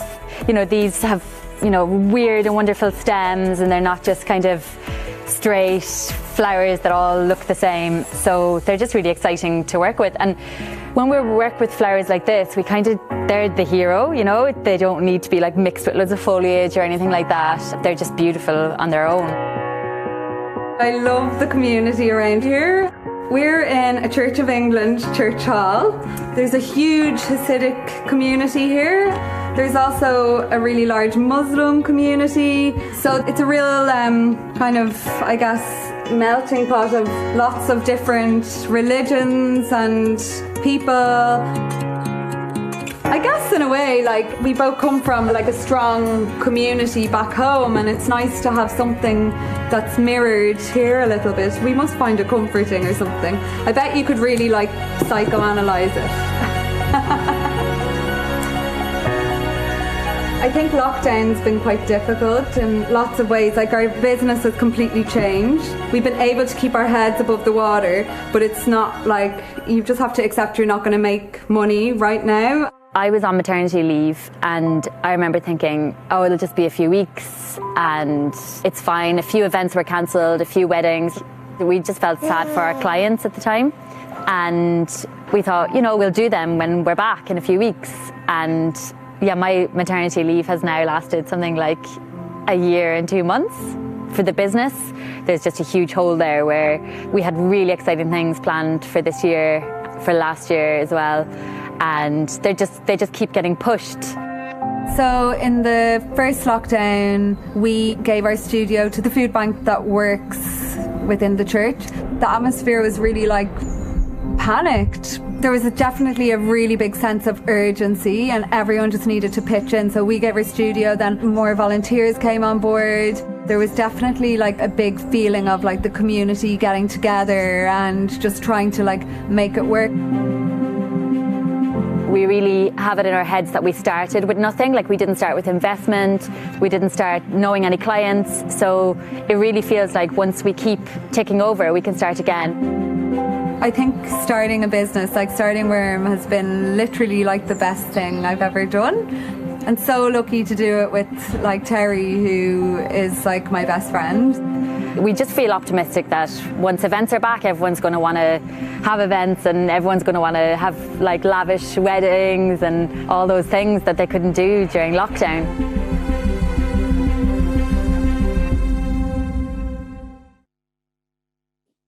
How much do you want a big lavish wedding? I mean, I'm married, but I still would, you know, I miss it that much. What a wonderful, powerful bunch of women we have just seen. Come on, Manana Herald. Now, hot off the press, just last Saturday night, the winner of the Fiddler of London was announced, and it is Maeve Smith. So, well done. Now, that is not the last of the fiddles this evening. You'll be glad to hear. After this show, stay tuned for a rip-roaring trad session with people from all across London playing together. So now, let's shake it up a bit. Get on your feet, if you feel the urge. As you know, in a normal year, we would, you know, probably be in Trafalgar Square listening to the Cranberries and the piss and rain and having the time of our lives. Instead, we're here. But the London Irish Centre have worked with Tourism Ireland to commission Irish choreographer and dancer Brian Gillespie of B Hybrid Dance and Ronan O'Snúdig from Ceili to create something properly spectacular. And here it is. Shake your little tail feathers. This is Douse at Trafalgar.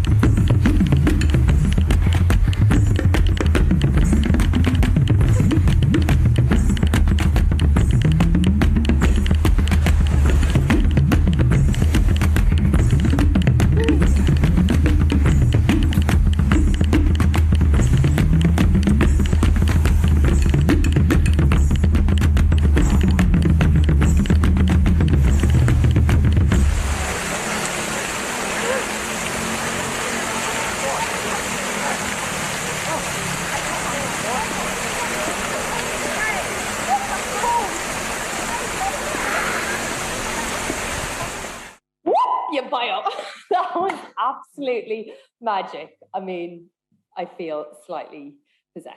Well done, Brian Gillespie and Ronan O'Snoodick. That is exactly what we needed. Tourism Ireland, of course, for supporting that. Thank you, thank you. Now, shortly, we are going to hear from the force that is Ellen Ryan, the CEO of the London Irish Centre, followed by a celebration of London Irish frontline workers. We want this to be the biggest, warmest, wildest, deepest, all the ists, thank you, of the night.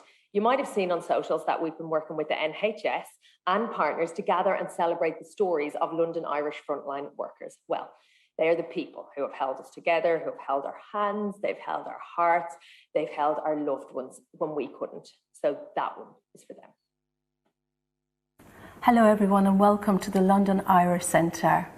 As we're here today, we reflect on the year that we have been through.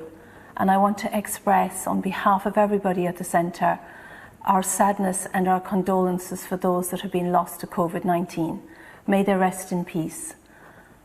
Of course, frontline staff have been at the forefront of keeping people safe, keeping us all safe and well, and saving lives. And today is a day to express thanks and gratitude to them for all of their efforts and all of their hard work, and our wish that they will find an opportunity to rest in the year ahead. In particular, of course, I want to thank on St. Patrick's Day Irish frontline workers, ranging from National Health Service workers to teachers, shop workers, delivery drivers, tradespeople, the whole remit of people who have been out there working all the hours. These people have gone beyond the call of duty and often put their own lives at risk for us. And today is a day to express gratitude to them and to hope that they can have a rest as we start to see some of the shoots of hope coming through in this spring. Of course, my own staff here at the London Irish Centre, who have kept going through the pandemic, have been phenomenal, and our volunteers, and without them, we would not be where we are today. So a massive thanks to staff and volunteers for their efforts, and to our wonderful partners in Camden and Islington, who have worked with us hand in hand to reach those who are vulnerable, lonely, and extremely anxious. And now, as we look to the future, we look to the year ahead and some hope and some seeds of recovery. I look forward to inviting you all back to the London Irish Centre when it's safe again to partake in our wonderful cultural and community services. May you all be safe and well, and may you have a wonderful St. Patrick's Day.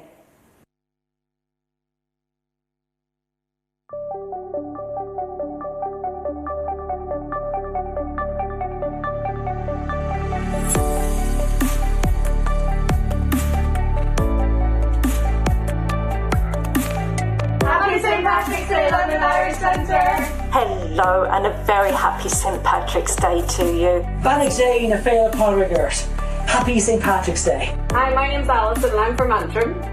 Hi, my name is Carmen Malone and I'm from County Wexford. Hi, I'm Orla, I'm from Galway. And we're critical care nurses who've been working on the front line. My name's Aisling Hillary. I am an A&E doctor based here in London. My role during the pandemic has been working as an A&E doctor, and also I was redeployed to the adult COVID intensive care unit at the Royal London Hospital. Hi, my name is Michael Hughes. I'm from Dublin and I'm a nurse here in London. During the pandemic, I offered my services from my regular job running a cardiac rehab programme to work in a COVID intensive care unit. I work at a frontline service based in King's Cross. We work with some of London's most vulnerable women, particularly those whose lives are impacted by prostitution and trafficking. My name is Keelan, one of the occupational therapists, working together with my physiotherapy colleagues to help people get home. That's something I'm very proud of during our COVID pandemic. For the past 6 months, I've been chief nurse testing at NHS Test and Trace in the Department of Health. I'm Sonia Ryan and this is Fia. I'm head of English in West London Secondary School. Schools never closed. We were always open for students who are classified as extremely vulnerable.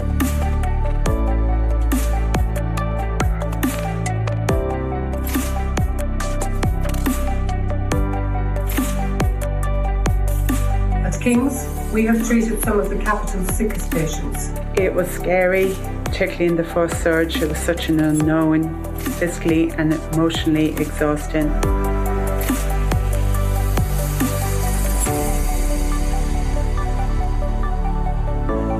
I learned that even though I'm separated from my family, that I am okay and I can feel their strength, their support for me coming across the water.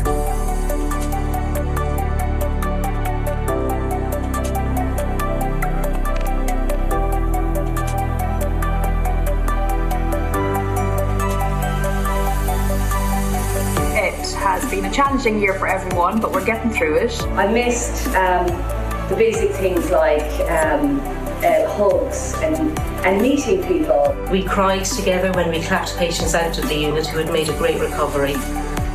We cried with family members on FaceTime who couldn't be with their loved ones. We cried together for those patients we lost. We cheered when patients took their first steps following their 30 days in bed.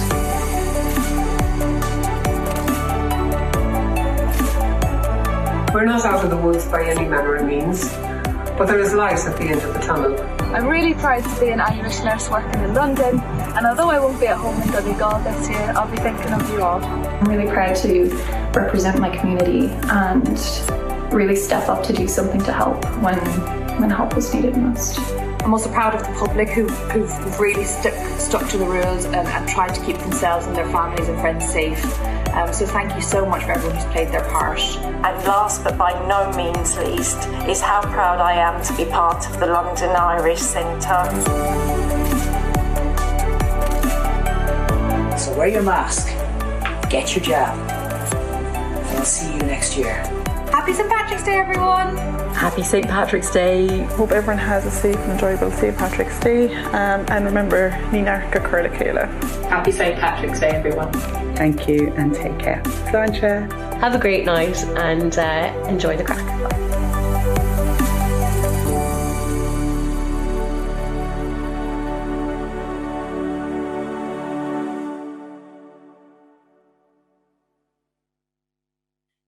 Happy St. Patrick's Day to you too. And if you didn't make it through, I barely did, that film, you can find some of those brilliant people over on social media, all under the hashtag St. Pat's Day London, LDN.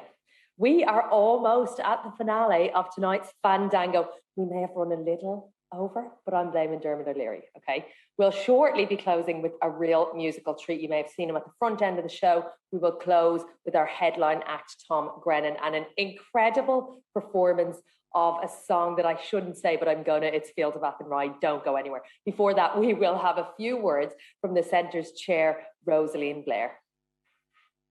Diagoithe Corda. Hello, my name is Rosaleen Blair. I'm an entrepreneur from Dublin, and I've been in London for the last 25 years.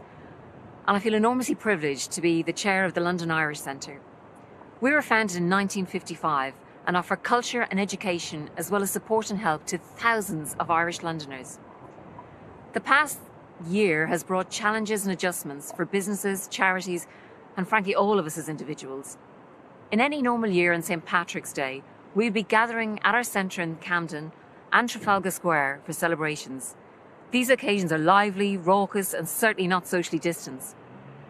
And even though we're unable to do it this year, I'm so pleased that we've all been able to come together tonight online. I'd like to say a heartfelt thank you to 3 groups of people. Firstly, to our amazing host, Angela, and to all the artists, community groups, and hundreds of people involved in making tonight possible. They embody the true spirit of London Le Chéile, or London Together.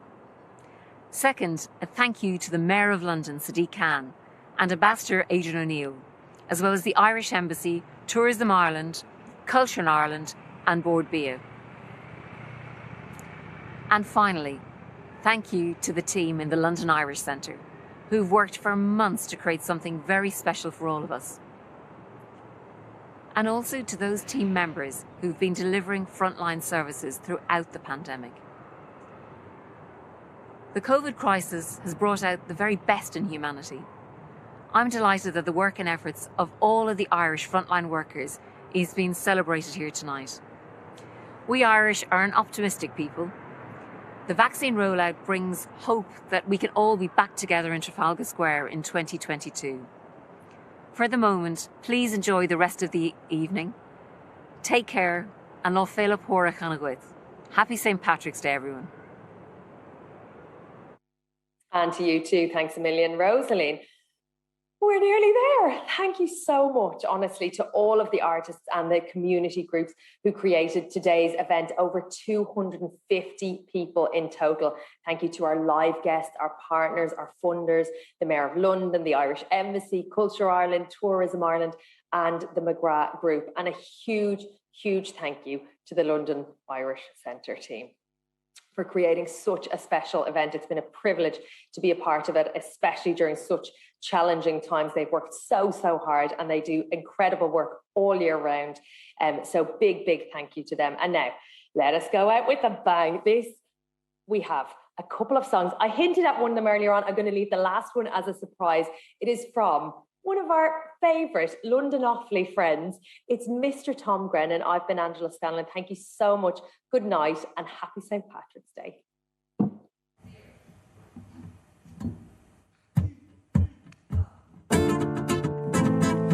Yeah, if you know this one, sing along with me. Are we ready? Hey! Always find lies between us, they say nowadays. Don't mean much, cause an anchor in the sun. What we did, but my ship set sail, and I'm here to tell that I don't mean like the others, and I've been searching, and I can't seem to find what I'm wanting. It's changing all the time, and if you notice a different side of mine, then I found what I've been looking for. Found what I've been looking for, yeah. Found what I've been looking for, yeah. Found what I've been looking for, yeah. Should I wait? Should I stay to see it unfold? Cause I'm told I need it.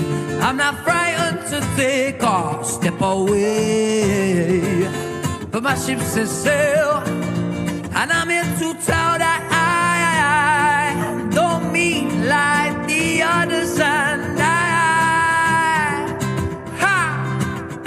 I've been searching, and I can't seem to find what I'm wanting. It's changing all the time, and if you notice a different side of mine, then I found what I've been looking for. Found what I've been looking for, yeah.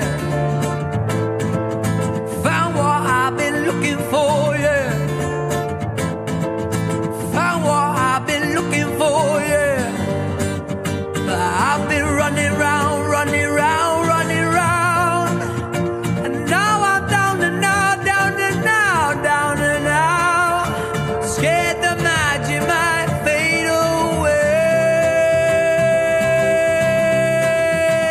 I've been searching, and I can't seem to find what I'm wanting. Yeah, it's changing all the time, and if you notice a different side of mine, then I found what I've been looking for. Found what I've been searching, and I can't seem to find what I'm wanting.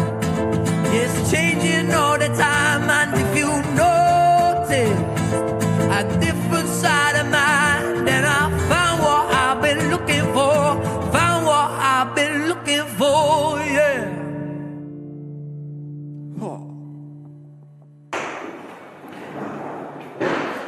Fields of Athenry is a special song to me. It reminds me of my dad. It reminds me of this pub in Ballycumber called Gavin's. So shout out to Gavin's. My granddad would play the accordion in that pub. There was one night when we were in Gavin's and we were singing Fields of Athenry, and it just resonates with me. And it's such a beautiful song and such like an honest song, and I just love the way it's sung, and I love the Dubliners too, they're wicked. I would say to stand up and be proud and sing it with me and just think of the good times that are coming. There's a tunnel like that's been lit up and there's light at the end of the tunnel finally.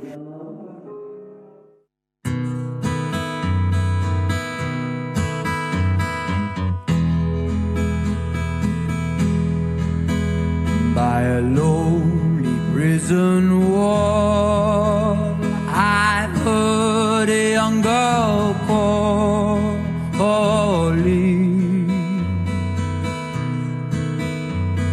Michael, they have taken you away, for you stole Trevelyan's corn, so the young might see the morn. Now a prison ship lies waiting in the bay. Low lie the fields of Athenry, where once we watched the small free birds fly. Our love was on the wing, we had dreams and songs to sing, so lonely round the fields of Athenry. By a lonely prison wall, I heard a young man calling.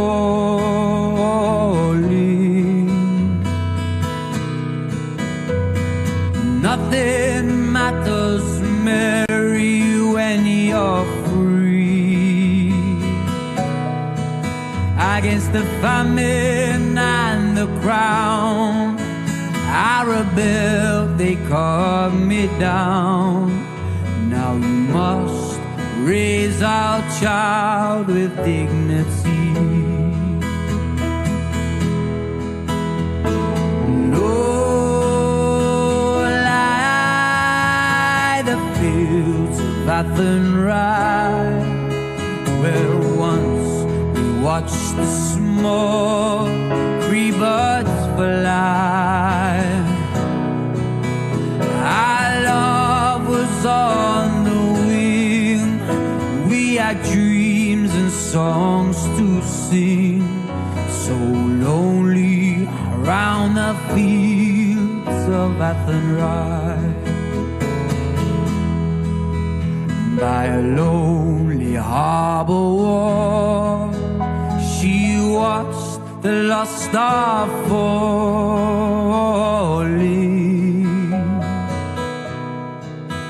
as the prison ship sailed out against the sky. For she loved and hoped and prayed for our love in Boni Bay, so lonely round the fields of Athenry. Low lie the fields of Athenry, where once we watched the small free birds fly.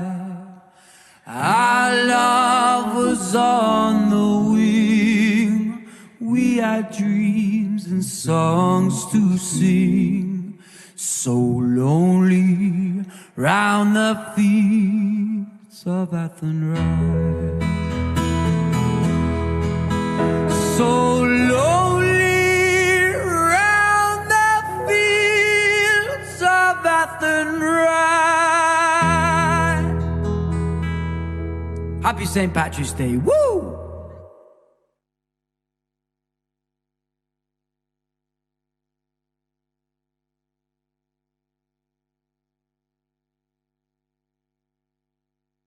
Don't go anywhere, Carjo. We've got the best in homemade traditional Irish music performances from families all over London. Welcome to the London Irish Session. Hello everybody, we're the Griffins from Walton Cross. Happy St. Patrick's Day to you.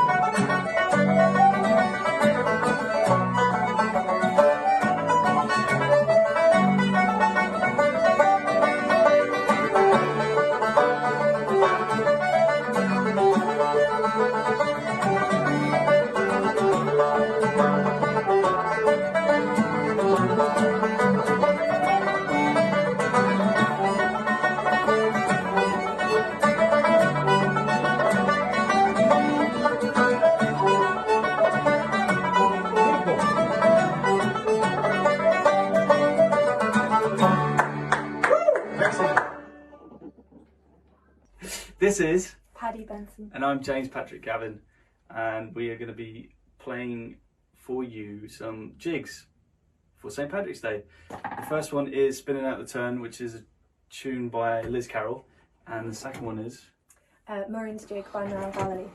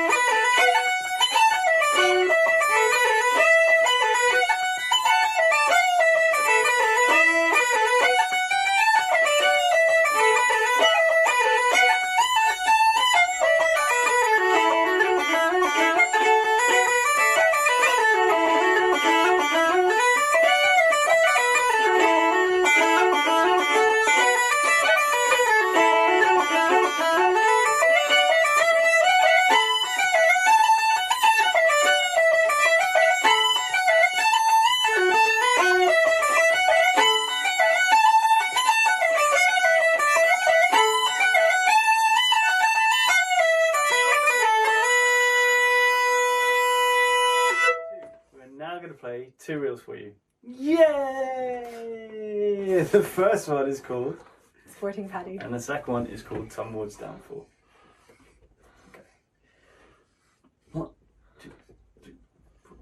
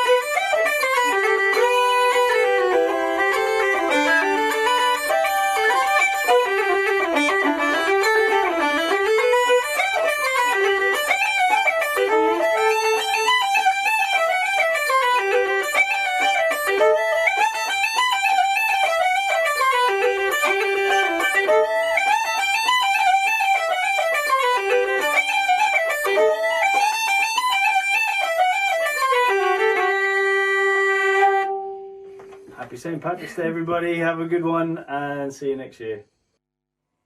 Hi, we're the Quinn family joining you from Wood Green in North London. Hope you're having a great St. Patrick's Day so far. We're going to play a few tunes for you. First of all, a couple of jigs, The Monaghan and Child of My Heart.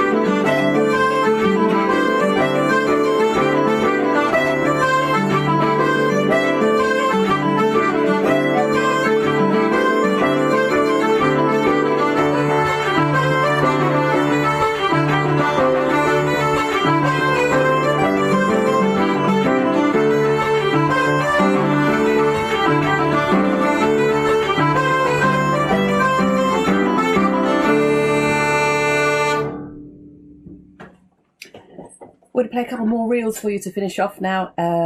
Pigeon on the Gate, an old classic, and Devani's Goat. Okay.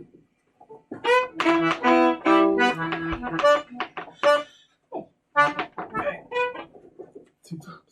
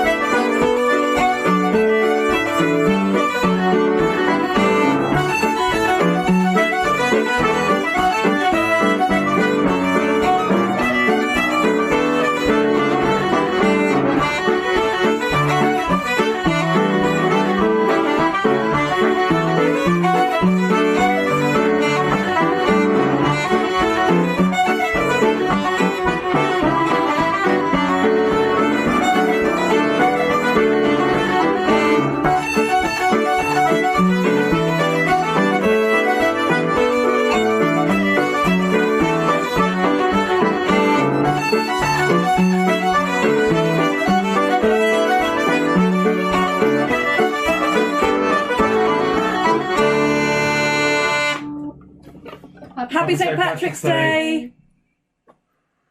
Happy St. Patrick's Day from here in South London, from the Farrell family. My name is Rita, this is Martin. I'm Martin here.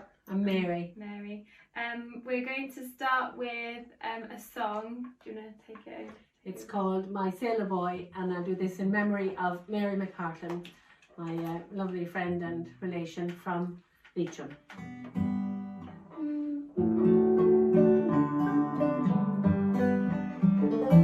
It was early in the spring when my love Willie went to sea. The night was dark, the wind blew high. The night I lost my sailor boy. Oh, Father, Father, bring a boat out on the waves that I may float, to watch the ships as they pass by, and find my lovely sailor boy. Lord, like is he your Willie fair, and what's the coat that he doth wear? He wears a coat of navy blue. You'll know him by his heart so true. But every sailor wears the blue, and every sailor's heart is true. So tell me, maiden, sweet and blind, more of this man that you would find. He's tall and handsome, brave and free, and on his chin for all to see, a dimple deep and pretty smile, the maiden's heart ought to beguile. Oh, maiden dear, I'm sad to say, your Willie died on yesterday, on yon green isles that pass by. We gently laid your sailor boy. 12 captains dressed the morning light, 12 seamen red in cloth of side, 12 cabin boys on mainmast high, to mourn me and my sailor boy. I'll dig a grave both wide and deep, with tombstone at her head and feet. Sweet William on her grave I hold, because I love sweet William so. Lovely. No audience, it's so weird. Okay, so we're gonna continue with a couple of jigs. The first one is, we're doing Three Hens and G, yeah? Three Hens, yeah. Three Hens jig, and then we'll finish with the Rambling Pitchfork. Hope you enjoy. Okay. After 2, 1, 2.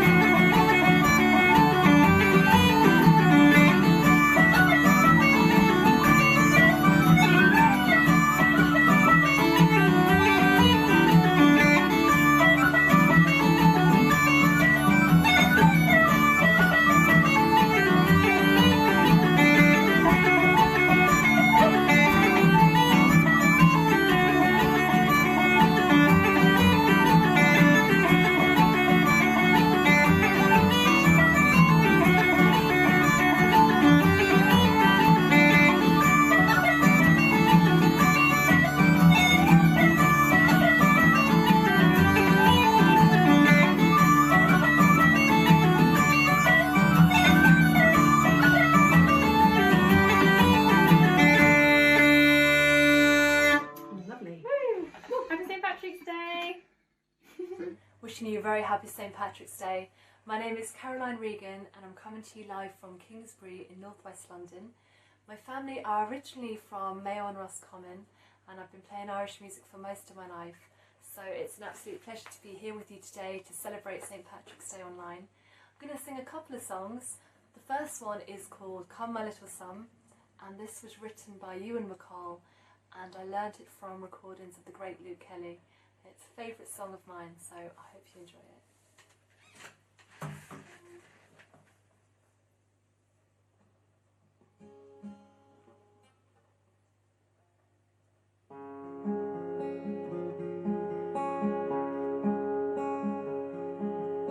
Come, my little son, and I will tell you what we'll do.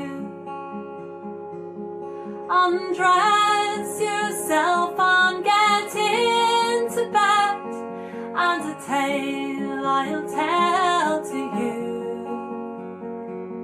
It's all about your daddy. He's a man you seldom see, for he's had to roam far away from home, away from you and me.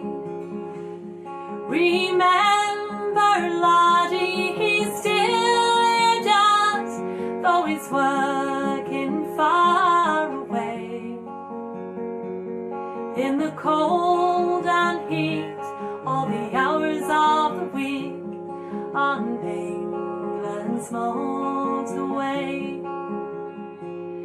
Now when you fall and hurt yourself and get a feeling bad, it isn't any good to go a-running for your dad, for the only time since you were born he's had to spend with you.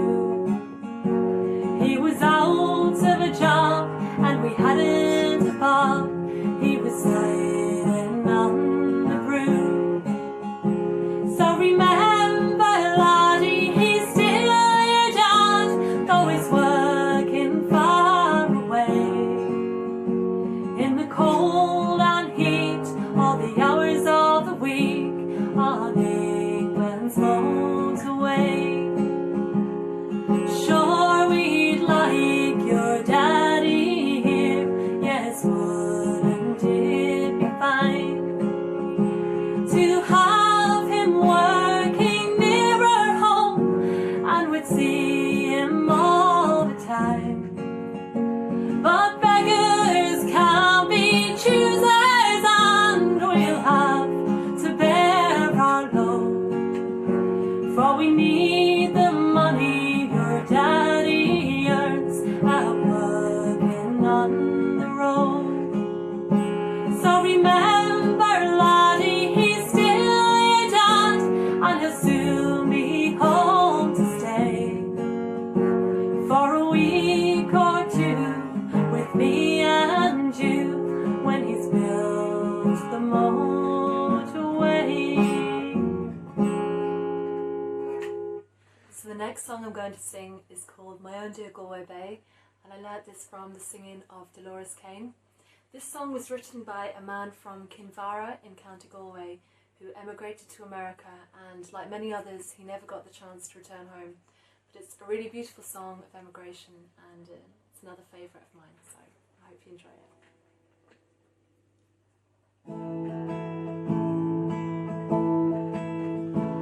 It's far away I am today, from scenes I roamed a boy, and long ago the hour I know I first saw Illinois. But time nor tide nor waters wide can wean my heart away. Forever true it flies to you, my own dear Galway Bay. Oh, great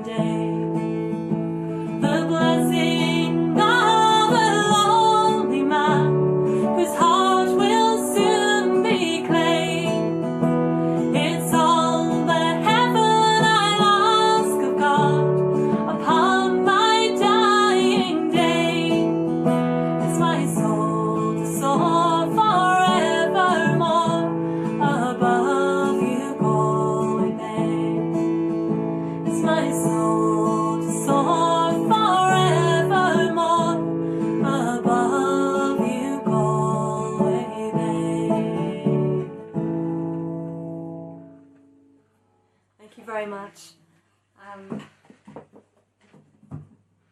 Wishing you all a very happy St. Patrick's Day. Keep safe and take care. Sláinte. Hello, it's Michael and Andrea here from just outside London. We're very pleased to have been asked by the GLA and the London Irish Centre to participate in St. Patrick's Day digital session. So thanks very much to Karen Ryan for asking us to do this for you. And now over to my lovely wife, Andrea. So feel free to join in the tunes with us, or feel free to just sit back and have a drink or two, relax. So we're going to start off with a set of jigs. We'll play twice through each. The first one's Health for the Ladies, second one is The Joy of My Life, the third one is Calliope House.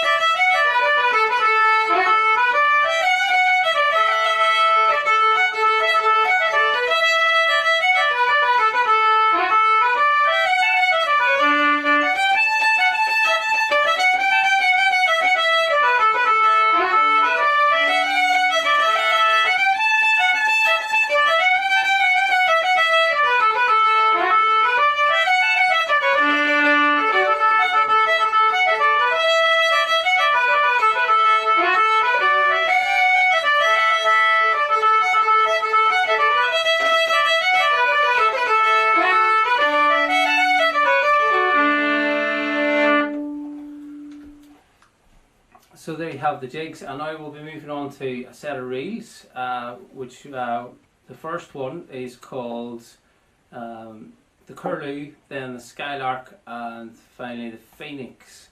And you probably guessed what we call that set. That was named by Andrea. Thank you. It's the bird set. It's called the bird set, yeah. It's good. So we're going to play through these tunes twice each. So here we go. 1, 2.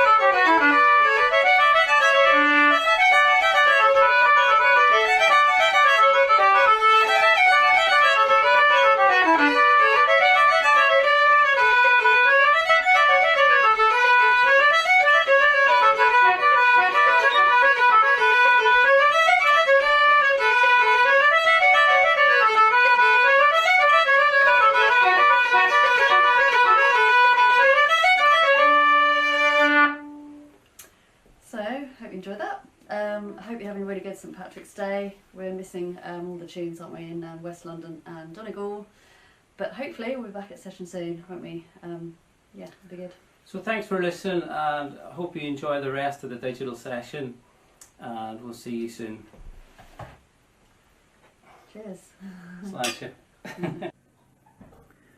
Good evening all, welcome to the GLA LIC St Patrick's Day Digital Celebration.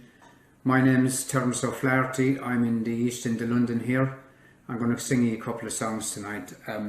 First one is called The Night Parting Song. Happy St Patrick's Day.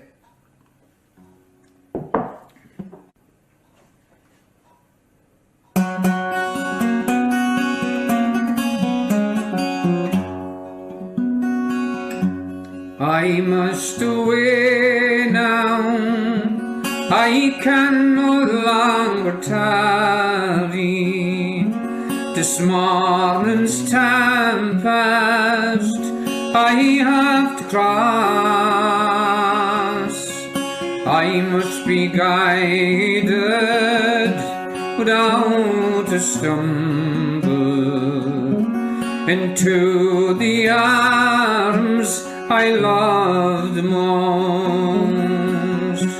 And when he came to his true love's dwelling, he knelt down gently upon the stone, and through her window he whispered lowly, is my true love within the home.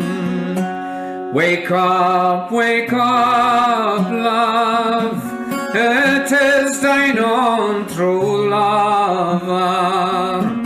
Wake up, love, and let me in. And they were locked in each other's arms until that long night was past and o'er. And when that long night was past and over, and when the dark clouds began to grow, he's taken her hand and they kissed and parted, saddled and mounted, and away he rode. I must away now, I can no longer tarry. This morning's tempest I have to cross. I must be guided without a stumble into the arms I loved most.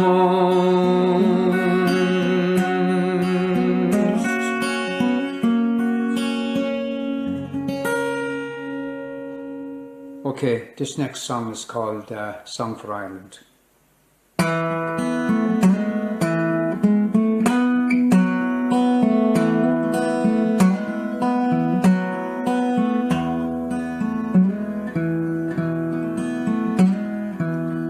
Walking all the day by tall towers where falcons build their nests. Silver winged they fly, they know the call of freedom in their breast. Saw black head against the sky with twisted rocks that run into the sea. Living on your western shore, saw summer sunsets as far more, stood by your Atlantic sea and sang a song for Ireland. Talking of the day with true friends who try to make you stay, telling jokes and news and singing songs to pass the time away. Watch the Galway salmon run like silver, darting, dancing in the sun, living on your western shore. Saw summer sunsets as far more, stood by your Atlantic sea and sang a song for Ireland.